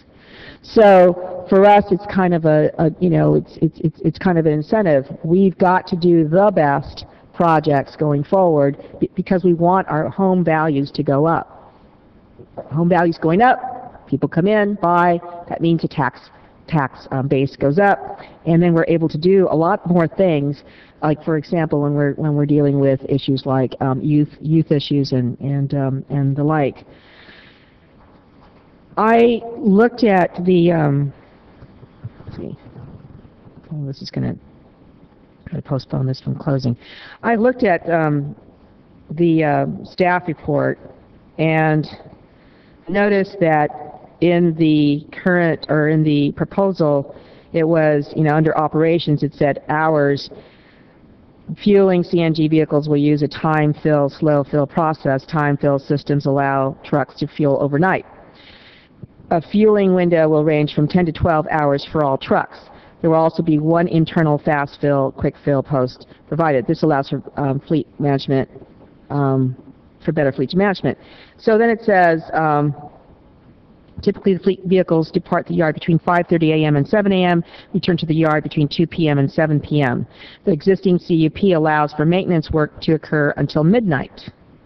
These schedules would remain unchanged with the conversion to CNG. So what I'm reading here is that operations probably start about 5:30 a.m. and, you know, currently, and end at midnight, and there's noise from 5:30 a.m. till about midnight. That's what the current CUP allows, is that correct? Somebody from staff who's gonna, what does the current CUP allow for in terms of operations? Councilmember Sanchez, within the resolution, we have the 3 different sites for waste management. That site is allowed to operate from till 12 o'clock, and then they can restart at 3 a.m. 3 a.m.? That's correct. Okay, that's not what this original piece said. So the current CUP says that they can, so basically it's only 3 hours that there's no noise? That is the worst case scenario that they were originally conditioned back in 95. 95. Okay. Well, I'm certain that staff has been getting the same complaints that I've been getting for the last 12, 13 years. The request from there's one request really, and it's all about noise. Can we restrict operations from 7 a.m. to 10 p.m.? Is there any way possible to restrict operations from 7 a.m. to 10? And this is, I would consider this a new proposal. Councilmember Sanchez, I would have to defer that to Waste Management. Okay. I'm not familiar with the service impacts that might incur, so I'd have to defer to the applicant. If I could get that question answered.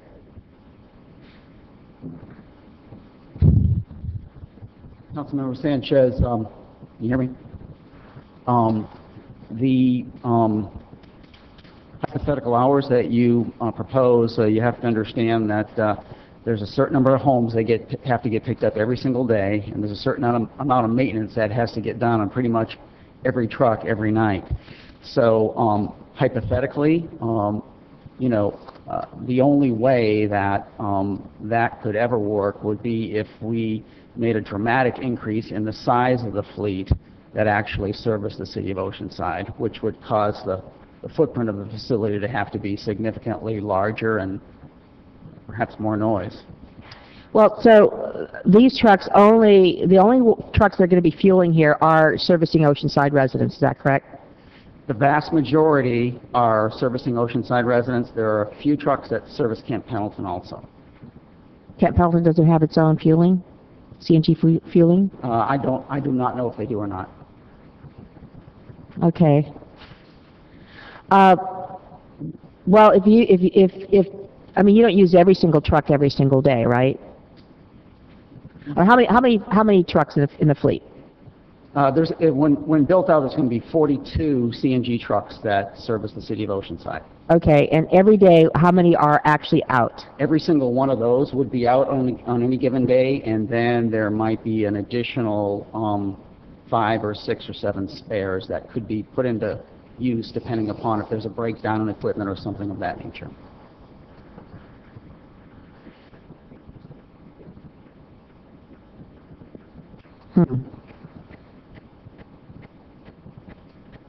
So you're saying that it would not be possible to do it, to restrict hours?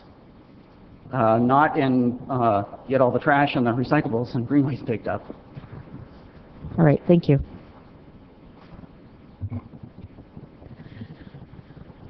Well, you know, we also have received complaints. I've received complaints about behind, you know, from residents behind the shopping center at I-5 and 78, residents back there where the trucks are, you know, especially when it's quiet, completely quiet, that sound travels so, you know, so well and so loud. And, you know, I do have concerns about the site. As I said, I want this to happen very quickly, but I also am very mindful that, you know, we can't afford to lower our property values, because lowering property values means less money coming into the city. And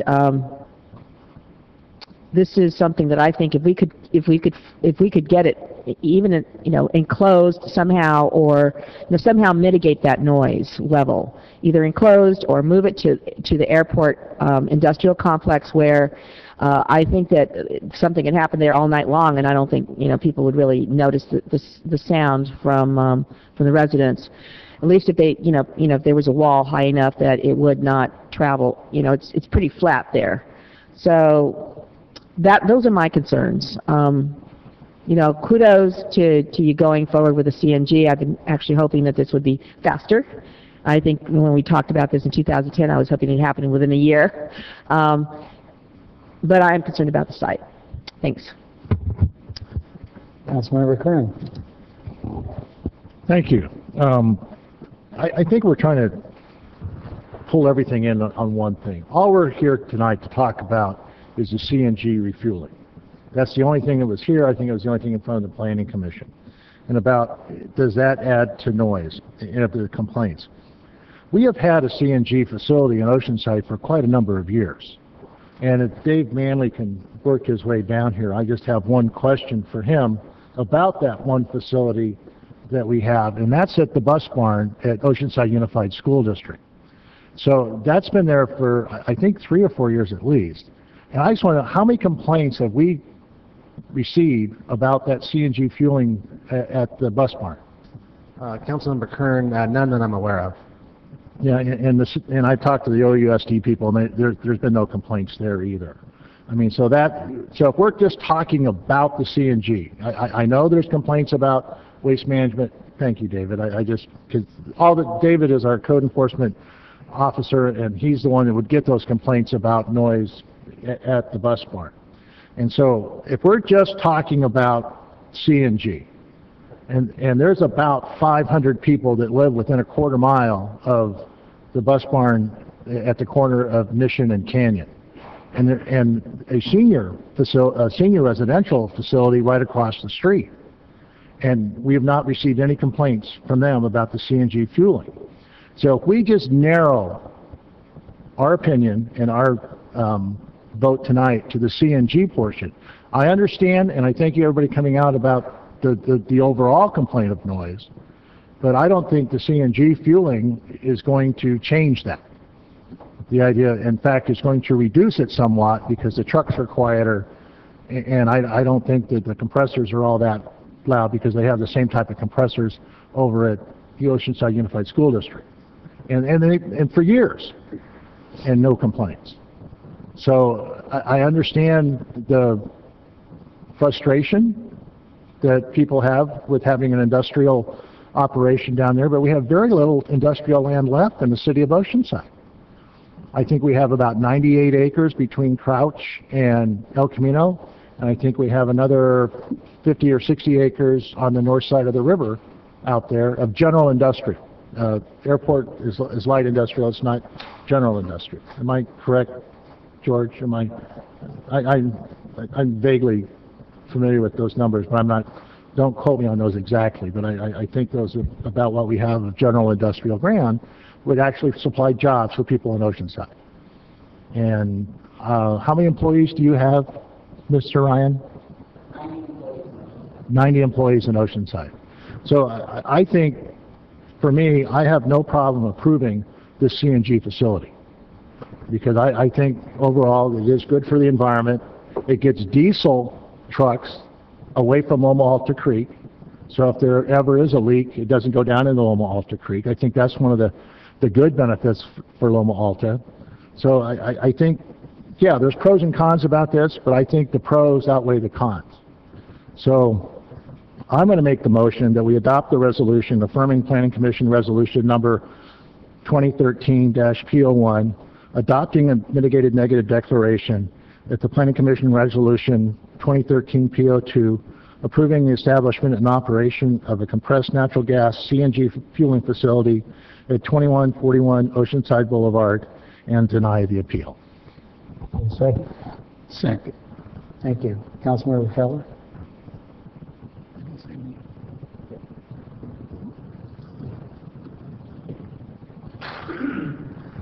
Thank you. I lived 10 and a half years right on the canyon above Waste Management, right at the end of Dunston. And so if you heard from Eternal Hills, that's pretty interesting anyway. But as far as noise from that location high above Waste Management, yeah, you'd hear it occasionally, but it was not ever something that kept us up all night. Mr. Ryan, I think I have questions for you or whoever you want to answer this, if you would step forward. I have about 3 or 4 questions. One of them was answered about the hours of operation and how many trucks. So you're saying 42 trucks with 5 or 6 spares when you're built out? That's correct. So is that going to be CNG for your roll-off and commercial as well? Yes. Where are we presently fueling?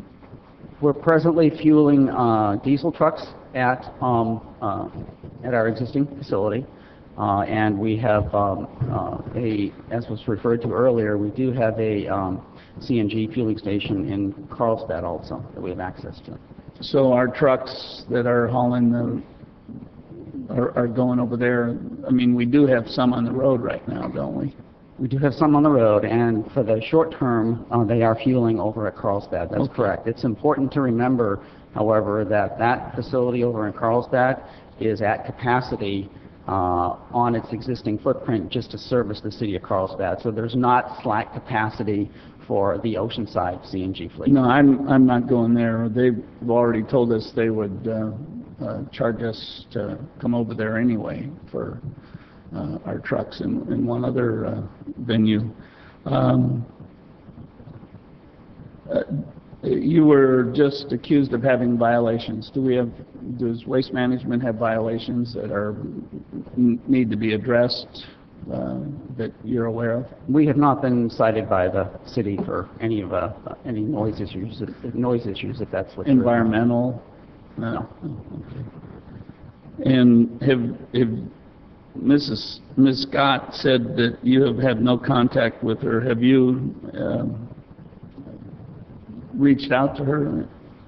I have not had any contact with Ms. Scott for a couple of months now. I used to have breakfast with her on a recurring basis. Okay. And what's the time frame? If this is my meeting with Ms. Scott, my meetings with her probably stopped in the July time frame. I'm sorry. I meant what's the time frame if this is approved? If this is approved, I'm going to defer. I believe we're looking at the construction being able to start on what date, Ann? In September, and a relatively short construction timeline of 6 to 7 weeks. Okay. 8 weeks. Yeah. Okay, that's those were my questions of you. Thank you. You know, as Councilmember Kern said, this is not Rodeo Drive where Industry Street is, and unfortunately, I think we've been trying to act like it's Rodeo Drive. We almost, well, that's what you're talking about. We almost had Robertson's, but they just gave up, and I hope you don't give up. Roadway was, for me, was not a noise issue. It was the exact issue that Councilmember Sanchez talked about, the fairness to each one should have been fair. If they were going to go there, they should have enclosed their towing as well. So, you know, that was not a noise issue, as was stated. And Dave Manley, do you have 99 cents to go get that gizmo to put in your phone so we can have accurate readings? Can you afford that, Mr. Weiss? Never mind.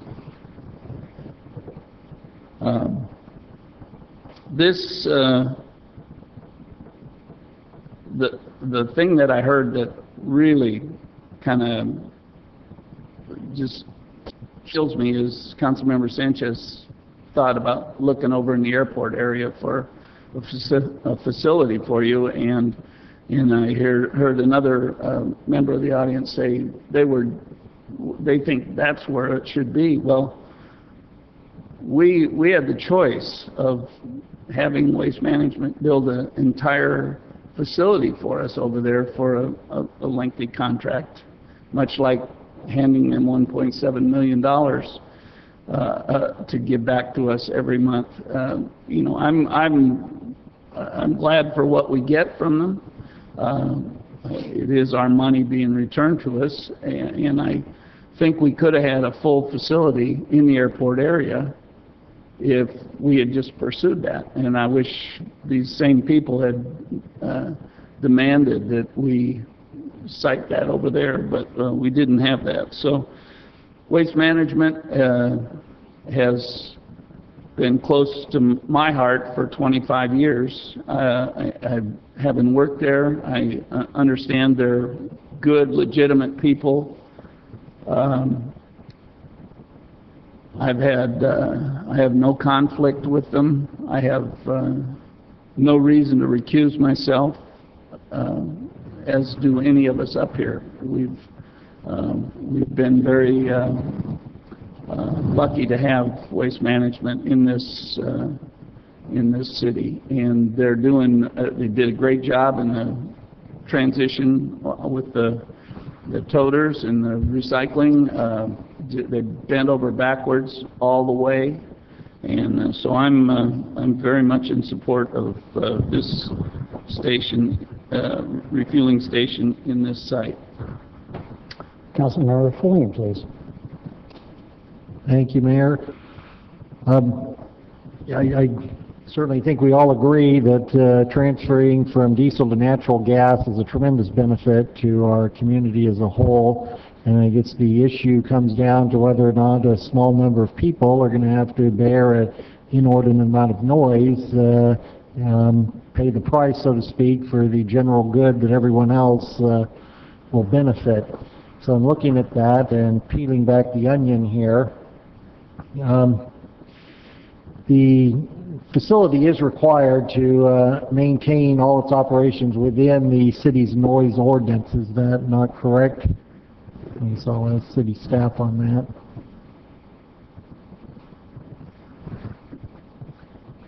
Who are you asking?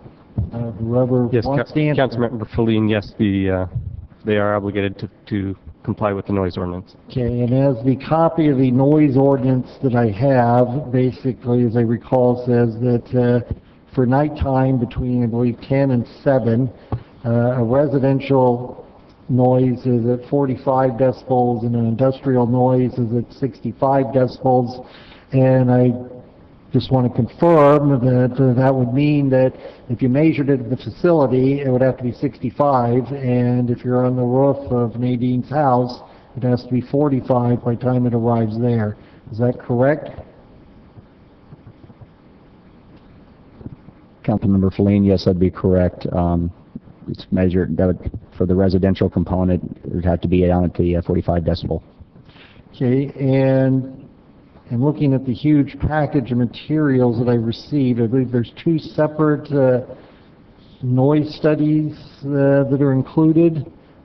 And who actually did those studies? And who were they done on behalf of?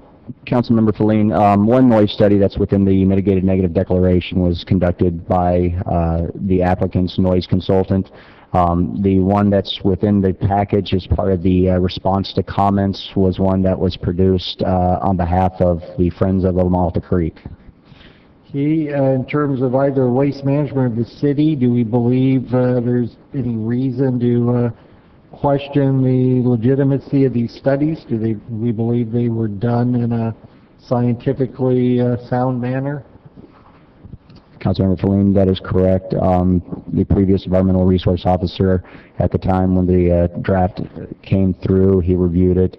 The environmental consultant is noted for their ability to produce environmental documents, and it was sound based on his review.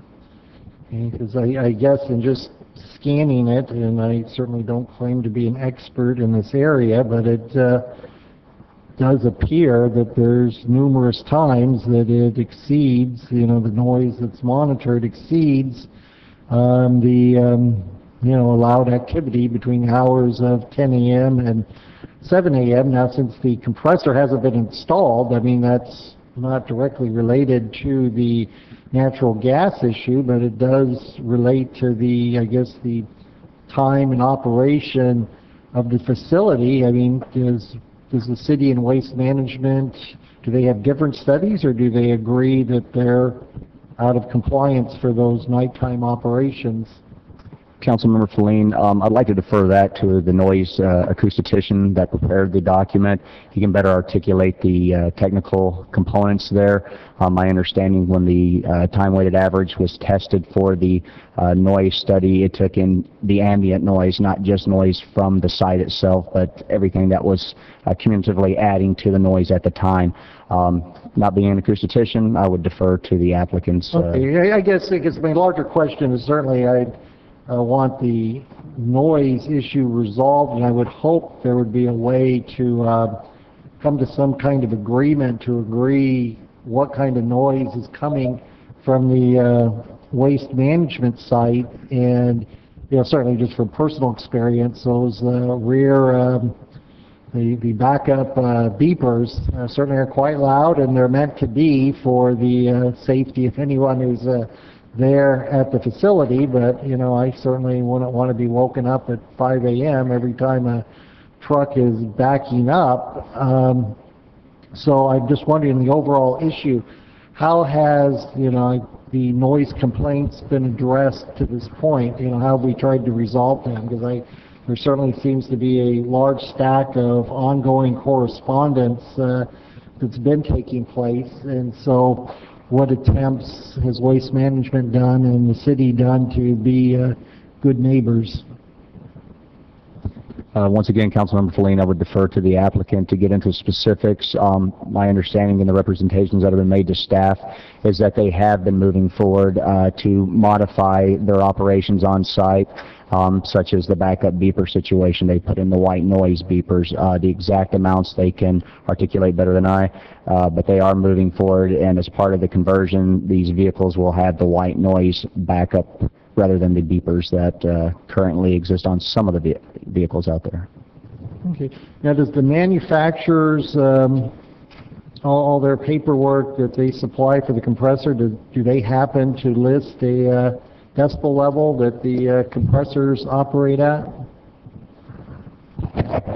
Once again, Councilmember Feline, I'll defer to the acoustician to get into specifics on that. Well, I guess this is more from Waste Management, since they're buying these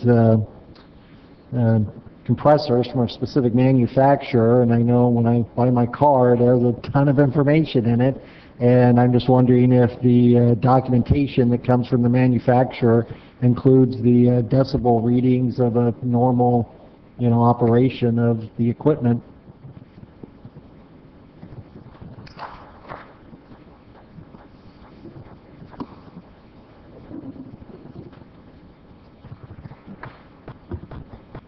Councilmember Feline, Mayor, Council.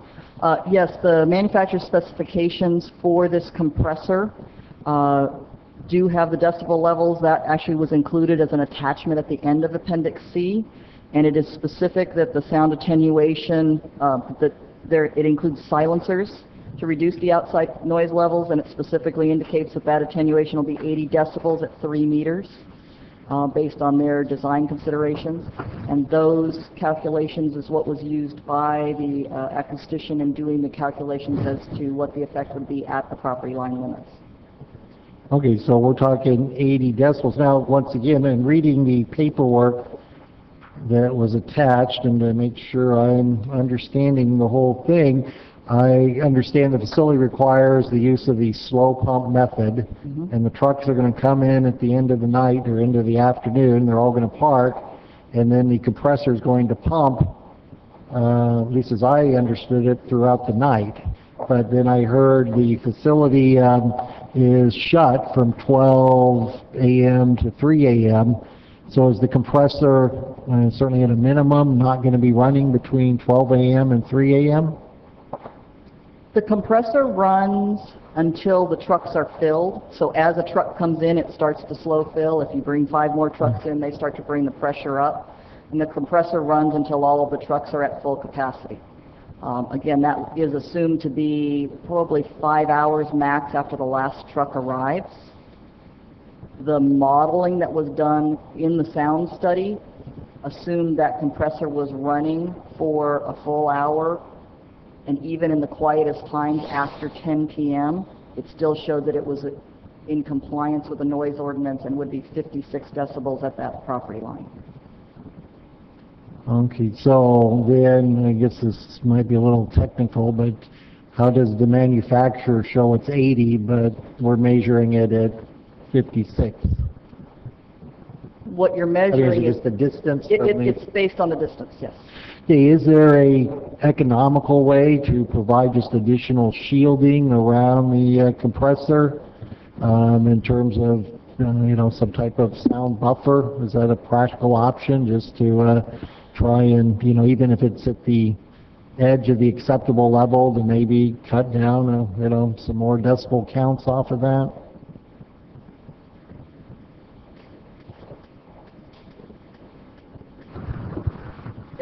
Again, that sound attenuation and that enclosure is provided by the manufacturer, and it's designed to create this noise level. So again, the calculations show that it won't exceed the noise level. So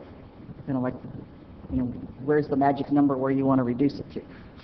It's been cited and located. I think it was mentioned that the air vents have been oriented directionally so that those sound levels are ensured to comply with the ordinance.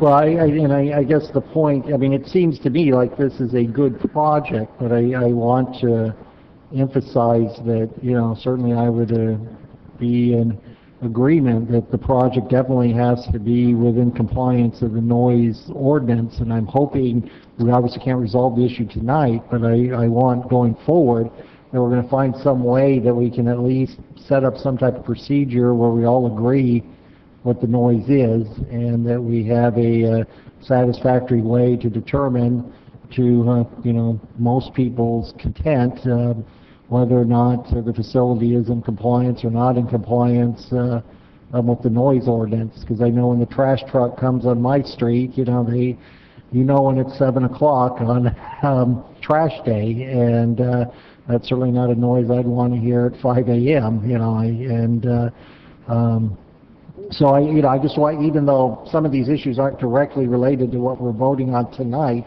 I think they're legitimate, that we need to pursue them to a successful conclusion, and I'd like some commitment from the city and Waste Management that we're going to make every reasonable effort to resolve those issues.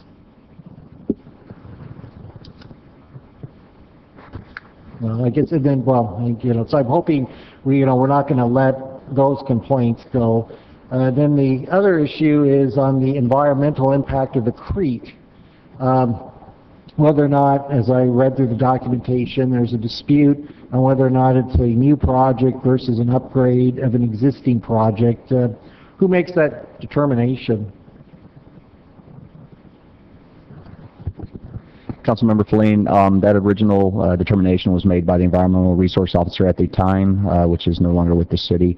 But when the project comes in for the initial review, that assessment is made and a direction given to the applicant. But basically the city makes that decision. That is correct. Okay. So then if there's a dispute over that, and let's say we vote to move ahead with the project, but the issue of it, whether it's a new project or an existing project, is that a separate track to get resolved, or is that being resolved here tonight with this vote? The environmental document in front of you this evening, Councilmember Feline, is the item to be acted upon. It was adopted by the Planning Commission. It was deemed adequate with the mitigation measures that were identified within the document to lessen all impacts to a level below significance. Okay. And I think that does it for me for now. Thank you very much. Thank you. Before I go to Councilmember Sanchez, I wanted to jump in and say, we've gone quite a while on this. It's an important issue, very important issue, and I want to make sure I explain to everybody out here. And Waste Management, we did a contract a while back with you, and we were very happy with it, and we're glad to be moved together. I've certainly talked with Mr. Ryan in the past and more recently regarding some of these issues. I'm very happy that we got a good contract and we're going green and these are clean air vehicles. However, I've certainly talked to people from the neighborhood and their complaints. What I didn't know and I wasn't aware of is that there were this many complaints regarding sounds. I mean, I don't know if you saw this too, it's page after page after page, very well documented. And I know we're here to vote on the CNG unit pump station and not the rest of it, but when I hear complaints like that, I'm not upset with all of you. I'm more upset with the city that didn't follow up on any complaints. It looks that way. That's my opinion is what happened here. No complaints for follow-up if they're actually true, and pages upon pages of them. Adding to that now a new complaint of maybe the compressor. This is a very important issue, and I think it's something we all could get together on. And if you listen to the council speaking tonight, from every side, the answer really is, gee, we want this. What can you do to mitigate the noise? Whatever it might be from the past to the future. Either in closing or doing some things, I hope there's a possibility. My first thoughts are I'm very happy and want this to go forward, but I'll also look at it as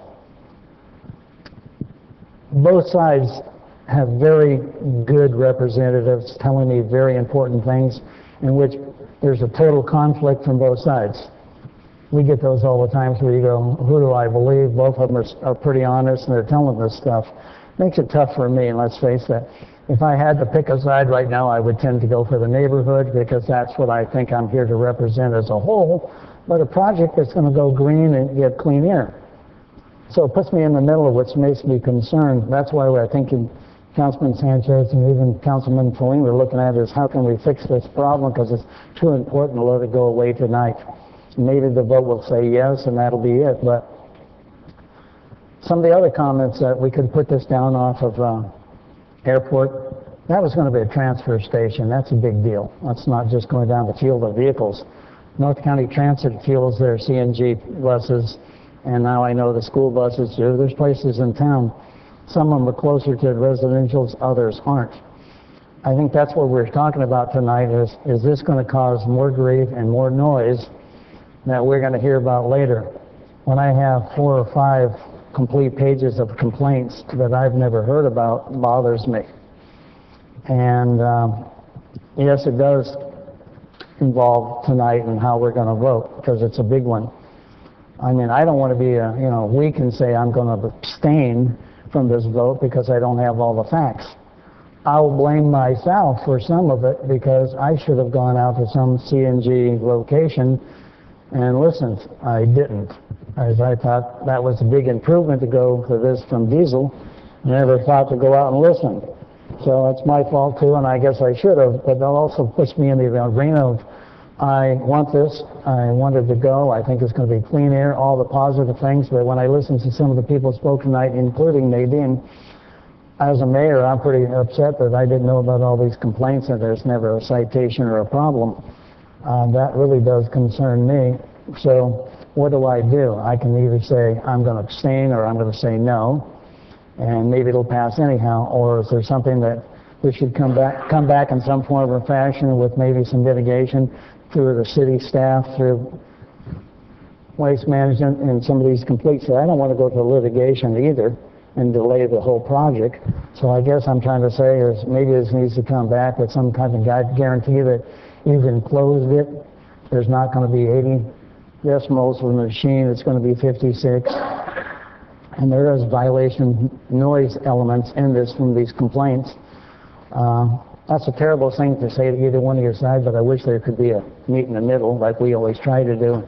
I think you heard that from at least 3 of us. So I don't know what to tell you. If I had to vote tonight, I hate to say this, but I would say I'll go with the neighborhood because that's who I represent in a sense. But I'm also slapping the contract that we put together to help the city. I'm in a bad spot tonight. I don't like this at all. And I wish there was a compromise. I did talk to Mr. Ryan about this before this, and I did talk to Nadine about it, and tonight when everybody spoke, there's 2 very dominant sides here, and nobody seems to be in the middle. Right. Puts me in a terrible spot and everybody else up here, so I don't know if there's going to be something here that the city could sit down with North County, I almost said with North County Transit, with Waste Management in the neighborhood and said, if we did A, B, and C, would there be a complaint? Now that means, I know you put in new backup beepers that are quieter. I know you did that for Nadine. But if there's still trucks that have them, that's amazing. And I also, for the first time, realized you're really working up to midnight and then starting again at 3 a.m. I truly didn't know that. And that's amazing, because I would be the same person concerned about the noise hours during my sleep. And so I think that really does need to be addressed with this many complaints and this new potential unit. It might be the quietest thing down there if we put the new compressor in. So I think just the compressor is not the point tonight. It's maybe a couple of other things. I truly believe between the city, waste management, and the neighborhood, we could work out a solution that would make everybody happy. Yeah. Let's face it, when you built down there in Oceanside Boulevard Industrial, it was a different world. We know that. That's where the airport used to be, and it moved over to where it is now. Probably complaints. But I just want this to work out, and right now, my opinion is I would probably say either I abstain, I need more information, I need to go to a site and listen to the noise, and if I have this many complaints that never were addressed by the city, then I really truly have a problem with that, and I'll be talking to the city manager about it. But I don't know all the details. We got all thrown in our face tonight, and I don't know which side is accurate, but I believe both of them. So with that in mind, I have a decision to make in a few minutes, or we should continue this and come back at a later date and time. Maybe it'll pass and everybody will be happy. But if we start monitoring it because of the complaint to the city manager, I don't want to find out after it's put in that we're now still getting more noise complaints and you're in violation. So we need to address that now before later for both reasons. So I don't want to have us start monitoring this from a different aspect and find out you're in violation in the future and have maybe been in violation in the past. Because we can probably rectify all those with a little bit of cost and a little bit of influence from the city, staff, us, neighborhoods, whatever. You know, in the middle of this political world, it's hard to stand in the middle and not get run over from both sides. So anyhow, I just gave my little long speech. I do have a speaker for Councilmember Sanchez, please. Thank you, Mr. Mayor. And I do wish that we had staff be more proactive in terms of addressing the noise issues and perhaps finding a better place for it. The planning decision was a split decision on the mitigated negative declaration. It could have gone the other way. We have been very aware from the beginning that this project would result in significant environmental impacts, specifically noise, and therefore there should have been an environmental impact report, including an alternatives analysis and description of mitigation to lessen the noise. That's what my concern is here, is that normally I think we would have required some kind of mitigation for the noise, enclosure, whatever, to make sure that this, because it carries. I mean, I've lived here forever, and I know, and that noise carries. It's like a bowl. It's the same effect in El Corazon. It's a bowl. That's why we're not going to have concerts there, because everybody would hear it as if it was right next door. So. I wish that I could be voting yes, because I would have, this, right project, right time, let's get it going, let's, reduce our greenhouse gas emissions, but I cannot burden a neighborhood with this. I just can't do that, especially when we had other places we could have done this and kept, the environmental impacts to a minimum, as well as maintain our property values. Property values. We are going to be talking about that for the next several years on how we need recovery. We need these property values to be at their highest. And we cannot be having people leave places because we are impacting them when we didn't have to. So we need more money in the general fund. We need these property values to go up, not down. And so, I really, really wish that I could have been more involved at the very beginning to make sure that we had, meetings with the community. I don't know what happened where you just stopped talking. That is never going to be a positive thing. Each of our communities, I know that our community wants to go forward, wants progress in Oceanside. We don't have this, group saying no more development. We know we want positive development in Oceanside, and yet somehow or other we stopped, talking to the residents, and that, I hope we don't do that again. I hope that we embrace, our neighborhoods embrace the complete streets and all the, new ways of looking at how to resolve urban issues and make our neighborhoods, be they a suburb, be they downtown, make them all as best, as great as we can, because we are very proud of Oceanside. So, I'm sorry. I want to say one more thing. Ken, I'm sorry, it's on throwing your staff's shoulder is, we can take a vote and you might win this and that's fine, and it's kind of where it'll go where it goes. On the other hand, is this something we think we should maybe continue and have council members along with staff sitting down with both sides and try to come to a solution? I'm throwing it out to you. If you want to go forward with the vote, we're going to do it anyhow. I don't know. You might win this tonight without any difficulty, but it seems to be a noise issue.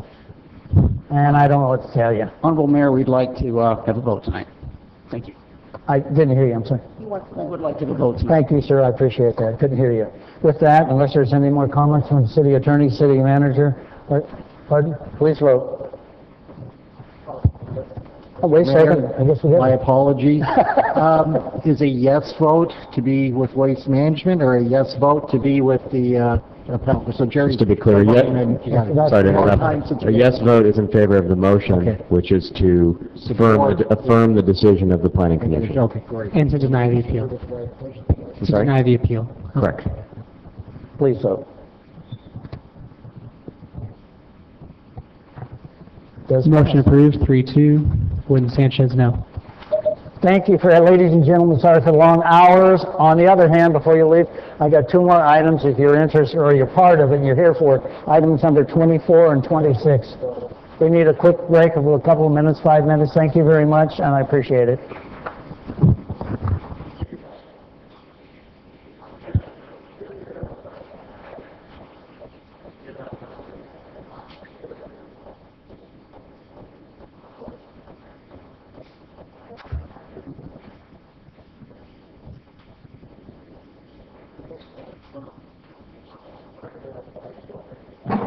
Resolution, which assigns numbers to each of the council members to provide for that automatic rotation, and if adopted, it would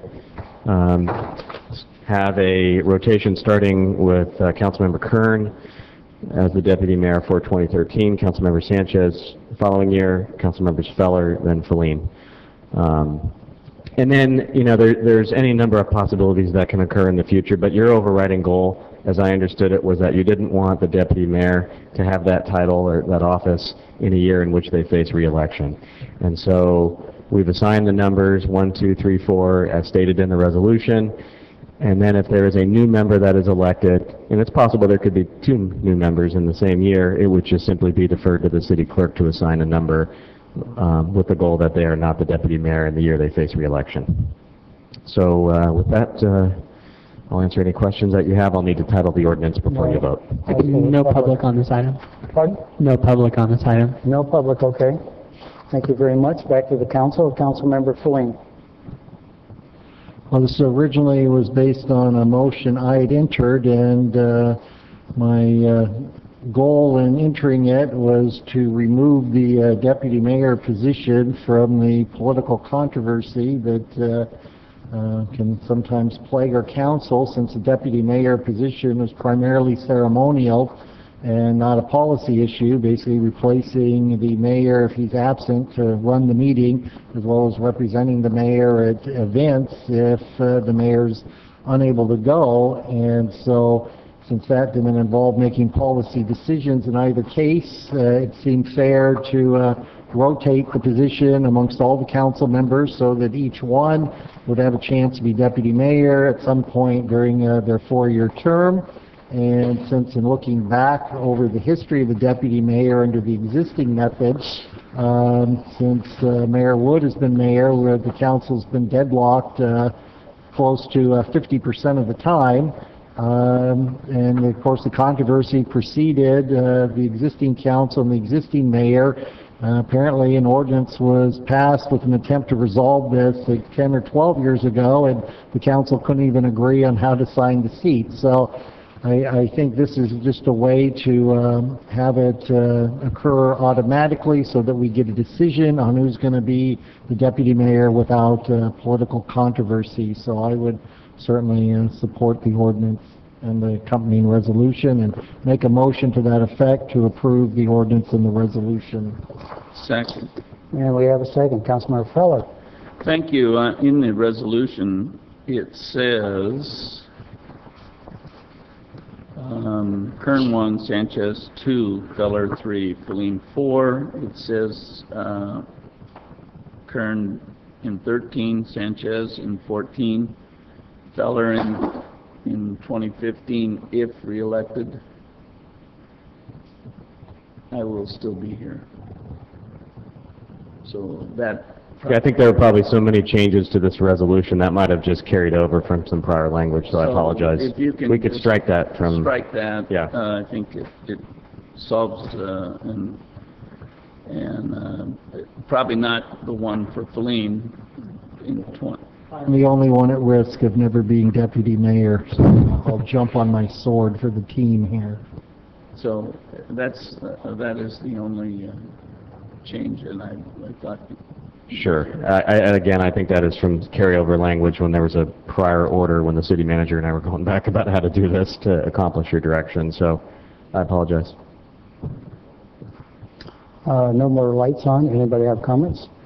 My comment would be, I don't agree, but we'll go from there. Thank you very much. Please vote. I need to introduce the ordinance. And after he reads it. Okay. This is the introduction of an ordinance of the City Council of the City of Oceanside amending Chapter 2, Article 1 of the Oceanside City Code, adding Section 2.1.65, establishing a process for the annual appointment of deputy mayor. As well, you have the resolution with the changes noted by Councilmember Feller. Vote, please. Motion approved, 3-2. Wood and Sanchez, no. Thank you very much. When you have the chance, item 24, please. Item number 24 is a request by Councilmember Kern for City Council confirmation designating Carlsbad Municipal Water District as Councilmember Kern's proxy designee for the San Diego County Water Authority. Thank you, Mr. Kern. Thank you. This is actually a routine reauthorization of a proxy designation because of a change of director in the San Diego County Water Authority. Carlsbad has been the city's, has had Oceanside's proxy for the last 25 years, as long as I can remember. When Barry Martin was here and our authority, our representative of the Water Authority, Bud Lewis, was the representative, or was the proxy. This is just part of a two-part process. This proxy designation has to be on file with the San Diego County Water Authority, and I am actually responding to their request to do this. And then the second part of this would be if I, for some reason, could not go to a Water Authority meeting, I would have to, in writing, designate one of the Carlsbad representatives to be there to vote for us, or to vote our 5 votes. This is important because the city of San Diego has 39 votes. Oceanside has 5. So if there's an important vote that for some reason I can't be there, I don't want the city of San Diego rolling over us. So, and I know there was some questions about somebody from this council being on there, but that's not how it works. It kind of, like Sandag, when you're assigned to a committee, the alternate is somebody else within the Sandag committee system, not somebody from your city to be at the Sandag position. So when I was on transportation, one year I was the primary, and I think Lisa Hebner from Solana Beach was the alternate.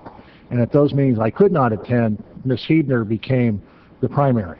And the following year it would flip. Ms. Hebner was the primary and I was the alternate, and then there was a meeting that she missed and I became the primary. So it has to stay within the organization. So I'm just asking that that they need an authorization from this council, from the board, that puts it on file with the San Diego County Water Authority that Carlsbad is our designee for proxy. So I make that motion. I'll second. Motion second, Councilmember Sanchez.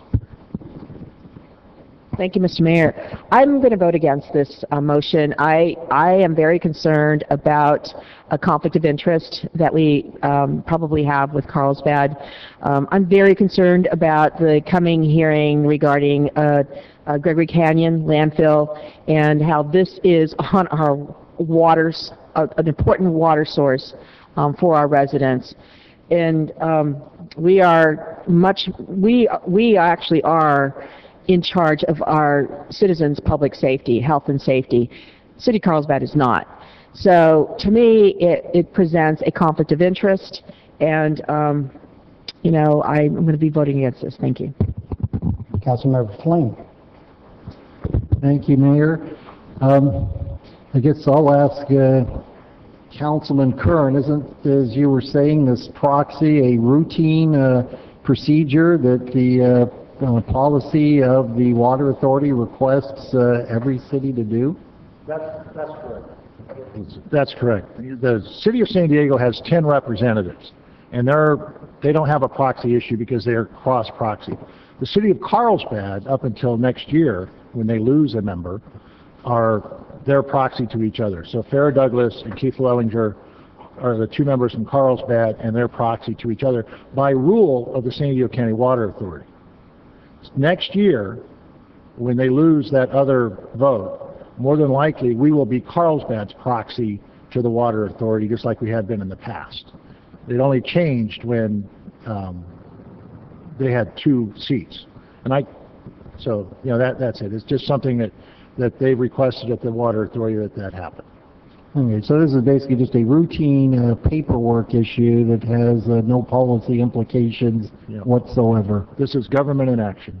Unless they vote against our interests, then it's not just routine. Well, yeah, the idea that we've been closely aligned with Carlsbad, the last time they used the voting machines down there was the Poseidon project. Everything else is usually voice vote. Keith Wellinger is actually the lead on the lawsuit against MWD. He was actually Fallbrook's general manager, but he lived in Carlsbad, and then when he retired, they appointed him to the Water Authority, and of course Farrah Douglas is their city council member. Okay, now do we have a choice in terms of, you know, I should say you as the member, do you have a choice as to which city you can pick as a proxy?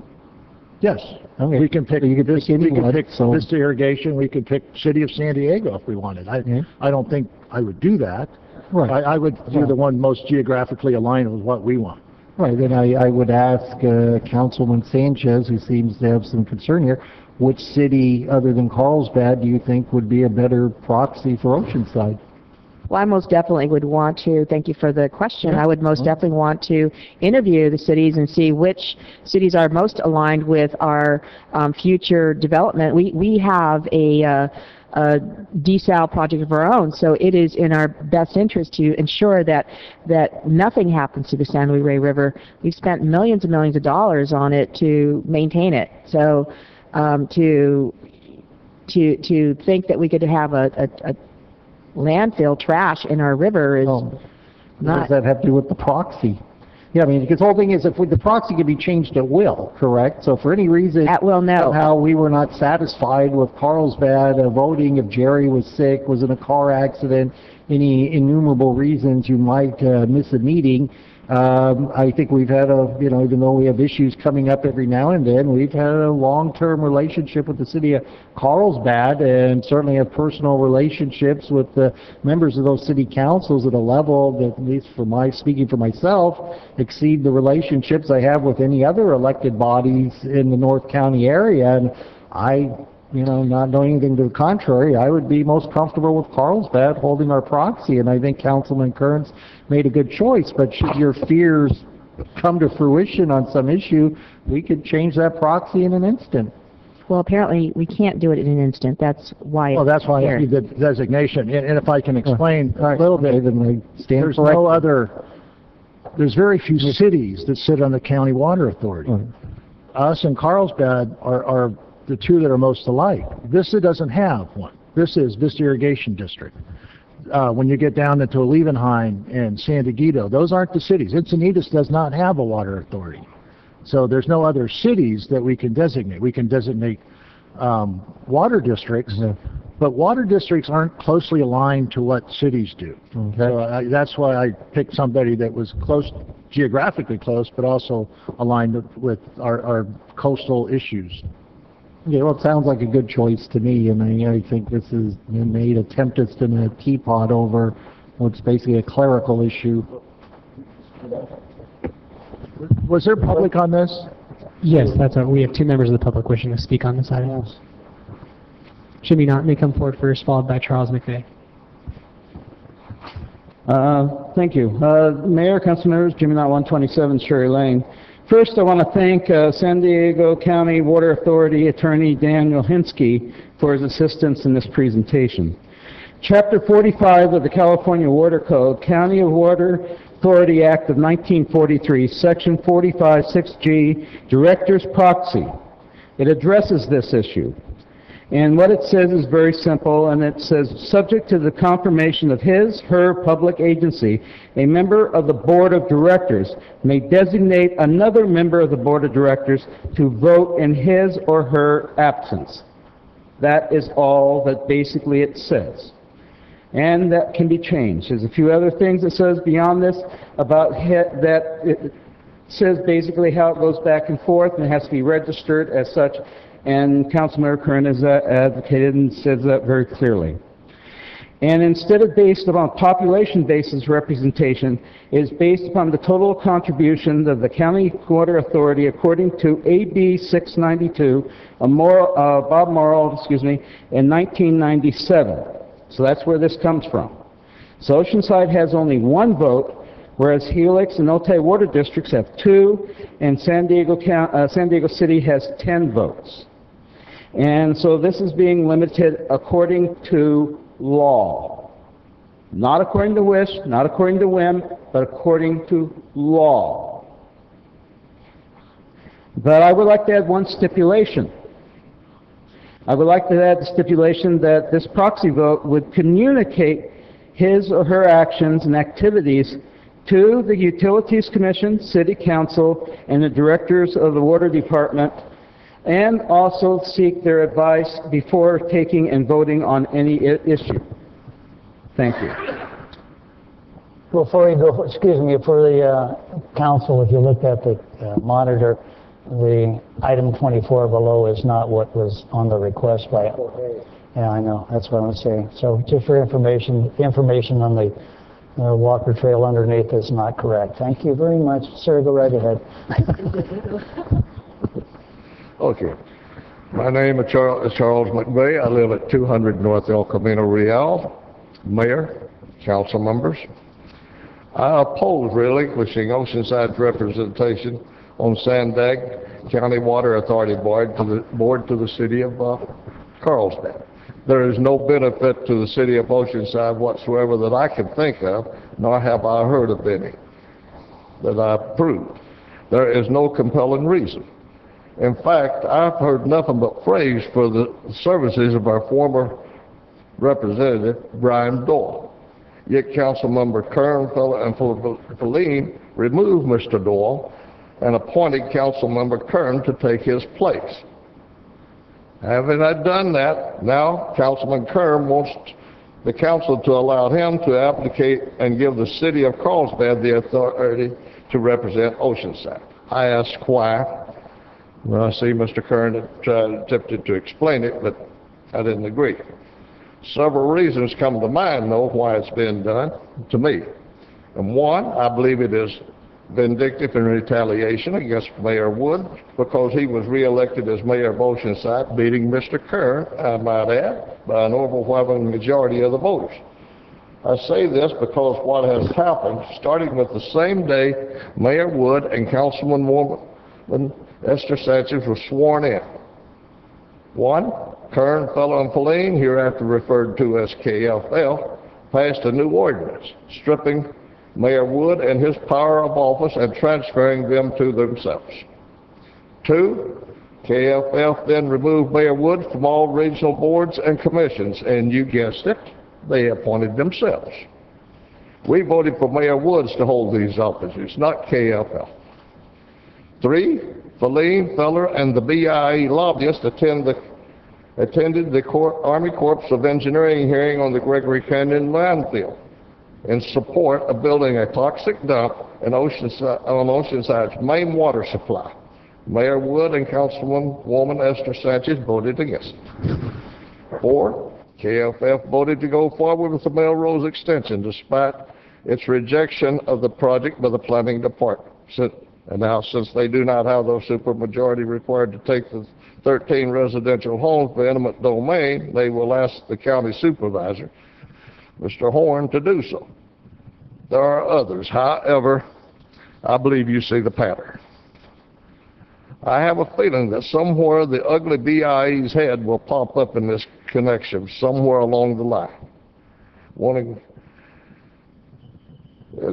Again, Councilman Kern, I oppose this, and I asked you to advocate this request instead of your seat on the board.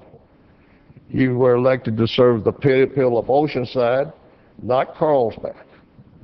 And Mr. Bryan, if he was doing such a good job, why did you remove him? He could have done the same thing that you were asking it to be done. Thank you. Anything else? No more public on this item. Last speaker, I have nothing to say. I know my opinion won't go anywhere, but you're closing. You're closing. No, it's good. I think everybody's said. Please vote. Motion approved, 3-2. Wood and Sanchez, no. Mr. Clerk, closed session report. I'll take care of that. That one. Yeah, I was going to say, a very, very long time ago, we met in closed session today. 3 hours. On time. No, it was I think 2 about o'clock. 7 hours ago, 7 so hours ago. I forgot what happened. No, I'm just kidding. The council met on labor negotiations on item 1A involving the management employees of the City of Oceanside and the Oceanside City Employees Association. There was discussion and direction, no reportable action at this time. Item 1B, public employee personnel evaluation involving city attorney, city manager. No action to report on that item. Item 2A, conference with legal counsel with regard to the initiation or potential initiation of one case. Council did meet and discuss that item. There's no action to report. And finally, the council received an informational briefing on existing litigation in the matter of Hurst versus Garcia in the City of Oceanside and Garcia versus the city et al. Again, there is no reportable action on item 2B. Thank you, sir. I'll adjourn this meeting to Wednesday, April 3rd, 2013 at 2 o'clock at the same location. Good night, be safe.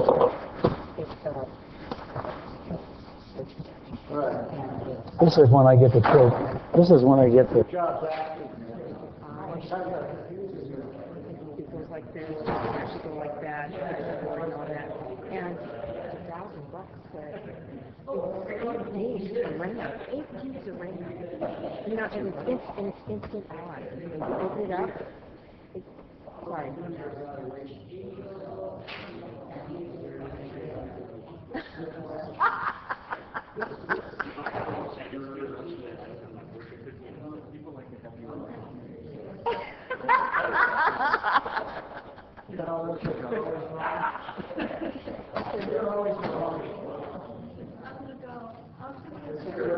Yeah, sorry. Everybody, heads up. Well, I'm gonna go on, I'm gonna go to the park station and train up come back.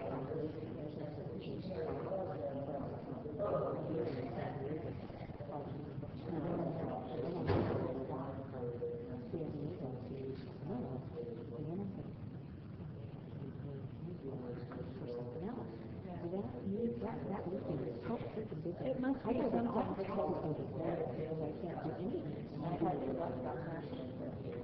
I've already heard 3 or 4 times now because other people are being out of town and stuff, so I'll see what I can do. But if it's going to stay on that day, there's something that you want to address.